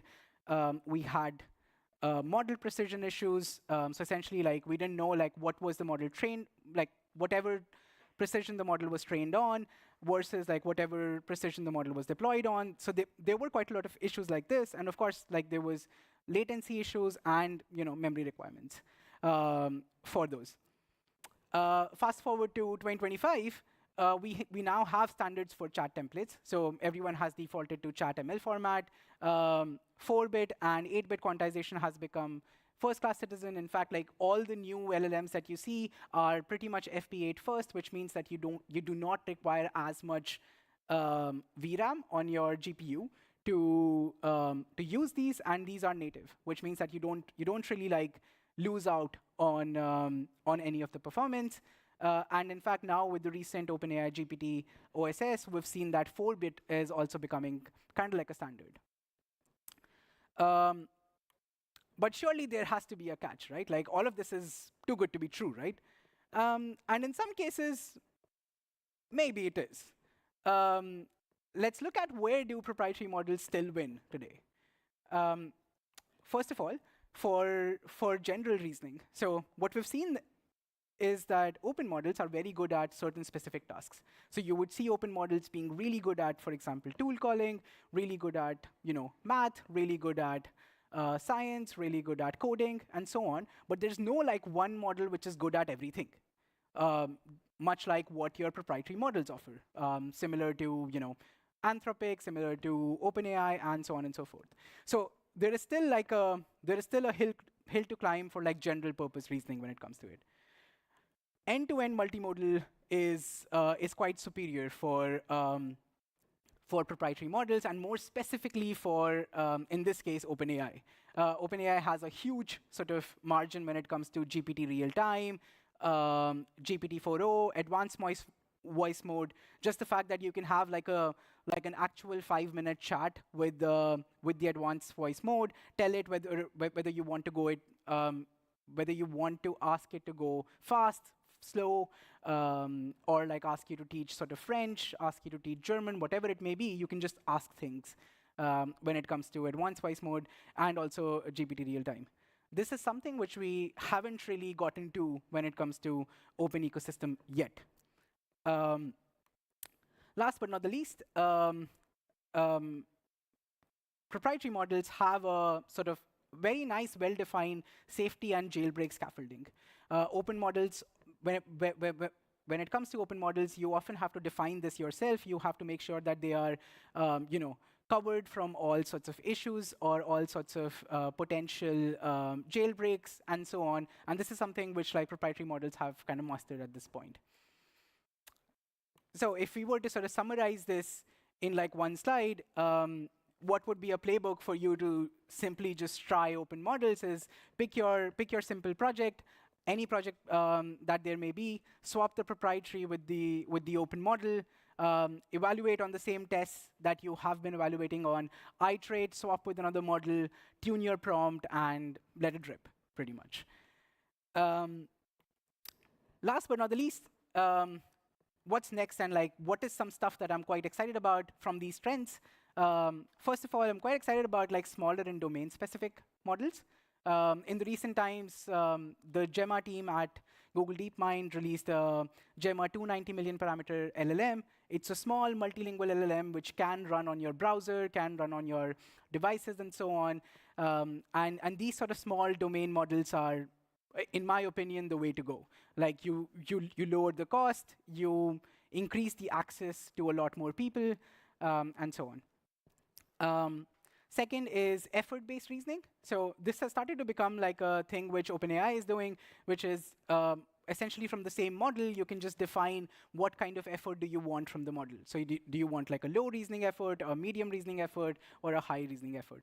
And this effectively makes your singular model effectively 3 models, and for the same deployment, you get much more bang for the buck. Better quantization schemes, so FP4 becoming like a norm, and 4-bit quantization becoming like the go-to for all deployments. And last but not the least, like sparse and faster MOE. So at this point, we all know that all major frontier LLMs are MOE, which is mixture of experts. And the sparser the MOE is, the lesser the active parameters and the faster the inference would be. And we're seeing quite a lot of, we're seeing some trends towards like sparser MOEs, and I hope the community decides to sort of double down on that. That's it, I would recommend be close to the source, and always default to open. Thank you very much. Oops. Thanks, VB. Please, let's give it up for VB. Thank you. And if you have any questions for him, I believe you're still around, right? Yeah. So I'm outside. Yeah. Awesome. Cool. Yeah, thank you. All right. So our next speaker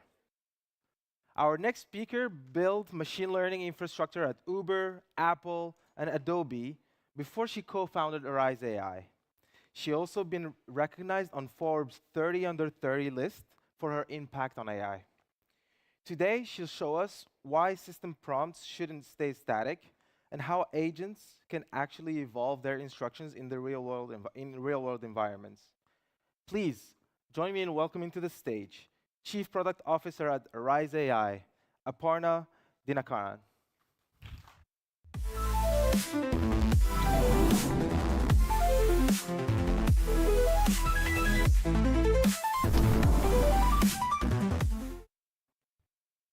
Hey everyone, welcome. All right, today I'm going to talk to you all about prompt learning. Hopefully we have a good next 20 minutes together. So a little bit about what I do. One of the founders of Arize AI. Arize AI is one of the leaders in AI observability. We help teams go all the way from development to production. So we help teams actually trace their applications, evaluate them. We're going to talk a little bit about Swix's controversial statements today. About the evals really matter, and then also actually help them develop and iterate using prompt iteration. So let's jump into it.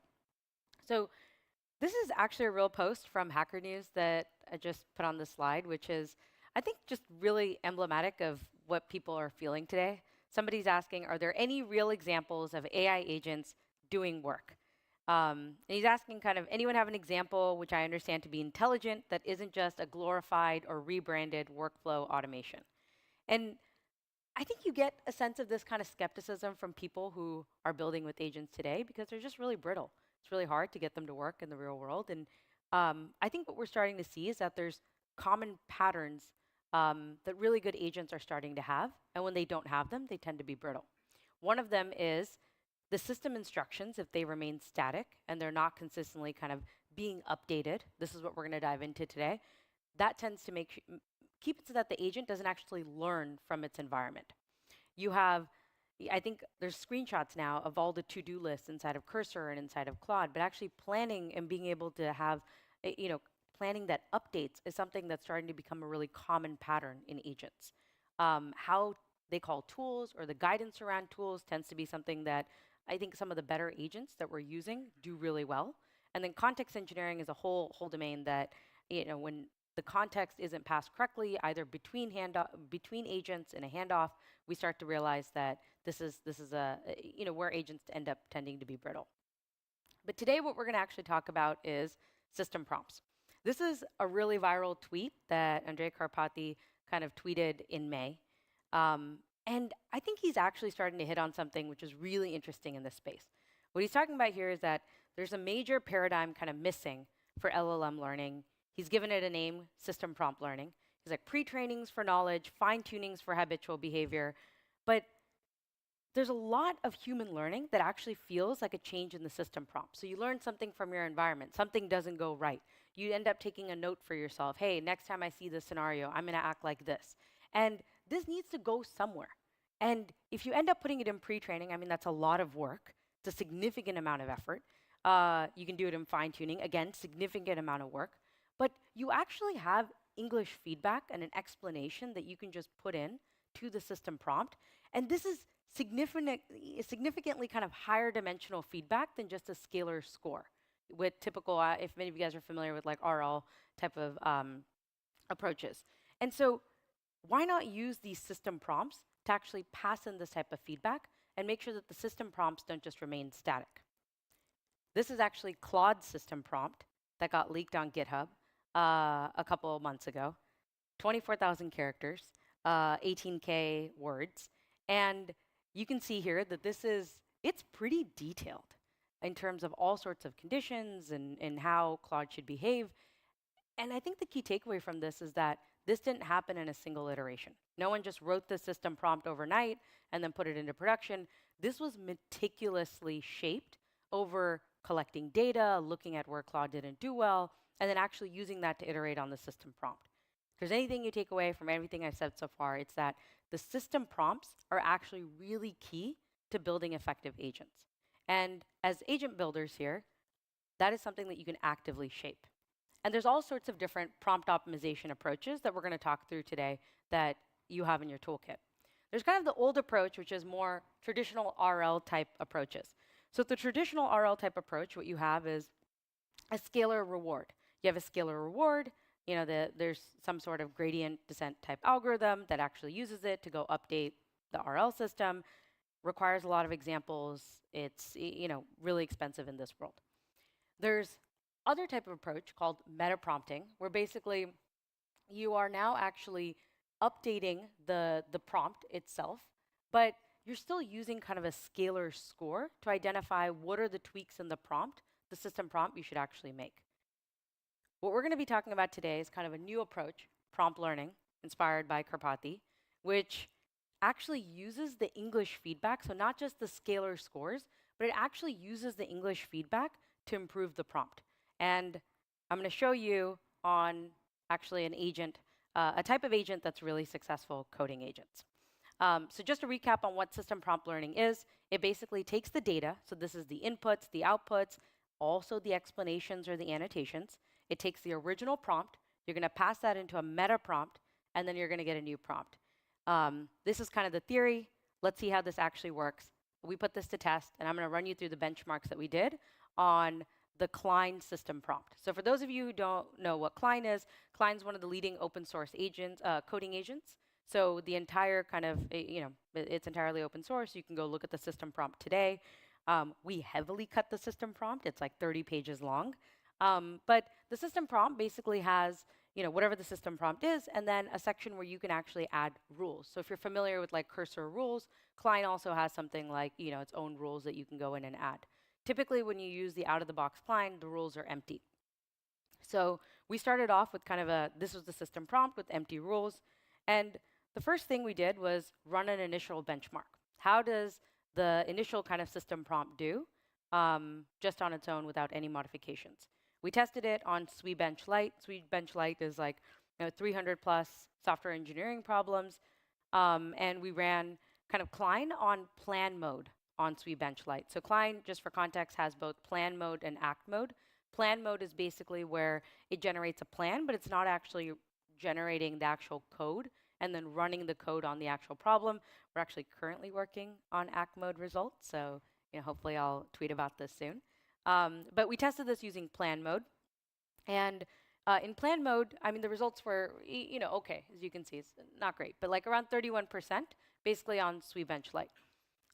And if you go in and you actually look at what, where Klein actually fails, and these are some type of examples just to kind of build some intuition. So this is actually one of the problems from a library called Marshmallow. It converts complex data types. And Klein was asked to fix some type of bug where the program, if the input was none, then the program used to just crash. So can you handle that better? So Klein basically, just did exactly that. If data is none, just return. But it fixed just that single case. But the input type can actually be not just a single kind of word. It can actually be a list. It can be a complex data type. So it actually has to go in and check all these different scenarios before it can just return. So this was one type of scenario where client jumped to a very minimal fix without looking at what are all the different types of cases that input can be. Here's another one that kind of initially it failed at. Another kind of repository, SymPy, Python library for kind of symbolic mathematics, where basically if there was some sort of operand like 2 times a matrix, but you had some other type of operand like an @ sign, it would incorrectly behave like multiplication instead of just failing. What it should do is just like raise some type of error or suggest some type of fix. In this scenario, what it basically did was that it actually it ignored kind of the actual Python language kind of contract around what you should do if it's the fallback option for Python, and it wrote some sort of ad hoc fix which didn't take care of multiple scenarios. Again, another type of situation where the fix kind of looked right, but you dug in deeper and it wasn't actually the right solution. So we decided to go and actually test out prompt learning on this. We took kind of original Klein on the original kind of system prompt that it came with. We ran it across the entire kind of Swibench Lite on all the sets of problems, and it generated a whole suite of actually outputs. We then took those outputs, and then the test set we tested on, Swibench, actually had a golden data set. So it had the ground truth basically with the actual kind of PR, with the actual test patch, and we passed the solution that Klein generated against the golden data set or the ground truth, and we asked an LLM as a judge to actually evaluate, is this the right solution? Did it generate a plan that would actually solve this problem? We wrote a whole template. We passed those inputs in. And this is a key part that's important here.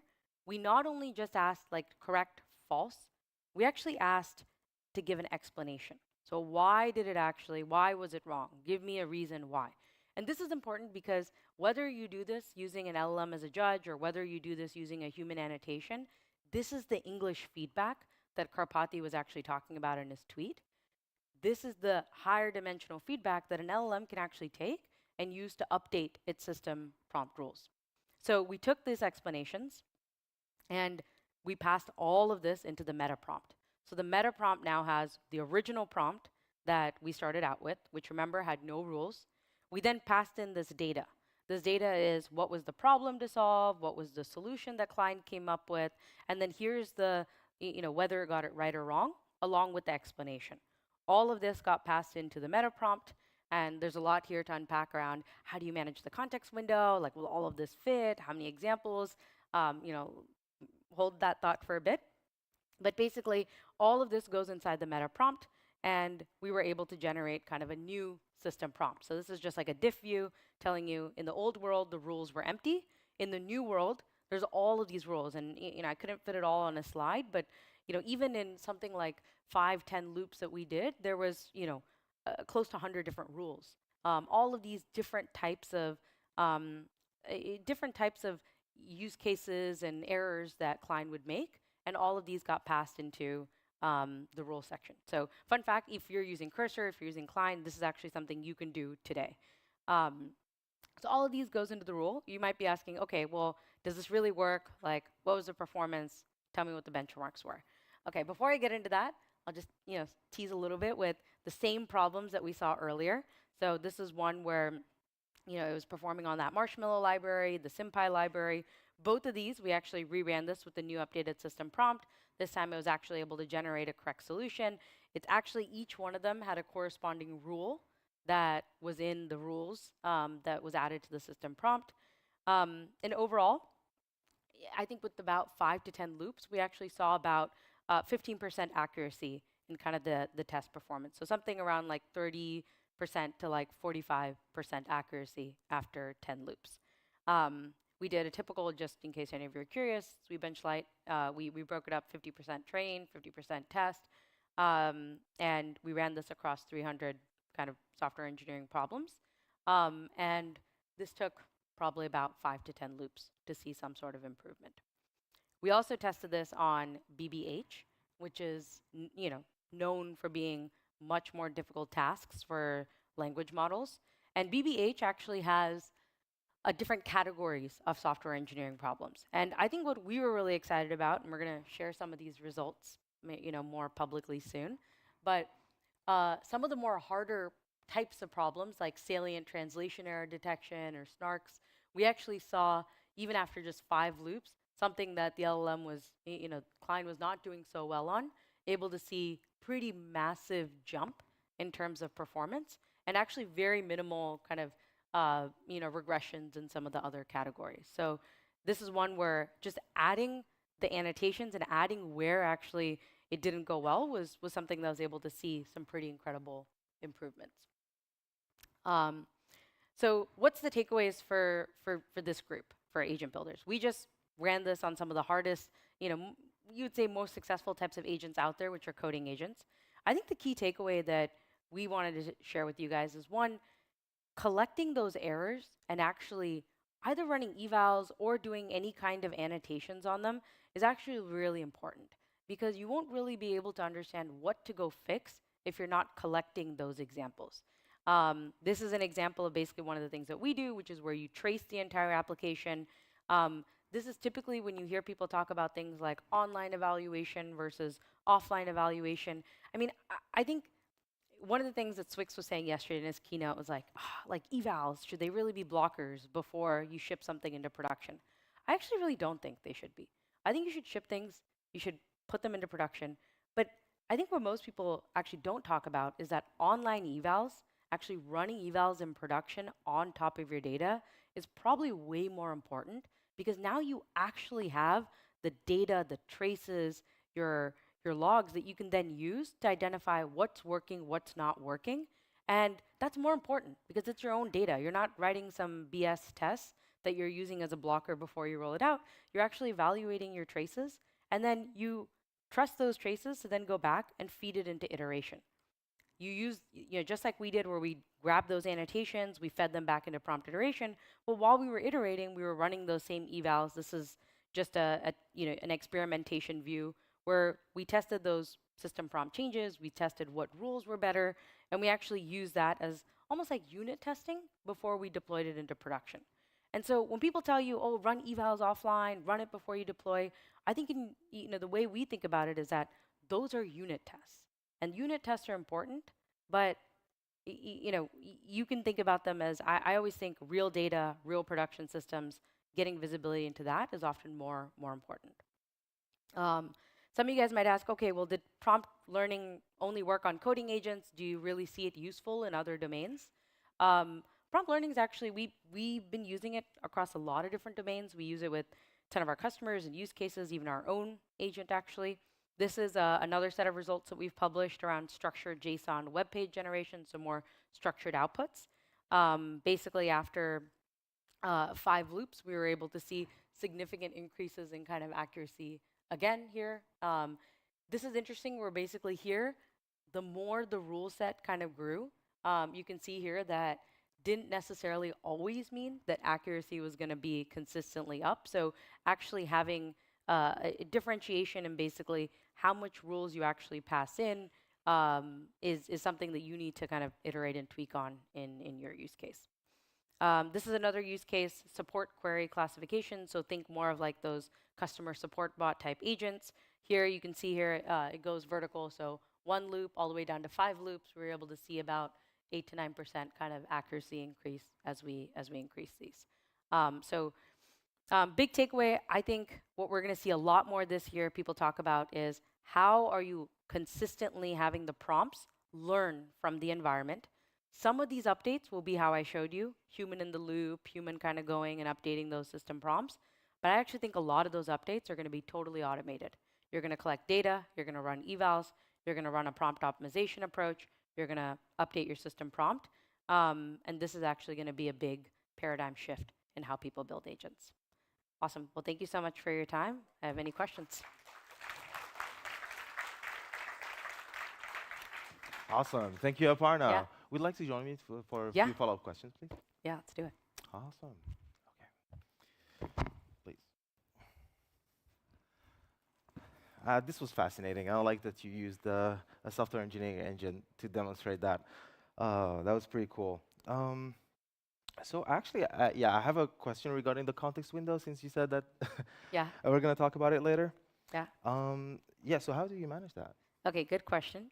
So there's kind of two maybe parts to this question that people commonly ask. One is, won't the meta prompt just become, the new prompt that's generated just become super big? Yeah. Because you have all these rules that can be generated. Is it creating like a new rule each time, every time it sees some type of error? I mean, one of the things that you can actually do is you have a meta prompt. The meta prompt, you can actually pass in rules like, hey, keep the new prompt to be of a certain length. Keep it to be X number of words. So the meta prompt actually gives you some kind of ability to force the new prompt to fit within, fit some sort of parameters so that you can't actually pass all of those kind of, rules inside of your new prompt. The next question you might be asking is, okay, well, what if I just have a lot of examples? Are all of those going to actually fit inside the meta prompt? And what does the context window management of the meta prompt actually look like? I think this one's actually the lot harder question because the more you actually have this application or this agent running in production, you're going to collect more and more scenarios of failures. That's a good thing. But every time you do these types of identifications, we see teams trying to, okay, well, this is one specific scenario, this is another specific scenario. What we end up recommending is trying to find categories of problems. So doing kind of error analysis, but also error categorization, so that you don't have to pass every type of example into the meta prompt, but you actually pass kind of examples that are replicative of a larger type of category of problems. Okay. But when you pass on, all that data, all that information to the meta prompt, can we get to a place where we'll start seeing some degradation in the maybe in the generations? For sure. I mean, I think this is like a classic, ML type issue where, do you get to a part where you overtrain or you overfit? Yeah.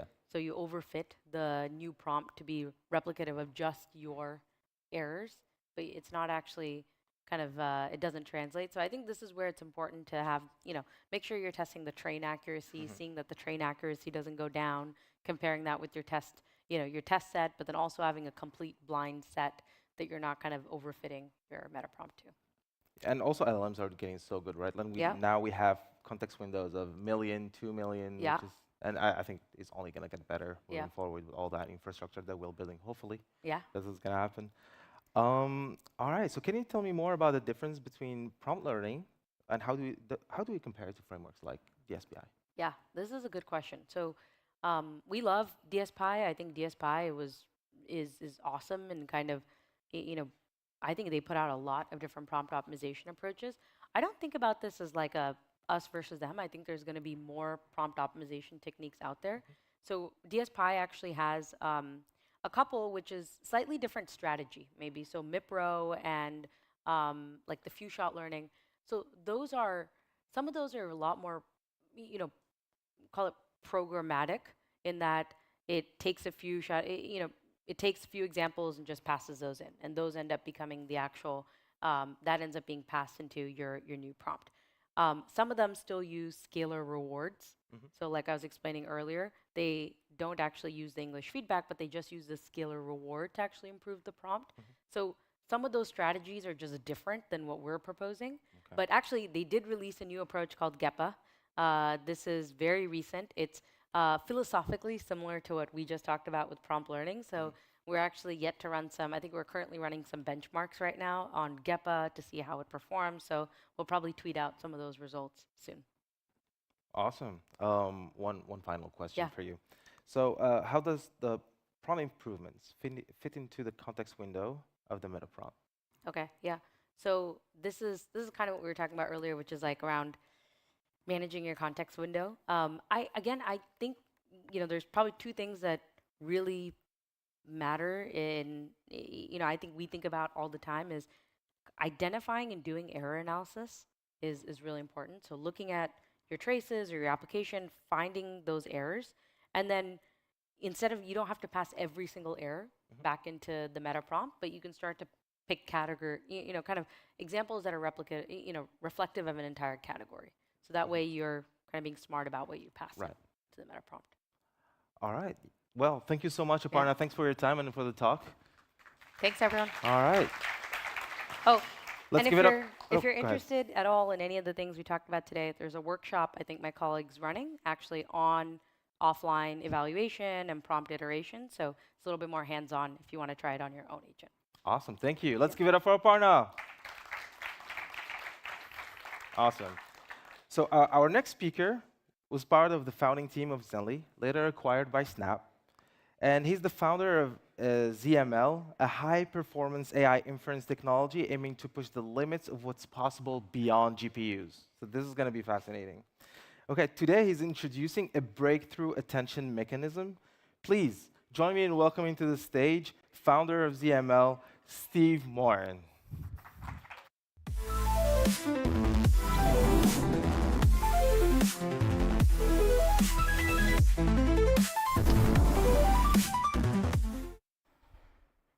Hey, thank you everyone. I'm Steve, and today I'm here to talk to you about some breakthrough technology we've been, working for LLMs, which, hopefully in our hopes, pave the way for unlimited context. First of all, we are ZML or ZML, depending on which side of the Atlantic you're watching. We are building this universal inference stack and engine. So essentially, it's like literally the same code, the same binaries even, that runs on for any models on any language. Any chip. Any language model or any model on any chip. But this is not what I'm here to talk to you about today. Today we're going to do a little bit, of a deep dive into Llama and also probably one of what we think is one of the most fundamental problems in LLMs today. So this is the Llama architecture. So usually every time you generate a token, this happens. That loop you see in the middle is for each layer that happens. What we're interested today is one mechanism that is fundamental to the way Transformer works, and it's called attention. This thing happened at every single layer. There's a few operations on each layer, but this one happens every layer, and it has a tiny problem. This is the mathematical formula of attention. You don't need to get into the details, but the problem we all have with attention, and ultimately that binds everything we see from the hardware to the reason there's a context window, etc., is because that algorithm runs in quadratic complexity. Which means for everything you add to the algorithm, you get to do the square of it. And that makes us pretty sad and also pretty limited in what we can do. But there's something about that formula. Like if you squint your eyes real quick, you might see something that is of interest. And that interest is the softmax, right? So what's with the softmax? Well, this is the equation of the softmax. And long story short, you don't need to read it, but it's essentially exponential of all the elements divided by the sum of the exponential. And what that means, it means that tiny signals becomes a lot bigger. And what is the end result in the end? The end result is that this is an actual, output of an attention for tokens. And what you can see is that it's mostly sparse.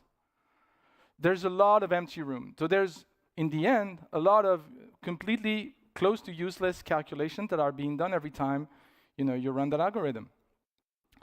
So, as an ex-engineer, an ex-backend engineer myself, I look at this and I squint my eyes and I see, well, is this a graph really? Could we only do the yellow dots, right, and not do the black dots, right? The GPU will compute everything. So, is this a graph, right? And turns out, yes, it is. Very much a graph. It's a graph in latent space, but still a graph. And what's very cool about the fact that, if we model this thing to be a graph problem instead of a pure raw matrix multiplication, is that we can run it in log of n. And as you can see on that graph, log of n is, flattens as the context sizes augments, right? And this, paves the way for unlimited context ultimately, because it's log of n and it's not, n square anymore. But it's very nice, very promising, but there's this tiny, tiny problem. The tiny problem is that because it's a graph, we need branching. And this means that for this, GPUs are close to useless. They're very bad at branching.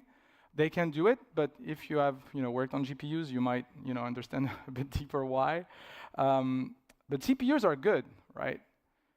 And we get into this thing in which we might do the calculation and we might model this as a graph problem, but only on CPU. So the question is, can we do it fast enough? Now, maybe. Let's do some math real quick. So this is the per layer. This is a layer of llama. And what we see is like there's 32 of them in an 8B. If we want to run it at 100 tokens per second, that is 300 microseconds per layer. Now, this is like our time budget if we want to achieve that throughput, which is roughly 5090 territory. If we look at everything around attention, we see that already 200 milliseconds is off the equation because of all the other operations. That leaves us about 100 microseconds to do the actual calculation and the actual attentions. That's not a lot of time, right? So the question becomes, is it enough? Like, do we have enough time to do the calculation of attention? Number one, like the vector and the matrix multiplication, etc., as a graph on the CPU, and all of this in less than 100 microseconds. And actually, we can. And the reason we can is that because we only compute essentially the yellow dots, right? So this is what you see as a trace of a whole one layer. And so that is pretty interesting, or at least encouraging, because we only spent about 30 microseconds doing the actual calculation. And remember, we skip the black parts. But there's another side benefit to that, because if we run the attention on the CPU and not on the GPU, it means that we have more GPU memory. In this case, if you run a model on the GPU, you have part of the GPU dedicated to the model, and part of the GPU, sometimes the majority of the GPU, dedicated to the KV cache. That creates a plethora of problems for those who are deploying LLMs in production environments, static routing, and all of these things. But if we do the attention on the CPU in system memory, then suddenly the KV cache doesn't need to live in the GPU, which gives us more memory for the model. And actually makes also the model completely stateless. The GPU, sorry, completely stateless. And so in this case, KV cache now lives in system memory. The GPU will send data to the CPU. The CPU will run the calculations, update the KV cache, and send back the attention to the GPU. But there's another catch to this, is that we are in need of a lot of CPU cores then, roughly about 1 per KV head. So the question is, like, how do we get these cores? Like, let's say we want to do a batch run. So perhaps, is there a way we could get these cores, maybe not locally on the machine, which has sometimes, underpowered CPU because they're pretty much useless, except for PCI lanes, maybe. But could we get them, like, these cores somewhere else? Because remember, now the attention and the KV cache is completely separate from the GPU. And so maybe, could we get, the CPU power over the network? Remember, we spent about 30 microseconds or so on the raw calculation. That leaves us about 70 microseconds to, let's say, to attain this throughput. So let's do, is physics on our side? Not easy. Let's do some calculations. So roughly, the payload we would need to send is the number of attention heads, KV heads, etc., which is about 10K for an 8B per layer, per request. Now, let's be conservative about this, and maybe we're running on a 10 gigabit internet connection, right? So no InfiniBand, no crazy stuff, somewhat, I would say, premium 10 gigabit, but it's not the end of the world, and it's not very, I would say, unattainable. And physics tell us that we could run this thing, at least do the round trip of the data, would go at about 16 microseconds. So suddenly, we might ask ourselves, are we ready to spend 15% of the time budget on essentially unlimited CPU cores because we can provision and unprovision them over the network? I think that's a pretty good deal, if you ask me. And so this is what it would look like. So you would do the calculations, the dense calculations on the GPU, then extract the data, send it over the network as UDP, of course, because you want to be compatible, feed it to the other machine, compute the attention on the CPU, and send everything back. And you need to do this faster than the GPU would calculate it himself. Now, the reason we cheat is that we do much less calculations than the GPU would. So, I mean, let's try it, right? Let's do a ping. And oh man, oh crap. So, physics is on our side, but engineering obviously isn't. So how do we square that circle, right?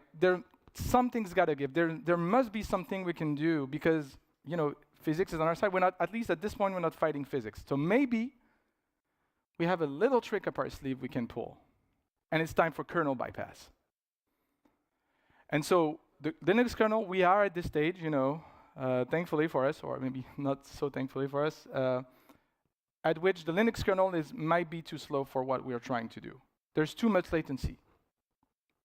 And so this is where we enter another technology in the mix, and it's called DPDK for those who recognize it. What it allows for us is directly talk to the network card in a way that is very, very low latency. The driver is actually built inside the application itself. And what this allows us is to get much, much closer to the theoretical latency. So theoretical latency in this case would be about 16 microseconds. We get about 20 measured. So that is, you know, still within the budget. And this is exactly what we've been building. And we call it attention D. And the clicker has a slight lag. And if you're up for it, I'm here to give you a demo. Are we good? All right. So just so you know, this is what it's running on. Right? So what you see is like a machine with GPUs and a machine without. All the attention is running on the machine without the GPU. So nothing is missing, right? So let's crack this one.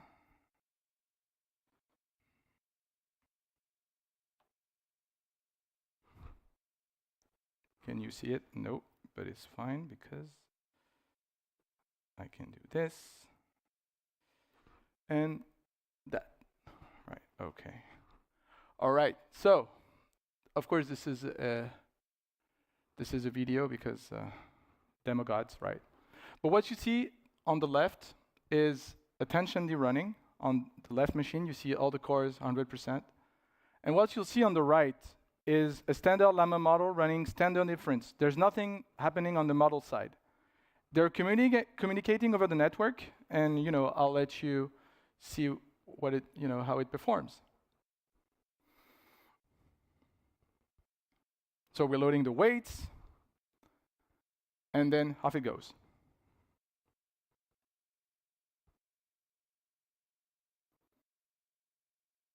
But oh, where's my? I have lost the quick time. Okay.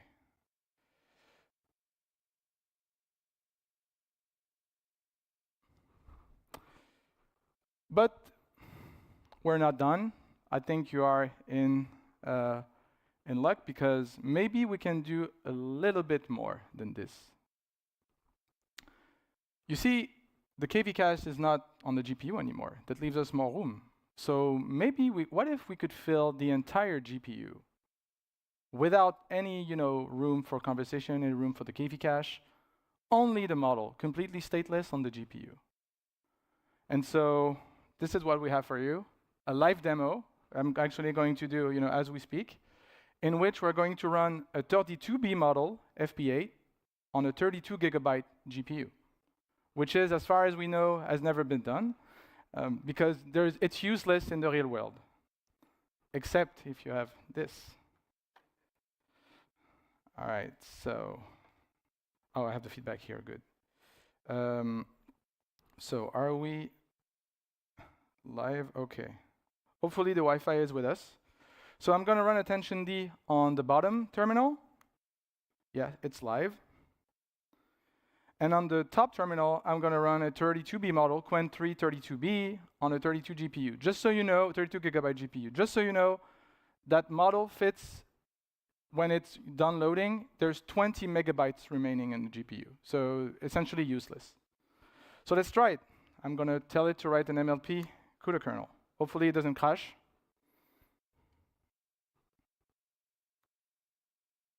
It crashed. That's how you know it's a real demo, right? And there we go. So just so you know, this is, as far as we know, it's the first time it's ever been done. That model isn't supposed to run. Thank you. So, and just so you know that it's not, a fake thing, I'm going to kill attention D, and yes, generation stops, because it's now, shooting packets into the void. All right, let me just go back. So the demo gods were with us today. Pretty good. Thank you very much. That is us. Feel free to, or be sure to check out our repo. This is open source technology. And would love to see you part of the community. Thank you.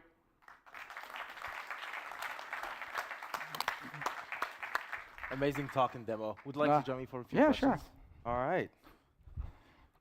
Okay. You can have a water. Yeah, thank you. Yeah. It's surprisingly hot. I know, right? Especially when you're on a live demo. Right. And you don't know if it's going to crash, not crash. Yes. All right, so I'm going to start with the elephant in the room. What is written in your T-shirt? So for those like me and like our team, which are terminally online, this is a reference for Zuck. Okay. It was he had like the shirt, but it means essentially ZML or nothing. And he had like a Zuck or nothing. So I'm like, well, no, this is us, right? It's ZML now, right, it's not Zuck. All right. Okay, so you touched on branching, and you said the GPUs are bad at branching. Can you explain that to the rest of us who don't understand? Yeah. Well, GPU are very good at parallel processing, and the reason is they operate in a mode called SIMT, single instruction, multiple threads. And so when you have branching, so we can go into the nitty-gritty details, but at least let's do it. Bird eye. We can, because there's like warps and SMs, etc. But long story short, when there's a branch in GPU code, the cores that are going to do one side of the branch will wait for the other side to finish. Yeah. So essentially, if let's say you have modulus 2, and you want to have the GPU to work, let's say, on odd numbers and the other one on even, and you do an if in the middle, half of the GPU will always be asleep waiting for the other side, because the instruction sequence is common to at least the whole, I would say, group of processing. So they're really bad at doing this, which is why people spend a lot of time trying to do clever tricks, etc. But it's very good if you're doing image processing, for instance, because it's always the same thing you do for every pixel. Or matrix multiplications, for that matter. All right. Okay. You showed this and you spoke about attention. So I'm wondering if this is specific to related to the transformers architecture, or can we imagine other architectures also being compatible with? At least it's related. So the transformer architecture uses attention. There's other architecture that are using everybody is rushing against that n square.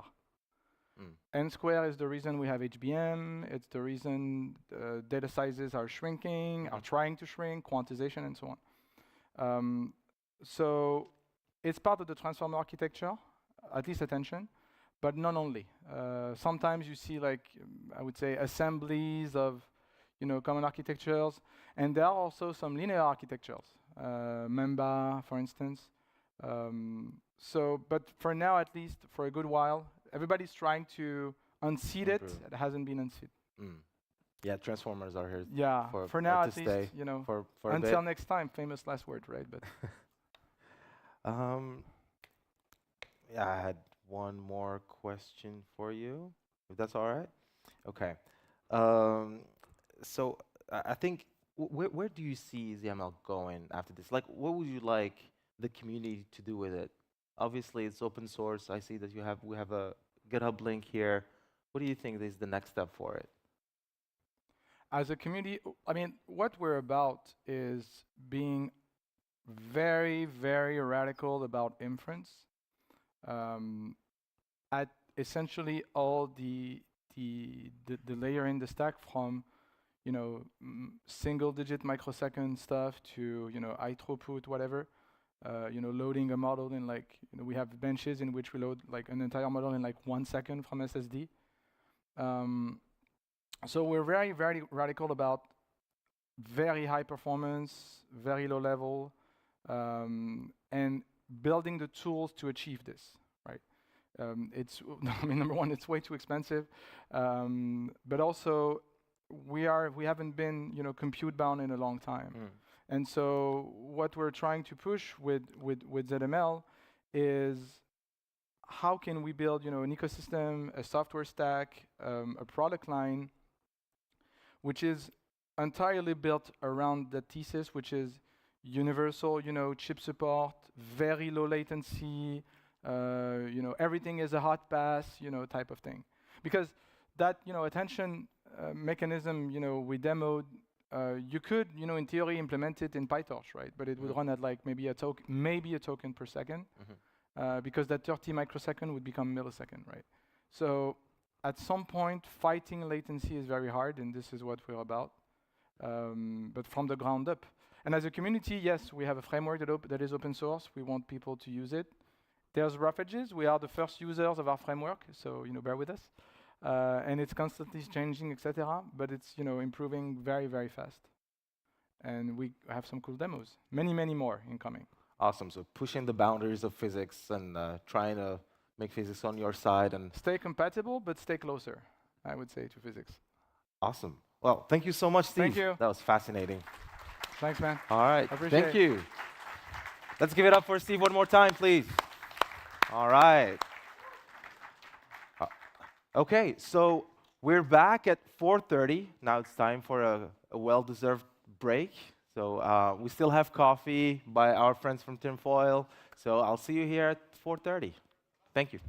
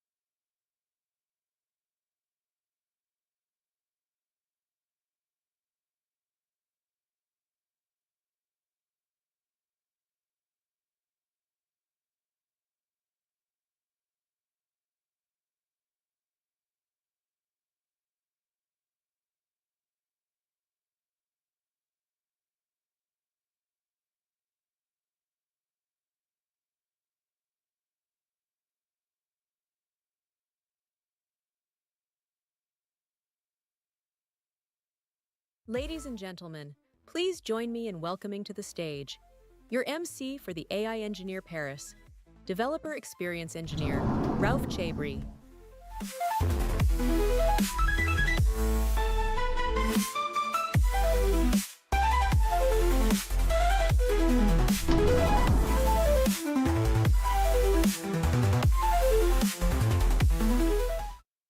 Yes. All right. Welcome back to the main stage.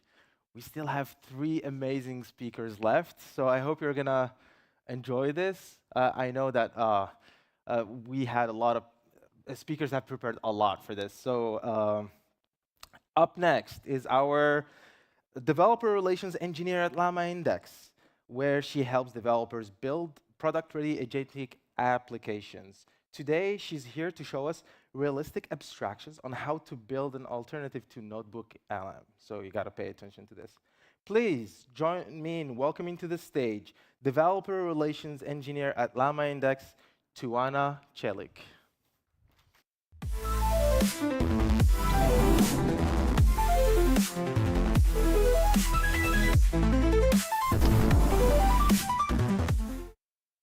Hello, everyone. It's great to be here at the first AI engineer in Europe. Let me just make sure the screen is on. All right. So hopefully I can get my slides up. And I'm going to be talking about building a notebook LM alternative, fully open source. And hopefully I can inspire some of you to try it out. Without further ado, this is me. My name is Tuana, although you just had an introduction. And I have been with Llama Index since May. So why Notebook LM? Well, Notebook LM is pretty cool. If you have not used Notebook LM yet, I am going to show you quickly what it's all about. And this whole talk is about realistically what are the abstractions we need to actually build an alternative to Notebook LM. So this is Notebook LM. When you start up a notebook in Notebook LM, you're greeted by this kind of page where you're asked to drag and drop maybe a file, or you can also link it up to your Google Workspace, provided some URLs, YouTube links, or just simply copy-paste content in there. And what you get out of it is actually a lot of stuff. So here you see me the other day. I've provided a document on an IKEA guide to build a kitchen. And you have a summary here. You can do some question answering, and you can do so much more. On the right-hand side, you see that you can get an audio overview. You can get sort of flashcards for an FAQ. You can get even a video generated. And one of our favorites, you can also create a mind map out of the whole context present in your document, which is a great way to abstract over all of the information present in your document and kind of make it easier to think about. So we set ourselves a challenge. And we also decided to make our lives a bit difficult by setting ourselves these challenges, because we really wanted to focus on creating an alternative, but we wanted to make sure we were doing it justice. So these are the 3 main things we wanted to focus on.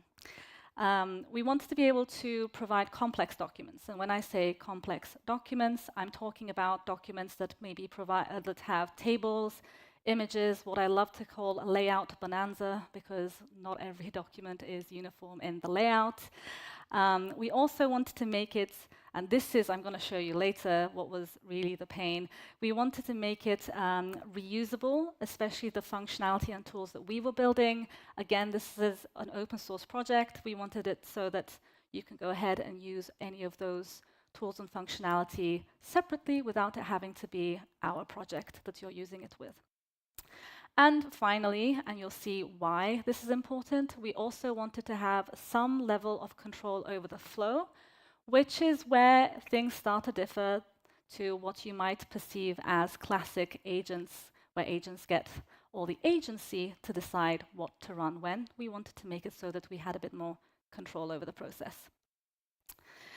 And it so happens that I work at a company that provides many tools and products that help us get to this project and make it easy to build.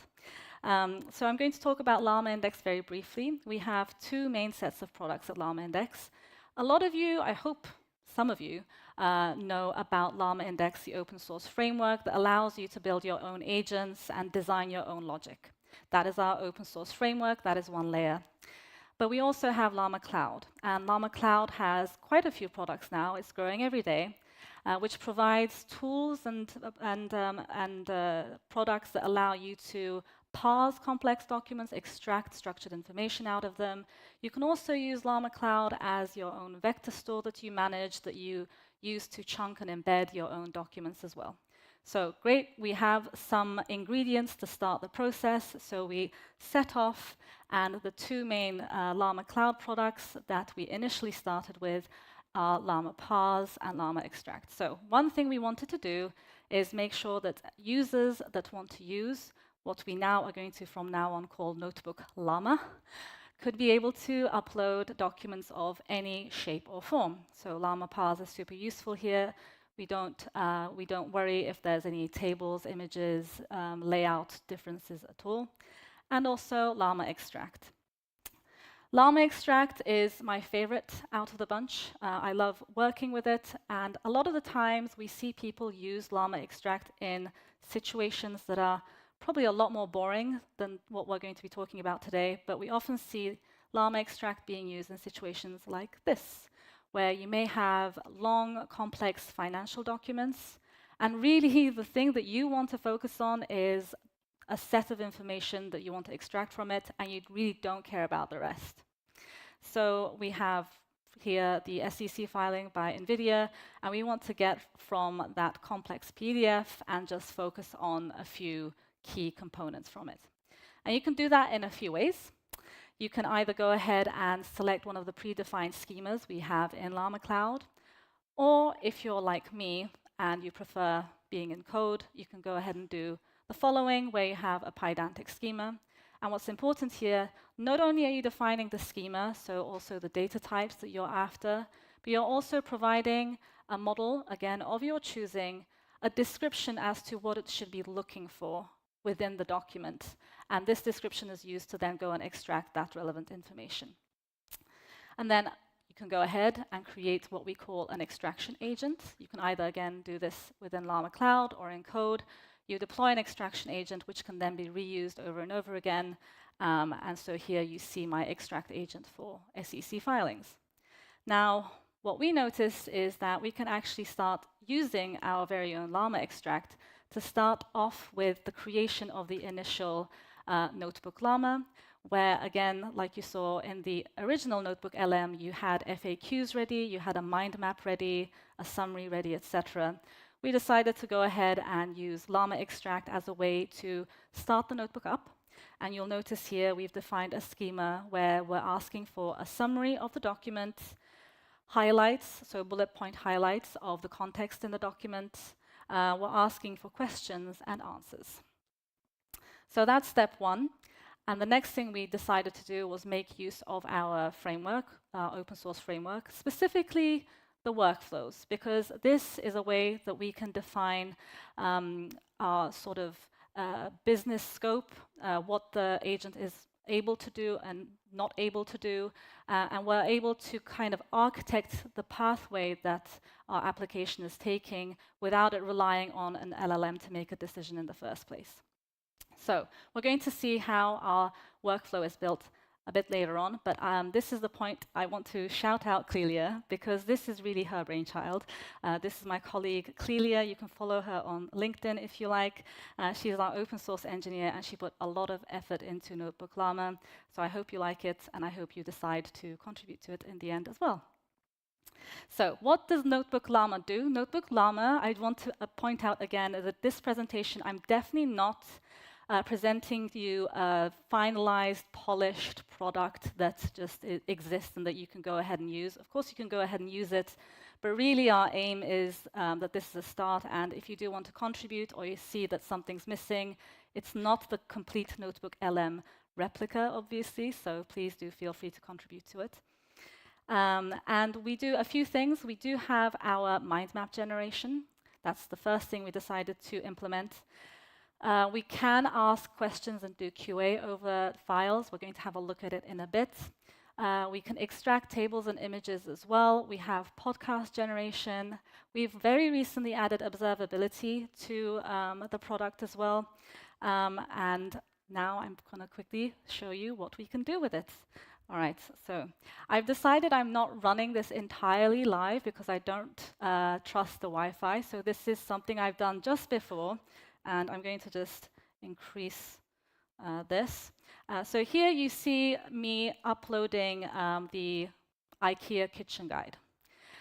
Once you've uploaded it, very similar to Notebook LM, we're getting a summary, we're getting bullet points, we're getting an FAQ, and we're getting a mind map that I have to be careful when I scroll over because it moves around a lot.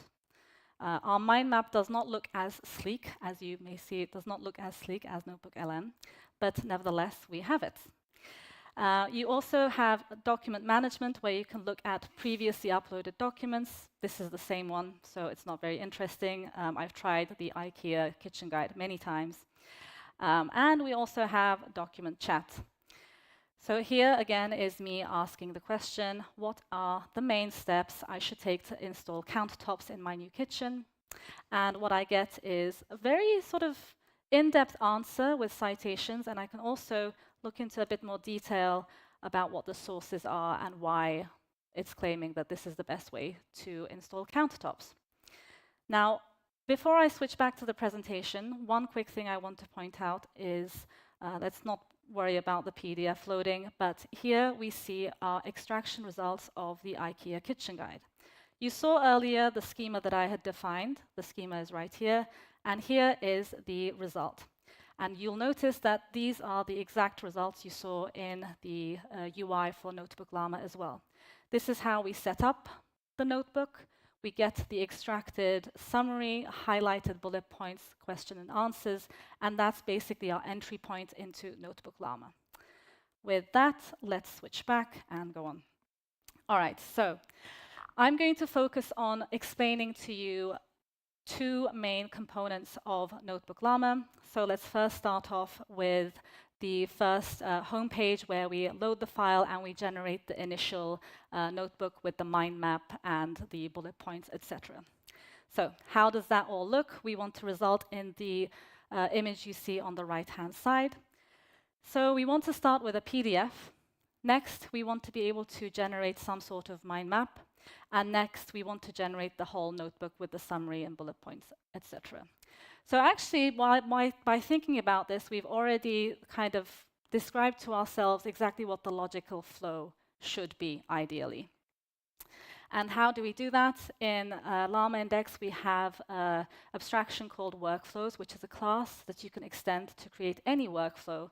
And a workflow really consists of two main things. You'll notice here that there are methods called steps, and steps are expecting events, and they can also emit events. In this case, you see a one-path system where we have 3 steps. Each of them are expecting a certain event. But the cool thing is we can define our own events completely from scratch. So what we did is define 3 events. We've defined our own custom start event. We call that file input event, which is simply a file name. We want to end up with a stop event, which is, again, our custom stop event, and we've called that notebook output event. You'll notice that the notebook output event has the mind map, summary, highlights, etc. as well. And intermediate, we have a mind map generation event. This is, again, custom code by my colleague Clelia, where she used the summary and highlights to generate a mind map from scratch. Now we have the steps. We have to actually put it in some logical order. So again, we define our own custom steps. And the first step in the process is a step that we call extract file data. This is expecting the file input event, and it can actually branch out. We account for failures, so maybe a mind map wasn't generated for some reason, in which case we return the notebook output event, which is an empty notebook with maybe a message indicating as to why a failure happened.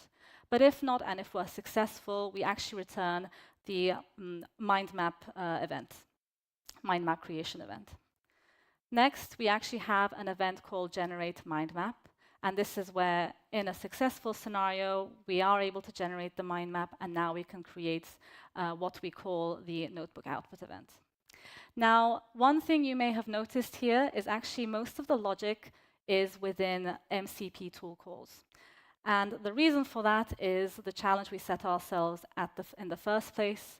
And we wanted to make sure that any sort of custom logic we were building into this application, we could actually put it into an MCP server and provide them as MCP tools. So if you like the functionality that you see and you want to extend the repository in any sort of way, you can use all of those tools in isolation or go ahead and actually use the mind map generator with maybe Claude.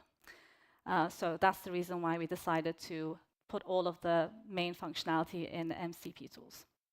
So let's have a look at our first tool, which we call the process file tool. And the most important thing here is the description. If you've been using MCP tools and servers with your MCP clients, you'll know that the description is pretty important because it's the one thing that the LLM has to use to decide whether it's time to run that tool or not.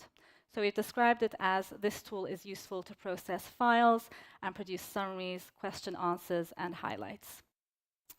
So what's going on here is, again, you might notice there's an extract agent. This is the point in time in our workflow where we call our extraction agent to return all of the highlights and FAQs.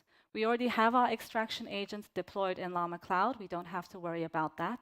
But when we hit this point in our workflow, we call that extraction agent and we wait for a structured output. Once we have that, we're done and we can actually start generating the initial notebook. Next thing is the document QA functionality you saw. And this we manage with Llama Cloud indexes as our sort of database, our vector store, if you will. And we also make use of claim verification. And for that, we have Llama Cloud indexes, which you can connect up to any of your own vector stores. And once you have your data there, you get to decide when you're at the RAG process where you want to do retrieval augmented generation or claim verification, etc. This is where we again picked to use our Llama Index open source framework, because this allowed us to make it so that you can switch around models easily, maybe build it into a completely different workflow if you wish to do so as well. So how does that look? Again, we've wrapped this in an MCP tool. We've described it as very simply query a Llama Cloud index. But you'll notice here we're pulling in a query engine called Citation Query Engine from the Llama Index framework. The LLM is again switchable, and the retriever is our Llama Cloud index. And simply, this tool is run whenever there's a question from a user, and we return the answer to the user in the UI as well. All right. Finally, I want to talk about something we've been working on very recently, is that now we've made it so that you can, if you have already an MCP server running with tools running, and you want to use pre-configured workflow agents with Llama Index, you can bring them in as any other tool. You might provide a Python agent or a function agent as well. So you don't have to define any tools and functions yourself. From now on, we've made it so that if there is an MCP tool out there that you want to use, you're free to do so with a Llama Index workflow or a predefined agent. The same thing is valid for all of the Llama Cloud tools that we mentioned throughout this presentation, including Llama Extract, any extract agent that you create with Llama Cloud, you can run as its own individual MCP tool. The same goes for indexes. Any indexes you may have within Llama Cloud, you can run as an MCP tool, and you describe it with your own custom definition. And that is a video of me explaining the whole process. And this is, again, an open source tool, an open source server that you can run yourself. And with that, the whole point of this presentation was hopefully that you'll try out Notebook Llama. I hope that you contribute to it, and also it's a great way to discover basically all of the products we have with Llama Index and Llama Cloud. So with that, thank you very much. and I can take questions. Thank you, Tuana. Would you like to join me for a couple of questions, Yeah. please? Thank you so much for the presentation, by the way. Wow. Very nice slides, very colorful. I love it. Thank you. Um, Our logo changed a bit too, so it's a bit more colorful now. I see that. All right. Question, what's the best framework to build agents? Ooh, spicy question. I think I love to give this answer. Everyone calls it a very political answer, but I think it's really true. They all are trying to get to the same, that it's the same means to an end. I don't know if I'm saying this correctly in English. But I think it really depends on the type of developer experience you're after. Some frameworks are a lot faster at integrating the latest research. Some frameworks are a lot more stable. Some frameworks do a great job of having observability and tracing inherently, and some focus on other more sort of AI-specific functionality. So that's my political answer to that. Awesome. Hope you enjoyed. So it's Llama Index, guys. If you care about developer experience, from what I'm hearing. being truthful here. I'm DevRel, so there you go. That's the answer. But Llama Index. Awesome. So yeah, you mentioned you're in DevRel, so you meet a lot of Llama Index users as well. What are some of the cool things that you see them build? Oh wow, that is a good question. So we have two very distinct groups of people with Llama Index users, I will say. Llama Index users seem to be a lot more creative. It is an open source product, so I guess that's expected. And Llama Cloud users are usually they're doing this for business purposes. There may be enterprise customers, etc. as well. Very fun projects. Okay, that's going to be a tough one. We had one specific use case where it's a very difficult situation, but this user was trying to use Llama Cloud to parse incredibly complex sort of architectural charts. I think it was like a system grid or something. So I think that always sticks out to me. This is a very difficult one to solve as well. Wow, awesome. One final question. Yes. In the architecture overview, we also see Postgres, the base database, by the way. Just saying, no bias here. What is that used for? So all of the data that you saw, the context and the documents you saw, are all stored in Llama Cloud. However, we do run Postgres locally, and that stores everything that the notebook Llama UI needs. So, for example, the mind map is generated, and you have an HTML content for it. We store that in Postgres so that you can go back to it. Awesome. Thank you so much for Thank you. Tuana. So let's give it up for Tuana, please. Thank you. Thank you. All right. Are we ready for our next speaker? Yeah? Okay, let's do it. So our next speaker leads the AI developer experience at Google DeepMind, where she's helping shape how builders everywhere use the largest. It's 5 p.m., but we're gonna get through this together. How builders everywhere use the latest generations of models, and I think she's gonna talk about a lot of cool models today, so I'm very excited about this talk. Today, she'll take us beyond chatbots, showing us live demos on VO3, Genie 3, and Gemini 2.5 Pro. So please join me in welcoming to the stage AI developer experience at Google DeepMind, Paige Bailey.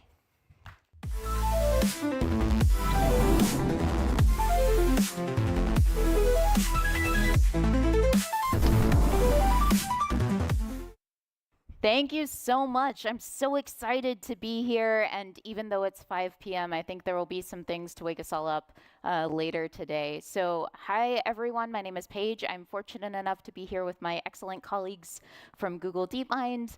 Everybody from GDM, kind of raise your hand. Excellent. Amit, Guillaume, Patrick, Ian, they've all been valiantly kind of sharing demos, staffing the booth, presenting all throughout the day. And we're here today to kind of wrap it all up. Some of these things might look a little bit familiar if you were at some of our earlier talks, but hopefully there will be enough new stuff that it will be exciting even for people who might have experimented with our models before. So as mentioned, these are the folks from DeepMind who are here today.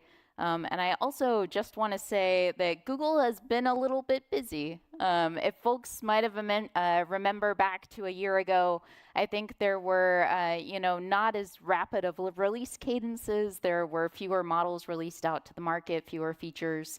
Over the last really year and a half, we've been kind of accelerating a pace that's really exciting to see. I'm a long-term Googler, and I've never really seen us ship at this kind of a rate. I think we're releasing a new model or a new feature every 5 days or thereabouts. A couple of these models that have been recent to market are Gemini 2.5 Pro, so show of hands, how many people have used that? Excellent. Gemini 2.5 Flash Image Preview, aka Nano Banana. How many folks have been excellent also? We're not the best at naming things. VO3, which is our video generation model, show of hands. Awesome.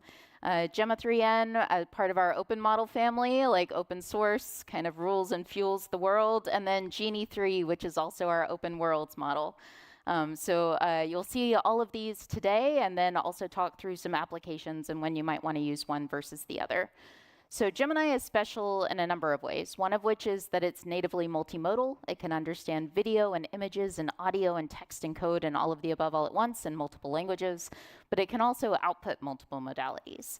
So Gemini models are kind of unique in the market in the sense that they can do many, many things. They can output text and code, but also images. They can edit images. They can output audio, like you might have seen in Guillaume's section of the workshop earlier this morning or earlier this day. But that means that you can do all sorts of things. You can have image understanding, editing, speech to text, text to speech, all kind of natively incorporated into one model, in addition to things like PDF understanding. One of the folks here today has been using Gemini to kind of pull in PDFs and extract out images, extract out bounding boxes for different geospatial coordinates, and then also using it for real-time conversations.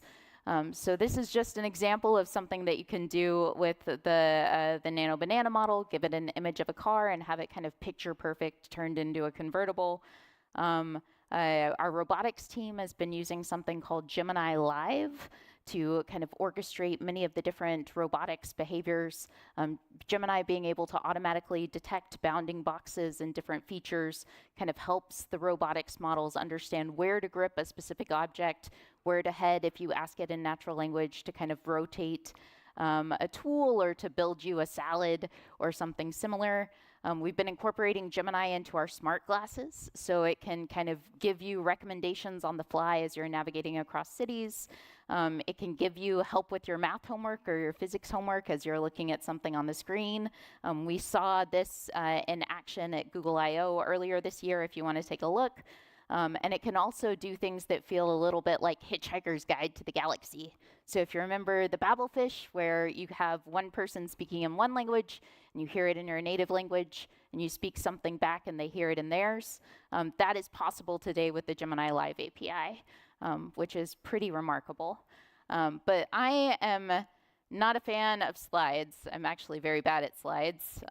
And so I think it's much more interesting to kind of see some of these things in action in AI Studio and in some of our model scenarios. So if you haven't seen AI Studio before, this is the best place to go to get access to DeepMind's models as soon as they're released.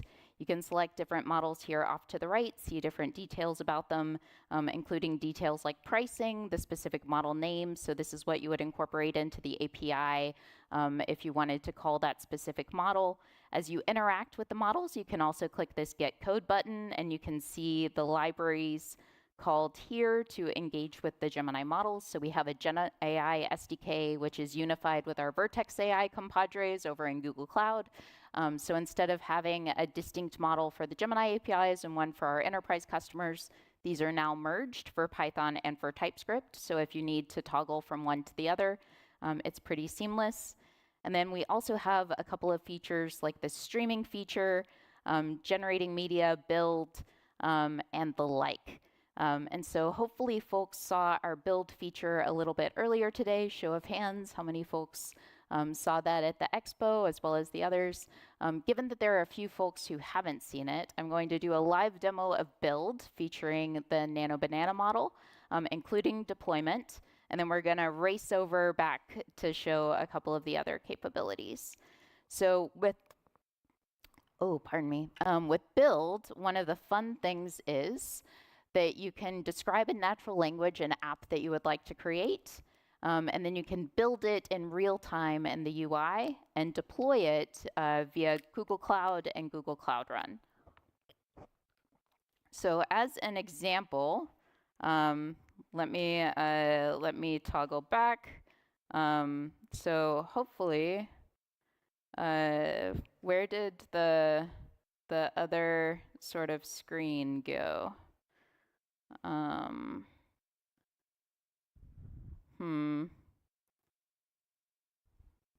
There we go. Excellent. So with the build feature, you can describe in natural language the app that you would like to create, and you can deploy it in real time via Google Cloud. So I could say something like, create an app that takes a webcam photo of the user.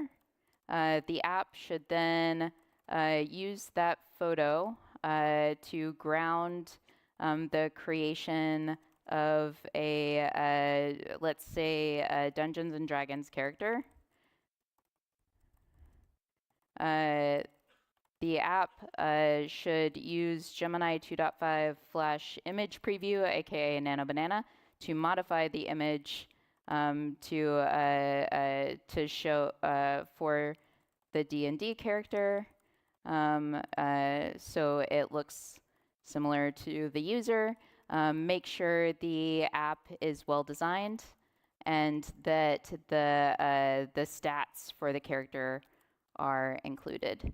And I'm going to hit Control Enter, and immediately we see Gemini 2.5 Pro kind of breaking down every step of creating this app, kind of walking through all of the different architectural considerations that it would need to make, selecting the different models that are available. And since this is baked in natively to AI Studio, it's incorporating the latest models and the latest features from the generative AI SDK. So if you ever played SimCity 2000 or any of the other kind of sim games, that loading screen probably looked a little bit similar. All of the code is getting written here onto the right. You can see this really nice file explorer here in the center. And then we also have a really handy save to GitHub feature off to the right if you wanted to save to a public or a private repo. All of these things are kind of generating prompts on the fly. So if you need to have a specific prompt to engage with the model as part of the app, you can. It's handling all of these services like the webcam. If it encounters any errors, it will take the error, feed it back into the model, and then use Gemini in order to resolve it. And at the end of this, we should be able to deploy to Cloud Run as well. This is all part of an improved code generation and vibe coding experience with our latest Gemini models. They've been topping all of the leaderboards, including LM Arena, for these code generation scenarios, and it's been really exciting to see how they've improved over time. So let's try and see if this works. I'm going to begin the quest. This does hopefully look okay. So it's consulting the ancient tomes, rolling the dice of destiny. Powered by Gemini, unleash your imagination. So let's also zoom out a little bit so we can see the full app. Bargaining with a mischievous fae. Oh, that sounds very cute. And then that does look very much like me. Well, in my dreams, right? But it does have kind of the original portrait. Neutral good, bard, I'm an entertainer. Well, that's nice to say. Warm smile and gesture of peace. And then you can see the character backstory along the way. I actually really love this and think that this should probably be my Facebook image. But Lyra, bright song. So cool enough, if you select a Google Cloud project, I'm just going to hit this one. It verifies the project, and then you can click deploy app. It creates a unique URL behind the scenes that you can share with your friends, your family, other folks that you want to join your D&D campaign. And then after this is created, so you can see the app, it gets deployed. But even cooler, you can also take a look at all of the logs, the Google Cloud kind of services that have been created along the way. And all of these things are kind of scaled out to production. We care about the headaches of Kubernetes and the like, so you don't really have to. You can also see billing associated with that account. So if I pull up the billing for my linked account, which is where all of the apps that I've deployed are getting utilized, you can see that clearly I have a problem, but also that there are a lot of Gemini APIs, Cloud Run, and cloud storage components just kind of added behind the scenes, so I don't have to worry. Another cool feature that I mentioned, my colleague Guillaume shared a little bit earlier today, is the live feature. So I'm going to go ahead and click stream. You can add to the system instructions, so you can say something to the effect of, please only speak to the user in French, and kind of have that added. And then you can do all sorts of things. You can share your screen, you can share a video feed, and the model kind of interacts with you dynamically using the languages that you specify, or using a variety of languages based on the user conversation. I'm going to go ahead and ground with Google Search, and then I'm going to go ahead and share my screen and ask Gemini what it sees. And I've already got kind of pulled up into a tab Google Colab. Do not judge me by the number of untitled notebooks that I have, but I'm going to go ahead and ask Gemini what it sees. Hey there, Gemini. What do you see on the screen? Je vois une interface de notebook Python dans un environnement de développement en ligne. On dirait une version de Google Colab. Il y a un champ de saisie de code avec un message qui dit « Start coding or generate with AI ». Que voudrais-tu faire avec ça? Was that correct? Okay, cool, excellent, good job, excellent. More cheers. But even cooler, you can also ask for help with the UI. So you could say something to the effect of, "Hey Gemini, how would I change the runtime type in this Colab notebook?" Pour changer le type d'exécution dans ce notebook Colab, tu dois cliquer sur le menu Runtime en haut de l'écran, puis choisir l'option Change Runtime Type. Là, tu pourras sélectionner le type d'exécution que tu souhaites parmi les options disponibles. Est-ce que tu as trouvé le menu?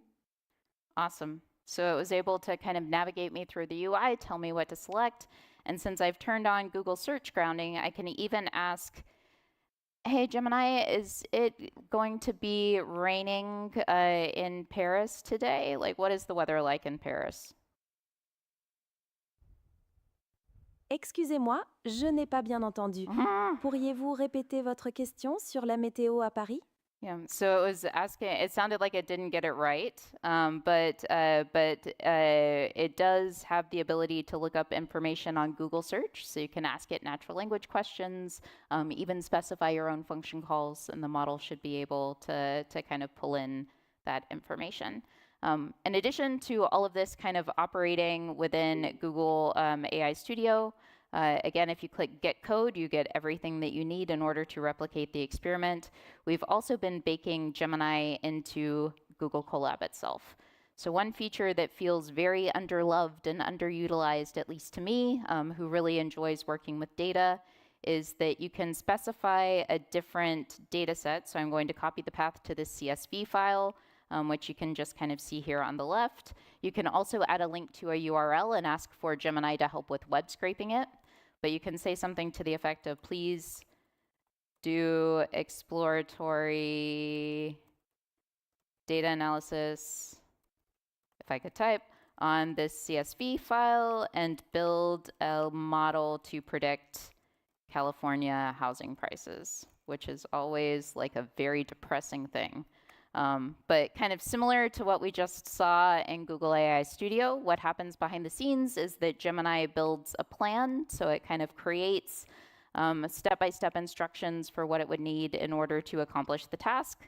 So you can see here, loading data, kind of doing EDA, feature engineering, data preprocessing, model selection, and all of that kind of gets incorporated into the step-by-step process.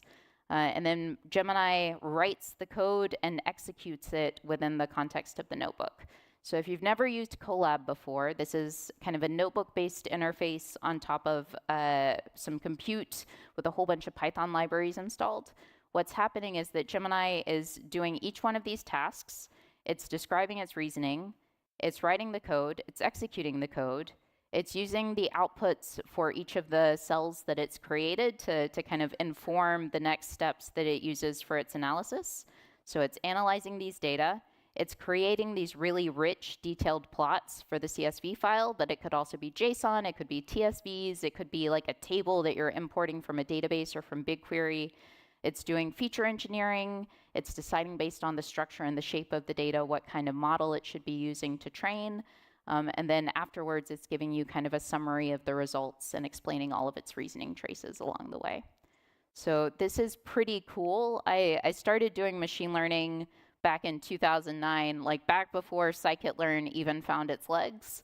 And it's been really, really just brain-boggling to me to see how all of these tools have evolved over the context of the last year or so. And so it looks like it's decided to create a linear regression model. It's training the model, and then it should give us some sort of insight into into kind of the results that it found for the data set and the R-squared values. So you see MSE, R-squared, and then hopefully a summary of all of the results at the very, very end. So this is pretty cool. I highly encourage everyone to play with these features, these agents that are baked into Google Colab, the features that are baked into AI Studio, the models that we have available, and to test them out for all of your use cases. But in the interest of time, I'm going to go ahead and go back to our original presentation, and we're going to careen along the way for the rest of the examples. So VO3, like hopefully everybody is excited about VO3. VO3 is one of 3 of our generative models that have been released into the public. Imagine 4 is for image generation, Lyria for music generation. But we, given that no AIE presentation is complete without a quote from Andrei Karpathy, I'm really excited about video in particular because it's an incredible medium to kind of help educate, but also to help communicate, especially for audiences that are like my niece and nephew's age. You know, they already tell me like, you know, Paige, nobody reads anymore.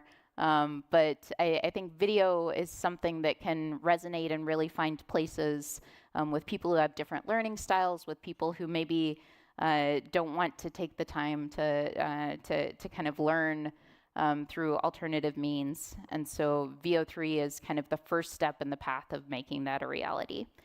So in the interest of not cycling through all of the text on this screen, I'm going to do a lot of showing. So we've got a lot of new features as part of our VO models, one of which is kind of this character consistency or reference-powered video.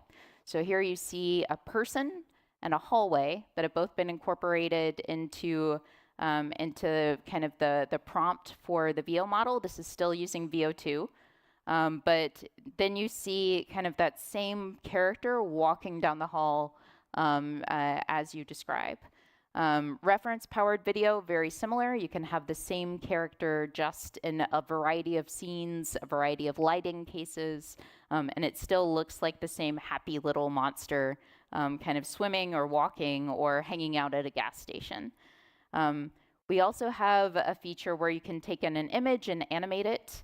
A feature where you can have an image with a guide for the animation, so not just kind of like creating what it looks like might happen as the next step, but actually nudging it to be like a woman walking down the road in Texas. You can have these sort of camera controls where you can control the style of the video outputs, outpainting, which was really, really important for a recent exploration that DeepMind did to kind of restore the Wizard of Oz into a state such that it could be displayed on the Sphere in Las Vegas.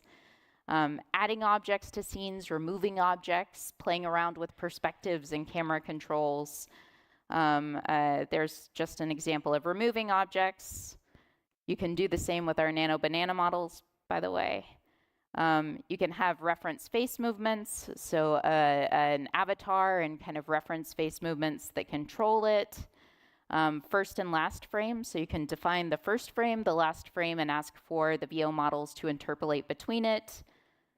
And then, again, all of that possible with our last iteration of VO models. VO3 kind of takes it to the next level. So with VO3, you can do things like have photorealistic video of people and places. So these were all created just through prompts and just through prompts coupled with input images. Hopefully you can hear the audio also displayed in the room. But these are everything from kind of these futuristic landscapes to things that feel a little bit like a scene from perhaps Lord of the Rings, where before Frodo throws in the ring into Mordor. But lots and lots of cool things to do with VO. Again, in the interest of time, I'm going to show you just one more video to kind of get the gist of what's possible. Created by our friends in the Google Paris office. Yeah. It's like Daft Punk. I can't believe this new VO model. It is amazing. Ah, yeah, je comprends pas ce que vous dites parce que je suis français en fait. Intelligence artificielle! Intelligence artificielle! Est-ce que j'ai une gueule d'intelligence artificielle? C'était un bon modèle VO? Vous savez, moi je ne crois pas qu'il y ait de bons ou de mauvais modèles de génération de vidéos. Alors que penser jusqu'à présent de ce championnat des intelligences artificielles? Je pense que la stratégie de l'entraîneur est bonne, tant sur le plan technique que tactique, mais l'important c'est les VO 3.0. Boss, les humains sont sur le point de créer l'AGI, doit-on les contacter? Qu'est-ce qu'ils en font? Ils génèrent des images de starter pack et font des montages vidéo stupides. Ils ne sont pas encore prêts. VO can make us sing anything. Awesome. So if you see M. Blanc anywhere around the Google Paris offices, definitely tell him that he has an excellent taste for filmmaking. So moving along to the next slide, or attempting to move along to the next slide. Yep. So one of the things that I wanted to try with the VO3 model when it was first released was to see if I could create or really replicate a commercial that I had seen on television. I wanted to see how much easier it would be to do with VO3 versus VO2, and also how many other models I would need to stitch together in order to make that possible. So this is the advertisement in question. Hey, my name's Paige, and what makes the Chick-fil-A chicken sandwich original to me is the crispiness of the breading and the tenderness of the filet. It's tasty, it's warm, it's total satisfaction. So that's not me, Paige. That's like some other Paige that also likes chicken sandwiches. But the kind of the next step to kind of build a similar style of experience with VO2 is I take the original image, I give it to Gemini 2.5 Pro, I asked it to segment it into 8-second clips, generate a unique prompt for each 8-second clip. That was all used to kind of guide and steer the VO2 outputs, which again, as a reminder, don't have audio. So to have audio incorporated, I used the text-to-speech version of Gemini in order to create the audio track. I used kind of a music model to generate a 30-second clip for the audio in the background, which I also used Gemini 2.5 Pro to describe. I stitched it all together using Camtasia, though you could also use MoviePie, and then I got that final video, and it looked a little bit like this. Hey, my name's Paige, and what makes a Chick-fil-A chicken sandwich original to me is the crispiness of the breading and the tenderness of the filet. It's tasty, it's warm, it's total satisfaction. And I actually kind of like this one better. It's a lot more chill. But again, this is using VO2, a collection of models. Took about 25-30 minutes in order to create end-to-end, which is still a lot less than it would have taken for kind of a professional movie-making team, I think. But one of my colleagues also told me that clearly it was wrong because like the breading on that chicken was like completely different than Chick-fil-A breading. It was definitely Popeye's breading. Like some work to be done. But with VO3, the process is much simpler, as you can see. So you just have the original video. You ask Gemini 2.5 Pro to create the prompt or the collection of prompts. In this case, I only wanted the first 8 seconds. It generated the detailed text description, and then that's what I used to kind of give to the VO model to get that final output. And so this is what it had. Hey, my name's Paige, and what makes the Chick-fil-A chicken sandwich original to me is the crispiness of the breading and the tenderness of the filet. And so that's pretty strong with just a single prompt. Genie 3 is our new frontier model for kind of exploring worlds. You can navigate just with the arrow keys. Behind the scenes, it's powered by techniques similar to our VO models, as well as a lot of integrations with Gemini. So it's kind of a harness style approach for generating these worlds and allowing you to navigate through them. But you can just create via a prompt or via an input image the kind of worlds that you would like to see, navigate through them. And there's even consistency. So if you interact with the world, if you draw something on the wall, if you look down and you see that your galoshes are yellow, it will remember that and persist it through the duration of the exploration. You can even see what it would feel like to experience a hurricane in Florida from a road, which is pretty rad. We should be having a trusted tester program for it coming pretty soon, but stay tuned and can't wait to get that out to folks. So we've talked about a variety of models, Pro, Flash, Flashlight, and I also want to talk a little bit about our Nano model family, which is small enough to fit on mobile devices and to be embedded within browsers. Specifically Gemini Nano, and then also some of our other open models like Gemma 3 and 3N. So interestingly, for Gemma 3, how many folks have used Gemma 3 or heard about it? Gemma 3 is remarkable in a few ways, right? Like, so you can see here that our 27 billion parameter version of Gemma 3 is kind of able to fit on just a single H100. So just one GPU as opposed to the 32 that you would need to run DeepSeek R1 or DeepSeek V3. And even cooler, Gemma 3N, which is 4 billion parameters in size. So small enough to fit on your laptop, like small enough to be, locally hosted. It's free to use because you can download the weights. It's actually exceeding the capabilities of our Gemini 1.5 Pro model, which was our best model, 6 or 7 months ago. So I just want to underscore that, right? Like our best model, the one that took multiple TPUs to run, is now, being bested by an open model that is small enough to fit on your laptop and that you can use for free. So if you fast forward 6 months from now, right, and you look at the frontier, what's possible today. So Genie 3, VO3, Nano Banana, all this cool stuff. You could easily imagine that probably all of those models or equivalents would be friendly enough to run on your local devices without you having to send data anywhere, without you having to send something to a server. And also the frontier would probably look dramatically different than it does today. So I truly think that open models and locally hosted models are the future. And we're deeply, deeply investing in that, not just for Gemini on Pixel devices with Gemini Nano, but also something called Gemini in Chrome. We announced this about 5 days ago. But with Gemini and Chrome, you can do a variety of things. You can summarize information across tabs. And coming soon is a feature that feels very similar to Project Mariner, if you've seen that before. But it allows you to kind of ask in natural language, hey, here's an email with a request for me to make something. Go on Instacart or go order me all of the groceries and put them into my grocery cart and check out, please. And all of this would be available, embedded within the browser, and just kind of free for you to use or to interact with as part of your Chrome native experience.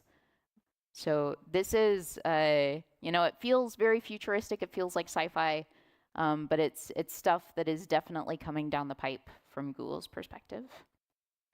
I also want to underscore there has never been a better time to be a founder. So if any of you in this room are startup curious, there's almost nothing stopping you from creating a company that's cash flow positive and getting it out into the world. We've also seen a whole bunch of VCs that we partner with founding or not founding, but supporting solo founders much more than they have previously. So if you've always felt a little bit unsure just because you wanted to build a business, but you didn't necessarily have a partner, again, never been a better time. Smaller teams also capable of doing outsized amounts of work. Like if you talk to the Black Forest Labs guys or the Mistral guys, it still boggles my brain how much they're able to do with just a relatively small number of engineers. So just want to encourage you, if you need any encouragement, to go build, go create, get things out into the world. With that, hopefully I didn't go too much over time, but I wanted to just say thank you. Thank you so much for having us. And thank you for all your great questions, for sharing your use cases. We're really excited to see what you are about to build and have been building with the Google DeepMind models. And your homework for today, if you haven't already tried it, is to go to ai.dev and start experimenting with Gemini, generate an API key, and start using it in your projects.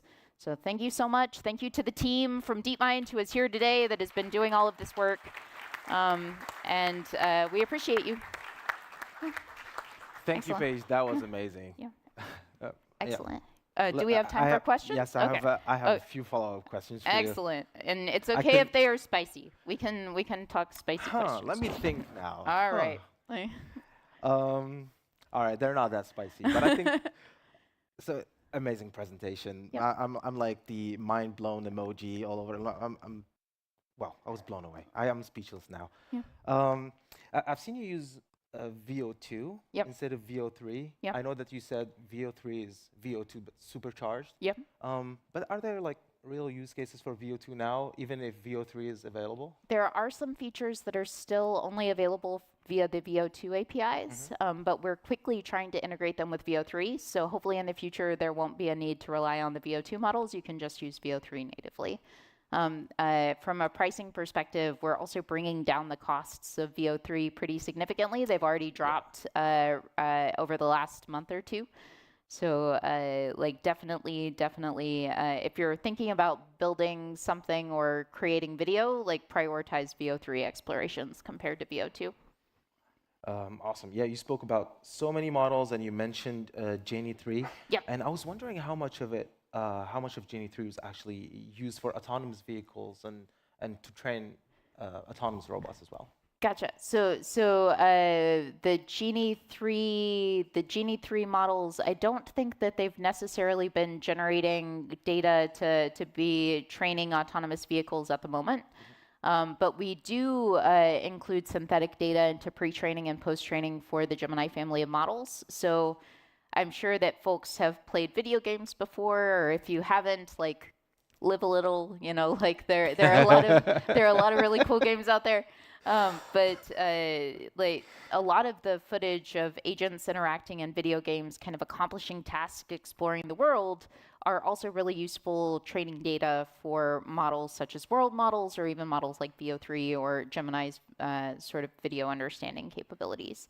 So I definitely think that those kinds of data would be really, really interesting for models to incorporate back. But even just kind of the agents exploring world-style video game video footage is really, really helpful for model training too. Very cool. I have one last question for you. Yep. So just one? Oh. I have so many written down, but yeah, for the sake of time, I can only have this one. But I think I'll catch you later for sure. So what's unique about DeepMind's models, and what are you excited about? Yeah, so DeepMind's models, I really, really love how we're kind of pushing the boundaries for multimodal outputs, the audio outputs, the video outputs, but also, open source is kind of near and dear to all of our hearts, I think. The Gemma team is doing phenomenal work. And I really have been excited to see how these smaller models can be incorporated into, things like Chrome and to mobile devices. And really can't wait to see more of the roadmap of Gemini and Chrome. I think it's truly magical to kind of imagine this world where you can, have all of your data kept local, but it can accomplish a variety of tasks for you, or can toggle efficiently between models that are zero cost because they're just running on local devices, and then models that need to be used that might be hosted server side. Wow. Well, thank you so much. Yeah. Thanks, Paige. You guys have been cooking for sure. Shipping every 5 days is incredible. Well, everybody on the team has been contributing. Like, it's been fantastic to get to work with everyone, and I feel fortunate and honored to go to work every single day. Yeah. Thank you so much. Excellent. Thank you. Give it up for Paige. Yeah. All right. Time to announce our last speaker of the day. Up next, our speaker led generative audio research at Google Brain and earlier worked at the speech recognition at Facebook AI Research before he co-founded Qt, where he serves now as Chief Modeling Officer. Today, he'll talk about full duplex conversation with Moshi, speech-to-speech with Hibiki, and more. Please join me in welcoming to the stage Chief Modeling Officer Neil Zegedor.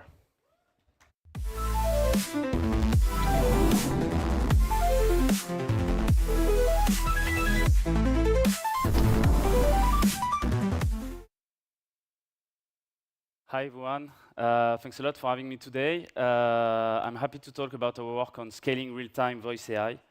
And before that, I would like to say a few words about Qt. So Qt is a non-profit AI research lab we created in Paris 2 years ago. So thanks to the generous donation from Xavier Niel, Rodolphe Saadé, and Eric Schmidt, it's an AI lab that is focused on open research and open science. So the main mission is to make big advances in AI, in particular around multimodal LLMs. And the specific thing about Qt is that since it's a non-profit, all our inventions are published, shared in open source. We train PhD students, we collaborate with academia, and so on and so forth. And so what do I mean by scaling real-time audio? So you may be familiar with solutions. There are a lot of them around, like 11 Labs, Azure, and so on. And so currently, the main applications in AI voice are around offline content. So typically, you will generate an audiobook with a synthetic voice, or you would have a character in a movie that could say a few artificial sentences, or a small character that can, in a video game, also interact with you, and so on and so forth. So this is mostly offline content. So this is content that is highly qualitative and is generated as low volumes. A huge opportunity that is currently not really addressed is everything that is interactive and very high volume. So taking again the example of the difference between live content and the rest, when you make an audiobook, you can pay a lot, you can spend a lot of time iterating because you generate it once and it's consumed by a lot of people. On the other hand, there is a lot of content that is generated on the fly and needs to be processed right now and is consumed by a few people and then thrown in the trash. So for example, if you look at gaming, if you have interactive NPCs with whom you're going to talk, these interactions, there will be a lot of them. They are heard by a single person, and so they need to be very, very scalable, right? It's the same for robotics. Eventually, humanoid robots are going to play a huge part in our society, and interaction with them will be mostly vocal, right? So we're talking about lots and lots of volumes of audio, much more speech, AI speech than is currently existing. Same for media. Audiobook is massive media where you generate one audio for a lot of people. But now when I show some examples, something that is starting to be a new product is personalized news, where you have your own news. Instead of consuming the same as everyone, you have some personalized news digest about your interest. It's the same. In that context, this is very focused on a single person, so you need to generate massive volumes of audio. And what does we look for when we mean voice AI? So the first thing is the kind of applications we are interested in. So people will naturally think about speech synthesis or voice agents, but there are a lot of things you can do. So synthesis is a task of you give a text and it generates the corresponding audio. Transcription is the fact of, on the other hand, writing what is being said. It's very useful, for example, for meetings and so on. Translation is translating speech in another language, most like hopefully in real time, conserving the voice and so on. Transformation is all the kind of audio effects you can do on a voice. So if you look, for example, at visual effects in even apps like TikTok, Snap, and so on, there is a lot of AI in it, right? So you can make a lot of AI-based transformation on your face. But the audio effects is like pitch up, pitch down, slow, faster. It's not really using AI right now. So you could imagine much more richer transformation. And the last one is the full conversational experience, the voice agent. So now, when you have this set of capabilities, what are you looking for in terms of quality? First one is fidelity, right? So it needs to sound like if it was recorded in a studio and not on a smartphone in the subway. The second thing is you want to be able to design voices, either by cloning them or by writing a natural language description, like I want a middle-aged man who smokes way too much and has a deep voice or something like that. You want emotions to be rightfully understood by the AI and also be produced consistently. So right now, you might be crying with your AI voice, and it's going to be like, oh, that's so great, and so on. So it's not really exactly the kind of interaction you are looking for. The flow should be very natural. Right now, and I talk a bit about it, you need a lot of discipline when you talk to an AI, and so you'd rather want to have something that is much more natural, like a human conversation. Finally, the latency needs to be very, very low. And now about scalability, I think the two main challenges we are facing right now, and Paige say a few words about on-device models, sorry. If we want to scale audio generation to reach all the use cases I showed before in gaming, assistance, personalized media, and so on, either we need to be able to generate very large-scale volumes on the cloud, or we need to be able to have small-scale generation on device, right? So let's say you want to make an NPC in a video game. Either it's hosted on the cloud, and you need to generate millions of hours of NPC voices, every month or so, or everybody is running on their PS5, the local TTS device, and so in that case, it's scaling through devices, right? So in particular, if you look at quality and scalability, there is kind of a trade-off where people currently have to choose. So if we take speech synthesis, again, very high quality, low scalability, the audiobook, right? You generate it once, it needs to sound very good, but you don't need to generate a lot of them, right? You make the Harry Potter's books, and you sell them, and you make a lot of money. On the other hand, voicemail requires a lot of scalability because everyone has their own voicemail. It's a interaction that you cannot predict, so it needs to be generated for everyone. But the quality can be pretty crap, right? If you call your voicemail, you don't need a full emotional understanding. You just want to know what people wanted to tell you. At the intersection of quality and scalability, there is a personal assistant. Now the content is not mass media. Everybody wants to have their own interaction, but they want it to be as qualitative as if it was a premium audiobook.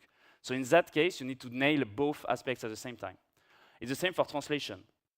If you do diplomatic interpretation, really not our focus right now, because the expectations on reliability and accuracy are extremely high. Same if you are asked by, Netflix to dub a movie, the expectations on the quality are going to be very, very, very high. On the other hand, if you're translating, you want to be translated while you travel, it's a bit related to the recent release in the AirPods Pro.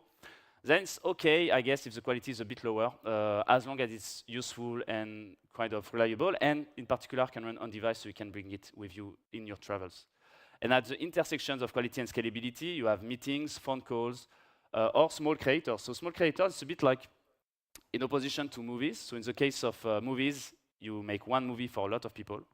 For small creators, the content is consumed by a few people, but there is a lot of content that is generated at the same time. So you need to translate much, much more content.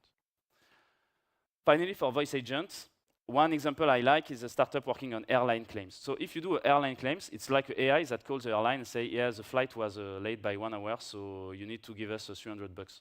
In that context, if you pay $10 for the voice, it's fine, right? Because you get a lot of money. But now, if you have a bot at McDonald's that wants to take your order, it needs to be super cheap. But at the same time, the quality can be pretty crap as long as it takes the command right. And at the intersection, you have video game NPCs, interactive podcasts, e-learning. So if you want to learn a language through voice, not only it needs to be very cheap for you, because you don't want to spend like $500 a month to talk to it, but also you want the experience to be enjoyable and to be qualitative and so on. So you need to nail both aspects at the same time. So what I'm going to show is how you can address all these aspects and the story at Qt around them. So the first one is about quality. So the first project we did at Qt, called Moshi, it was about creating the first full duplex conversational AI. It was more than a year ago, before the release of the advanced voice mode from OpenAI. Now it's something that people are used to have, conversational chatbots.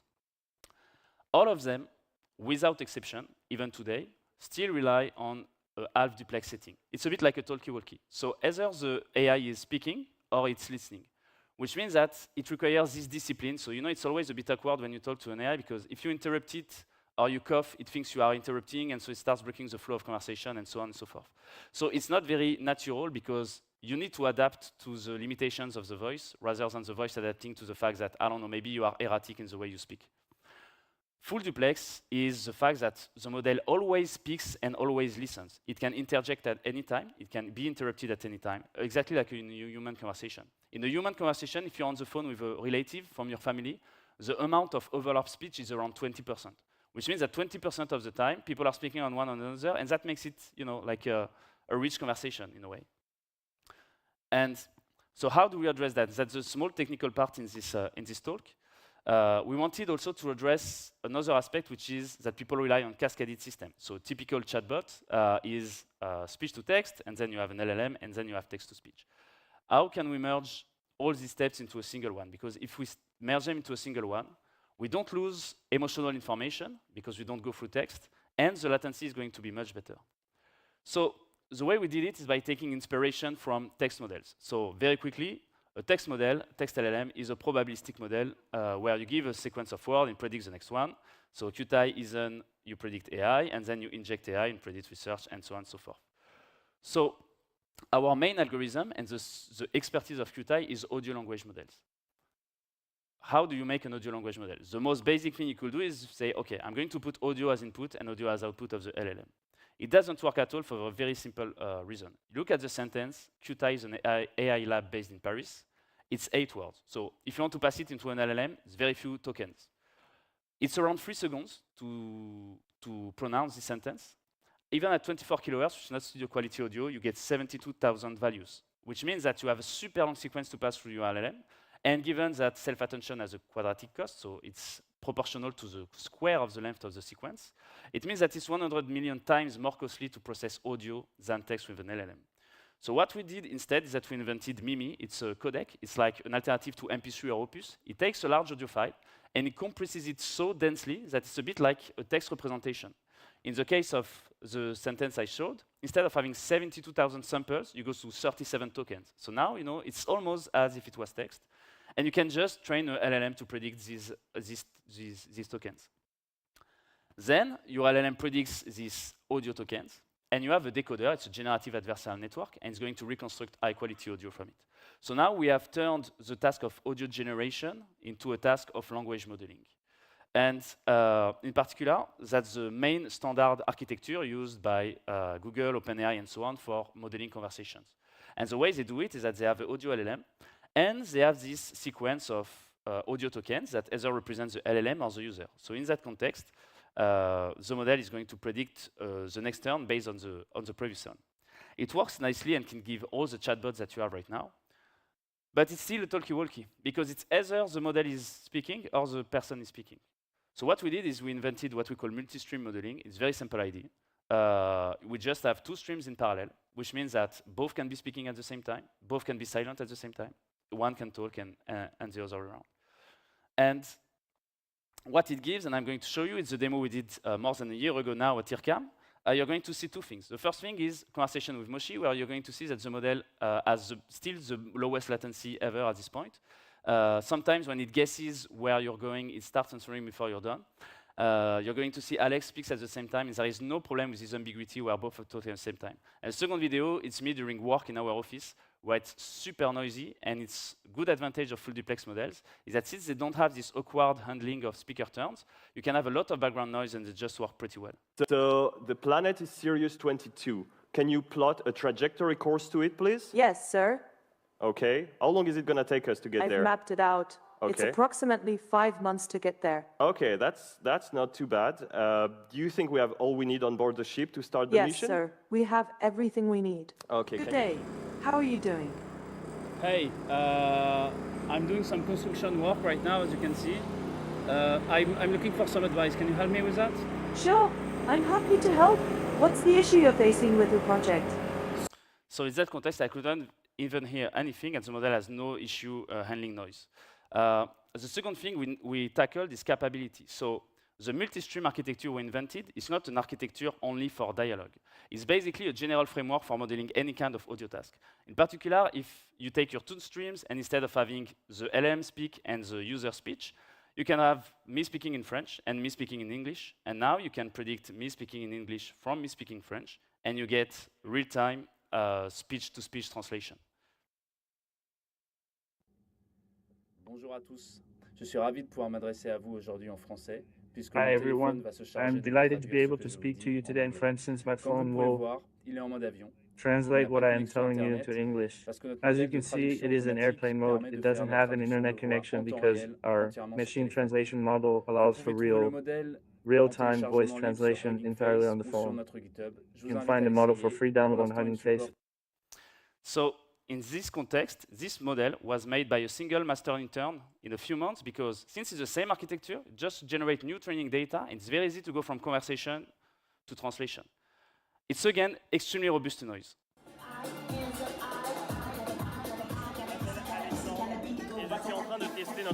My name is Alexandri, and I am testing this model in extreme conditions. At this moment, there is very loud music, and I can barely hear what I'm saying.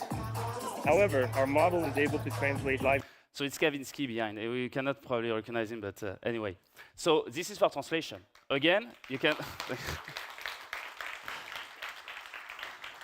There is a live demo coming and everything can go wrong, so please bear with me. From translation to transcription now. So, okay, I showed two tasks. Now, instead of predicting English from French, you can predict text from speech. And in that context, basically, the idea is the following. So it's still the same architecture, but now what it can do is real-time transcription. So at the moment, it's the most accurate and fastest real-time transcription in the world. It's open source. And the way it works is it predicts in a continuous fashion the text from the speech. And so this, par ailleurs, ça marche aussi en français. Ça supporte ce qu'on appelle le code switching. Donc vous pouvez parler dans les deux langues et puis ça va bien retranscrire. And now I can go back to English and it's going to work, hopefully, I hope so. Okay, first demo, okay. Back to the presentation now. You can also do it the other way around. So instead of predicting speech from text from speech, you can predict speech from text. So it's, in that case, streaming text-to-speech. So text-to-speech, there are a lot of them out there. The specificity about this one is that it's streaming on text, which means that as you type words, they start being generated. It's useless for a human because it will be super weird for typing and start speaking. But when you want to make it work with an LLM, it's very useful that, let's say you want to make a conversational agent from an LLM, and the LLM is going to produce a huge paragraph. You don't want to wait for the LLM predicting the paragraph to start predicting the audio. You want both to be predicted at the same time. So in that context, what you're going to see is the actual real-time latency. Coming up next, we've got something special, the AI Engineer Paris after party. Enjoy drinks and fruitful conversations. See you next time. Please stay. It's not. I should have put it at the end of the presentation. So it's not. It's not. Please, a few minutes more, and we can have some drinks.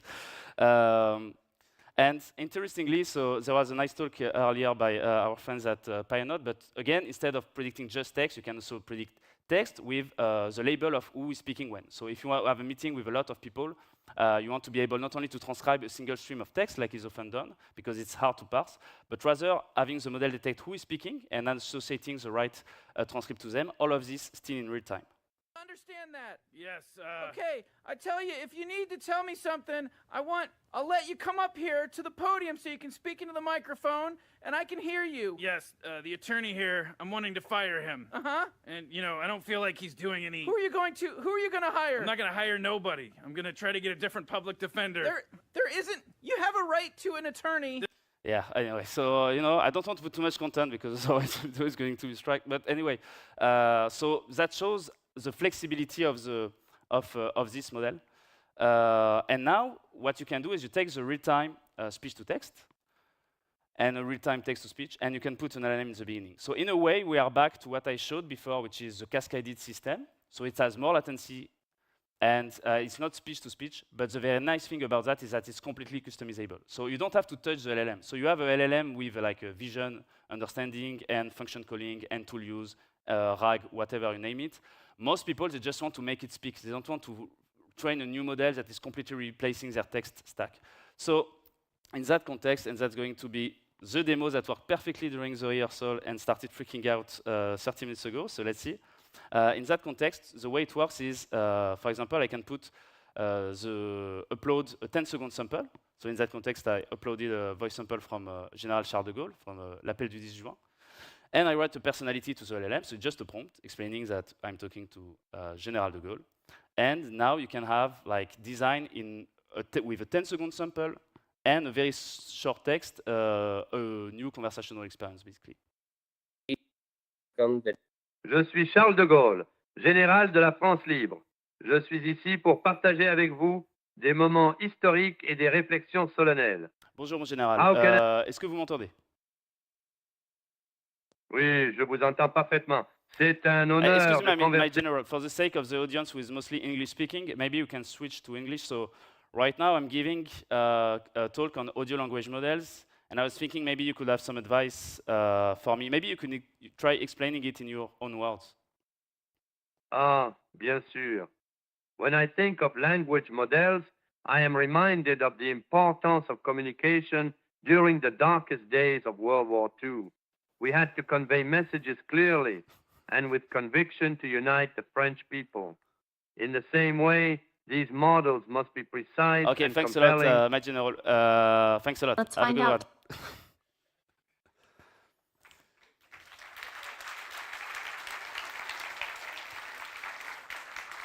And so finally, the last one is about scalability. So the demo I showed of the on-device speech-to-speech translation, you can also run it on the cloud, and on a single H100, you can process 320 concurrent conversations. That means that on a single GPU, you can serve hundreds of concurrent conversations. Similarly, if we look at our speech-to-text and text-to-speech, so our text-to-speech in terms of streaming solutions is more accurate than Whisper, for example. And the throughput, it's the number of seconds you can process in 1 second, right? That means that we have like a 400 times real-time factor against a 5 times real-time factor for Whisper streaming. Same for our TTS, that is open source. If we compare to the main open source TTS, Orpheus, Dia, CSM, Chatterbox, we have more than 100 times higher throughput, while having a smaller word error rate, which means that we have better pronunciation and fewer errors. What that means is that now you have something that can scale to address all the applications that I've started describing. Because now if you want to make NPCs in video games where everybody is going to have 20 villagers they can talk to in a huge open world and so on, it starts to become believable, which was really not the case until now. And to give you a final idea of just a final demonstration of this, you can, as of today, on La Provence, listen to a news article with our voice. De l'offensive israélienne à Gaza. Ce mercredi 24 septembre, des dizaines de Palestiniens ont été... So, yeah, probably not the best topic. I really apologize about that. But here, what you see is the difference between two types of media. What I just played is the journal for everyone, right? So that's kind of the audiobook. It's a single media generated for everyone. On the right, unfortunately, it's not available on the web yet. It's on the app. It's a personalized news digest. So in that context, there is only a solution like ours that can scale to generate for each person reading a journal their own news stream. So basically, our goal is to go and remove the trade-off between quality and scalability and provide both. And in particular, what we have been doing with La Provence for incorporating our models into products is the kind of collaborations we are as well looking for right now. So you can find all our code on GitHub, our pre-trained models on Hugging Face. We publish all our research on archive and in conferences. So all of this can be found. And we are interested maybe in opening limited access to an API that we can serve to people who want to try to prototype large-scale audio generation. So what we are excited about is if someone wants to make a video game with NPCs, with voice, or someone wants to automate customer support for something, or create an education app, and so on, super interested in this kind of use cases, so please don't hesitate to reach out. This link brings to a Google form where you can reach out to us. Thanks a lot for your interest. Thanks a lot for bearing with me. Yeah, Thanks for your attention. Wow. Thanks, Neil. Thank you, Neil. Would you like to join me for a couple of questions? Awesome. All right. There's so much to unpack there. All right, so yeah, you showed multiple models. I don't know where to start from, but what's the most challenging part of developing a model like a full duplex model? So the reason why we did the full duplex model is, so when we started working on it was early 2024, and dialogue at this time was really the task that nobody had been able to tackle at all, right? TTA started to work. We had done at Google, I would work on music generation and so on. So all of this was kind of working well, and there was really nothing for dialogue. So at Qt, our strategy is always the same, right? We are a small lab, a small team. So what we try to target as projects are things that are very new and can be tackled by a deep expertise of the topic rather than scaling a lot the resources and so on. So what is the most challenging is that, in particular, and I really love it about audio models are typically very small. They are around 1 to 3 billion parameters. So it's not about scaling huge infrastructure and so on. It's really about understanding how the human hearing works, how speech production works, how you can put that knowledge into machines. And so it's really about having a very deep knowledge and interest of the field of audio, rather than just a general knowledge of machine learning, I would say. All right, very cool. Yeah, you mentioned that you have a small team, but Qt is also non-profit. So yes. Can you expand a little bit about that? So the reason why we created Qt as a non-profit is, so the ambition is to create something that can foster new ideas that are groundbreaking. And what is interesting is that if you look at the main inventions in AI, for example, one that is transformer, right? The transformer architecture that was invented at Google. It was invented with a specific application in mind, which is machine translation, but it was invented at Google Brain, the fundamental research lab. And the reason why it's so is because it was a complete rethinking of the way you do sequence modeling. People were using recurrent neural networks. There is no relation between recurrent neural networks and transformers, which means that you really need to be ready to say, okay, let's think everything from first principles. Right. Maybe we can waste a year, but if it works out, it's going to be huge. It's very hard to do that in a startup, so we decided to do a non-profit because we really wanted to have a mission where we can try stuff, fail, and just focus on making big things without having distractions.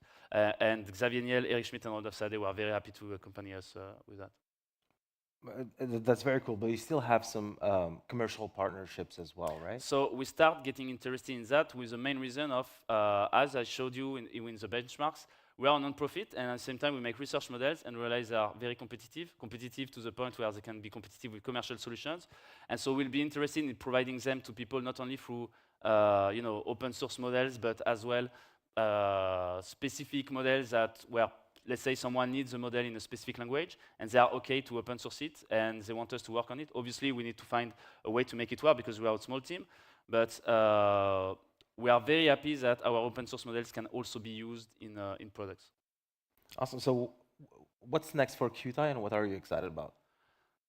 So what we are excited about, in a way, and I think it's quite interesting, is so Moshi was the first full duplex model, and then Unmute, what I showed with General de Gaulle, is a cascaded model. And all the field seems to go back to cascaded model because it's just so much simpler and more convenient for products.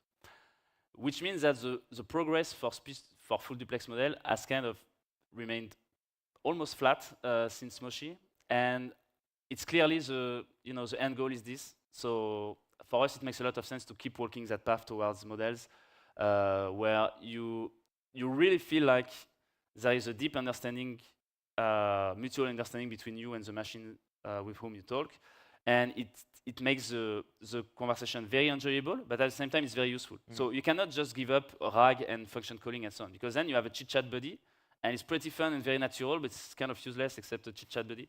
So you want to have like a chit-chat buddy, but that can access the knowledge of the world and make a lot of complex stuff. Exactly. Yeah. Awesome. Well, thank you so much, Neil.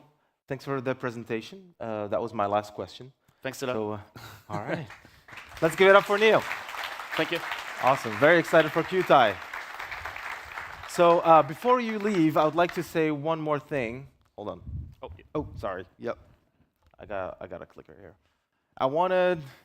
Well, thank you so much for bearing with us and staying with us until now. I know it's been a long 2 days, but we're very excited for having you here. I personally really enjoyed this experience with you guys, so thank you. I'd like to thank every one of you. So thanks. Let's give it up for everybody here.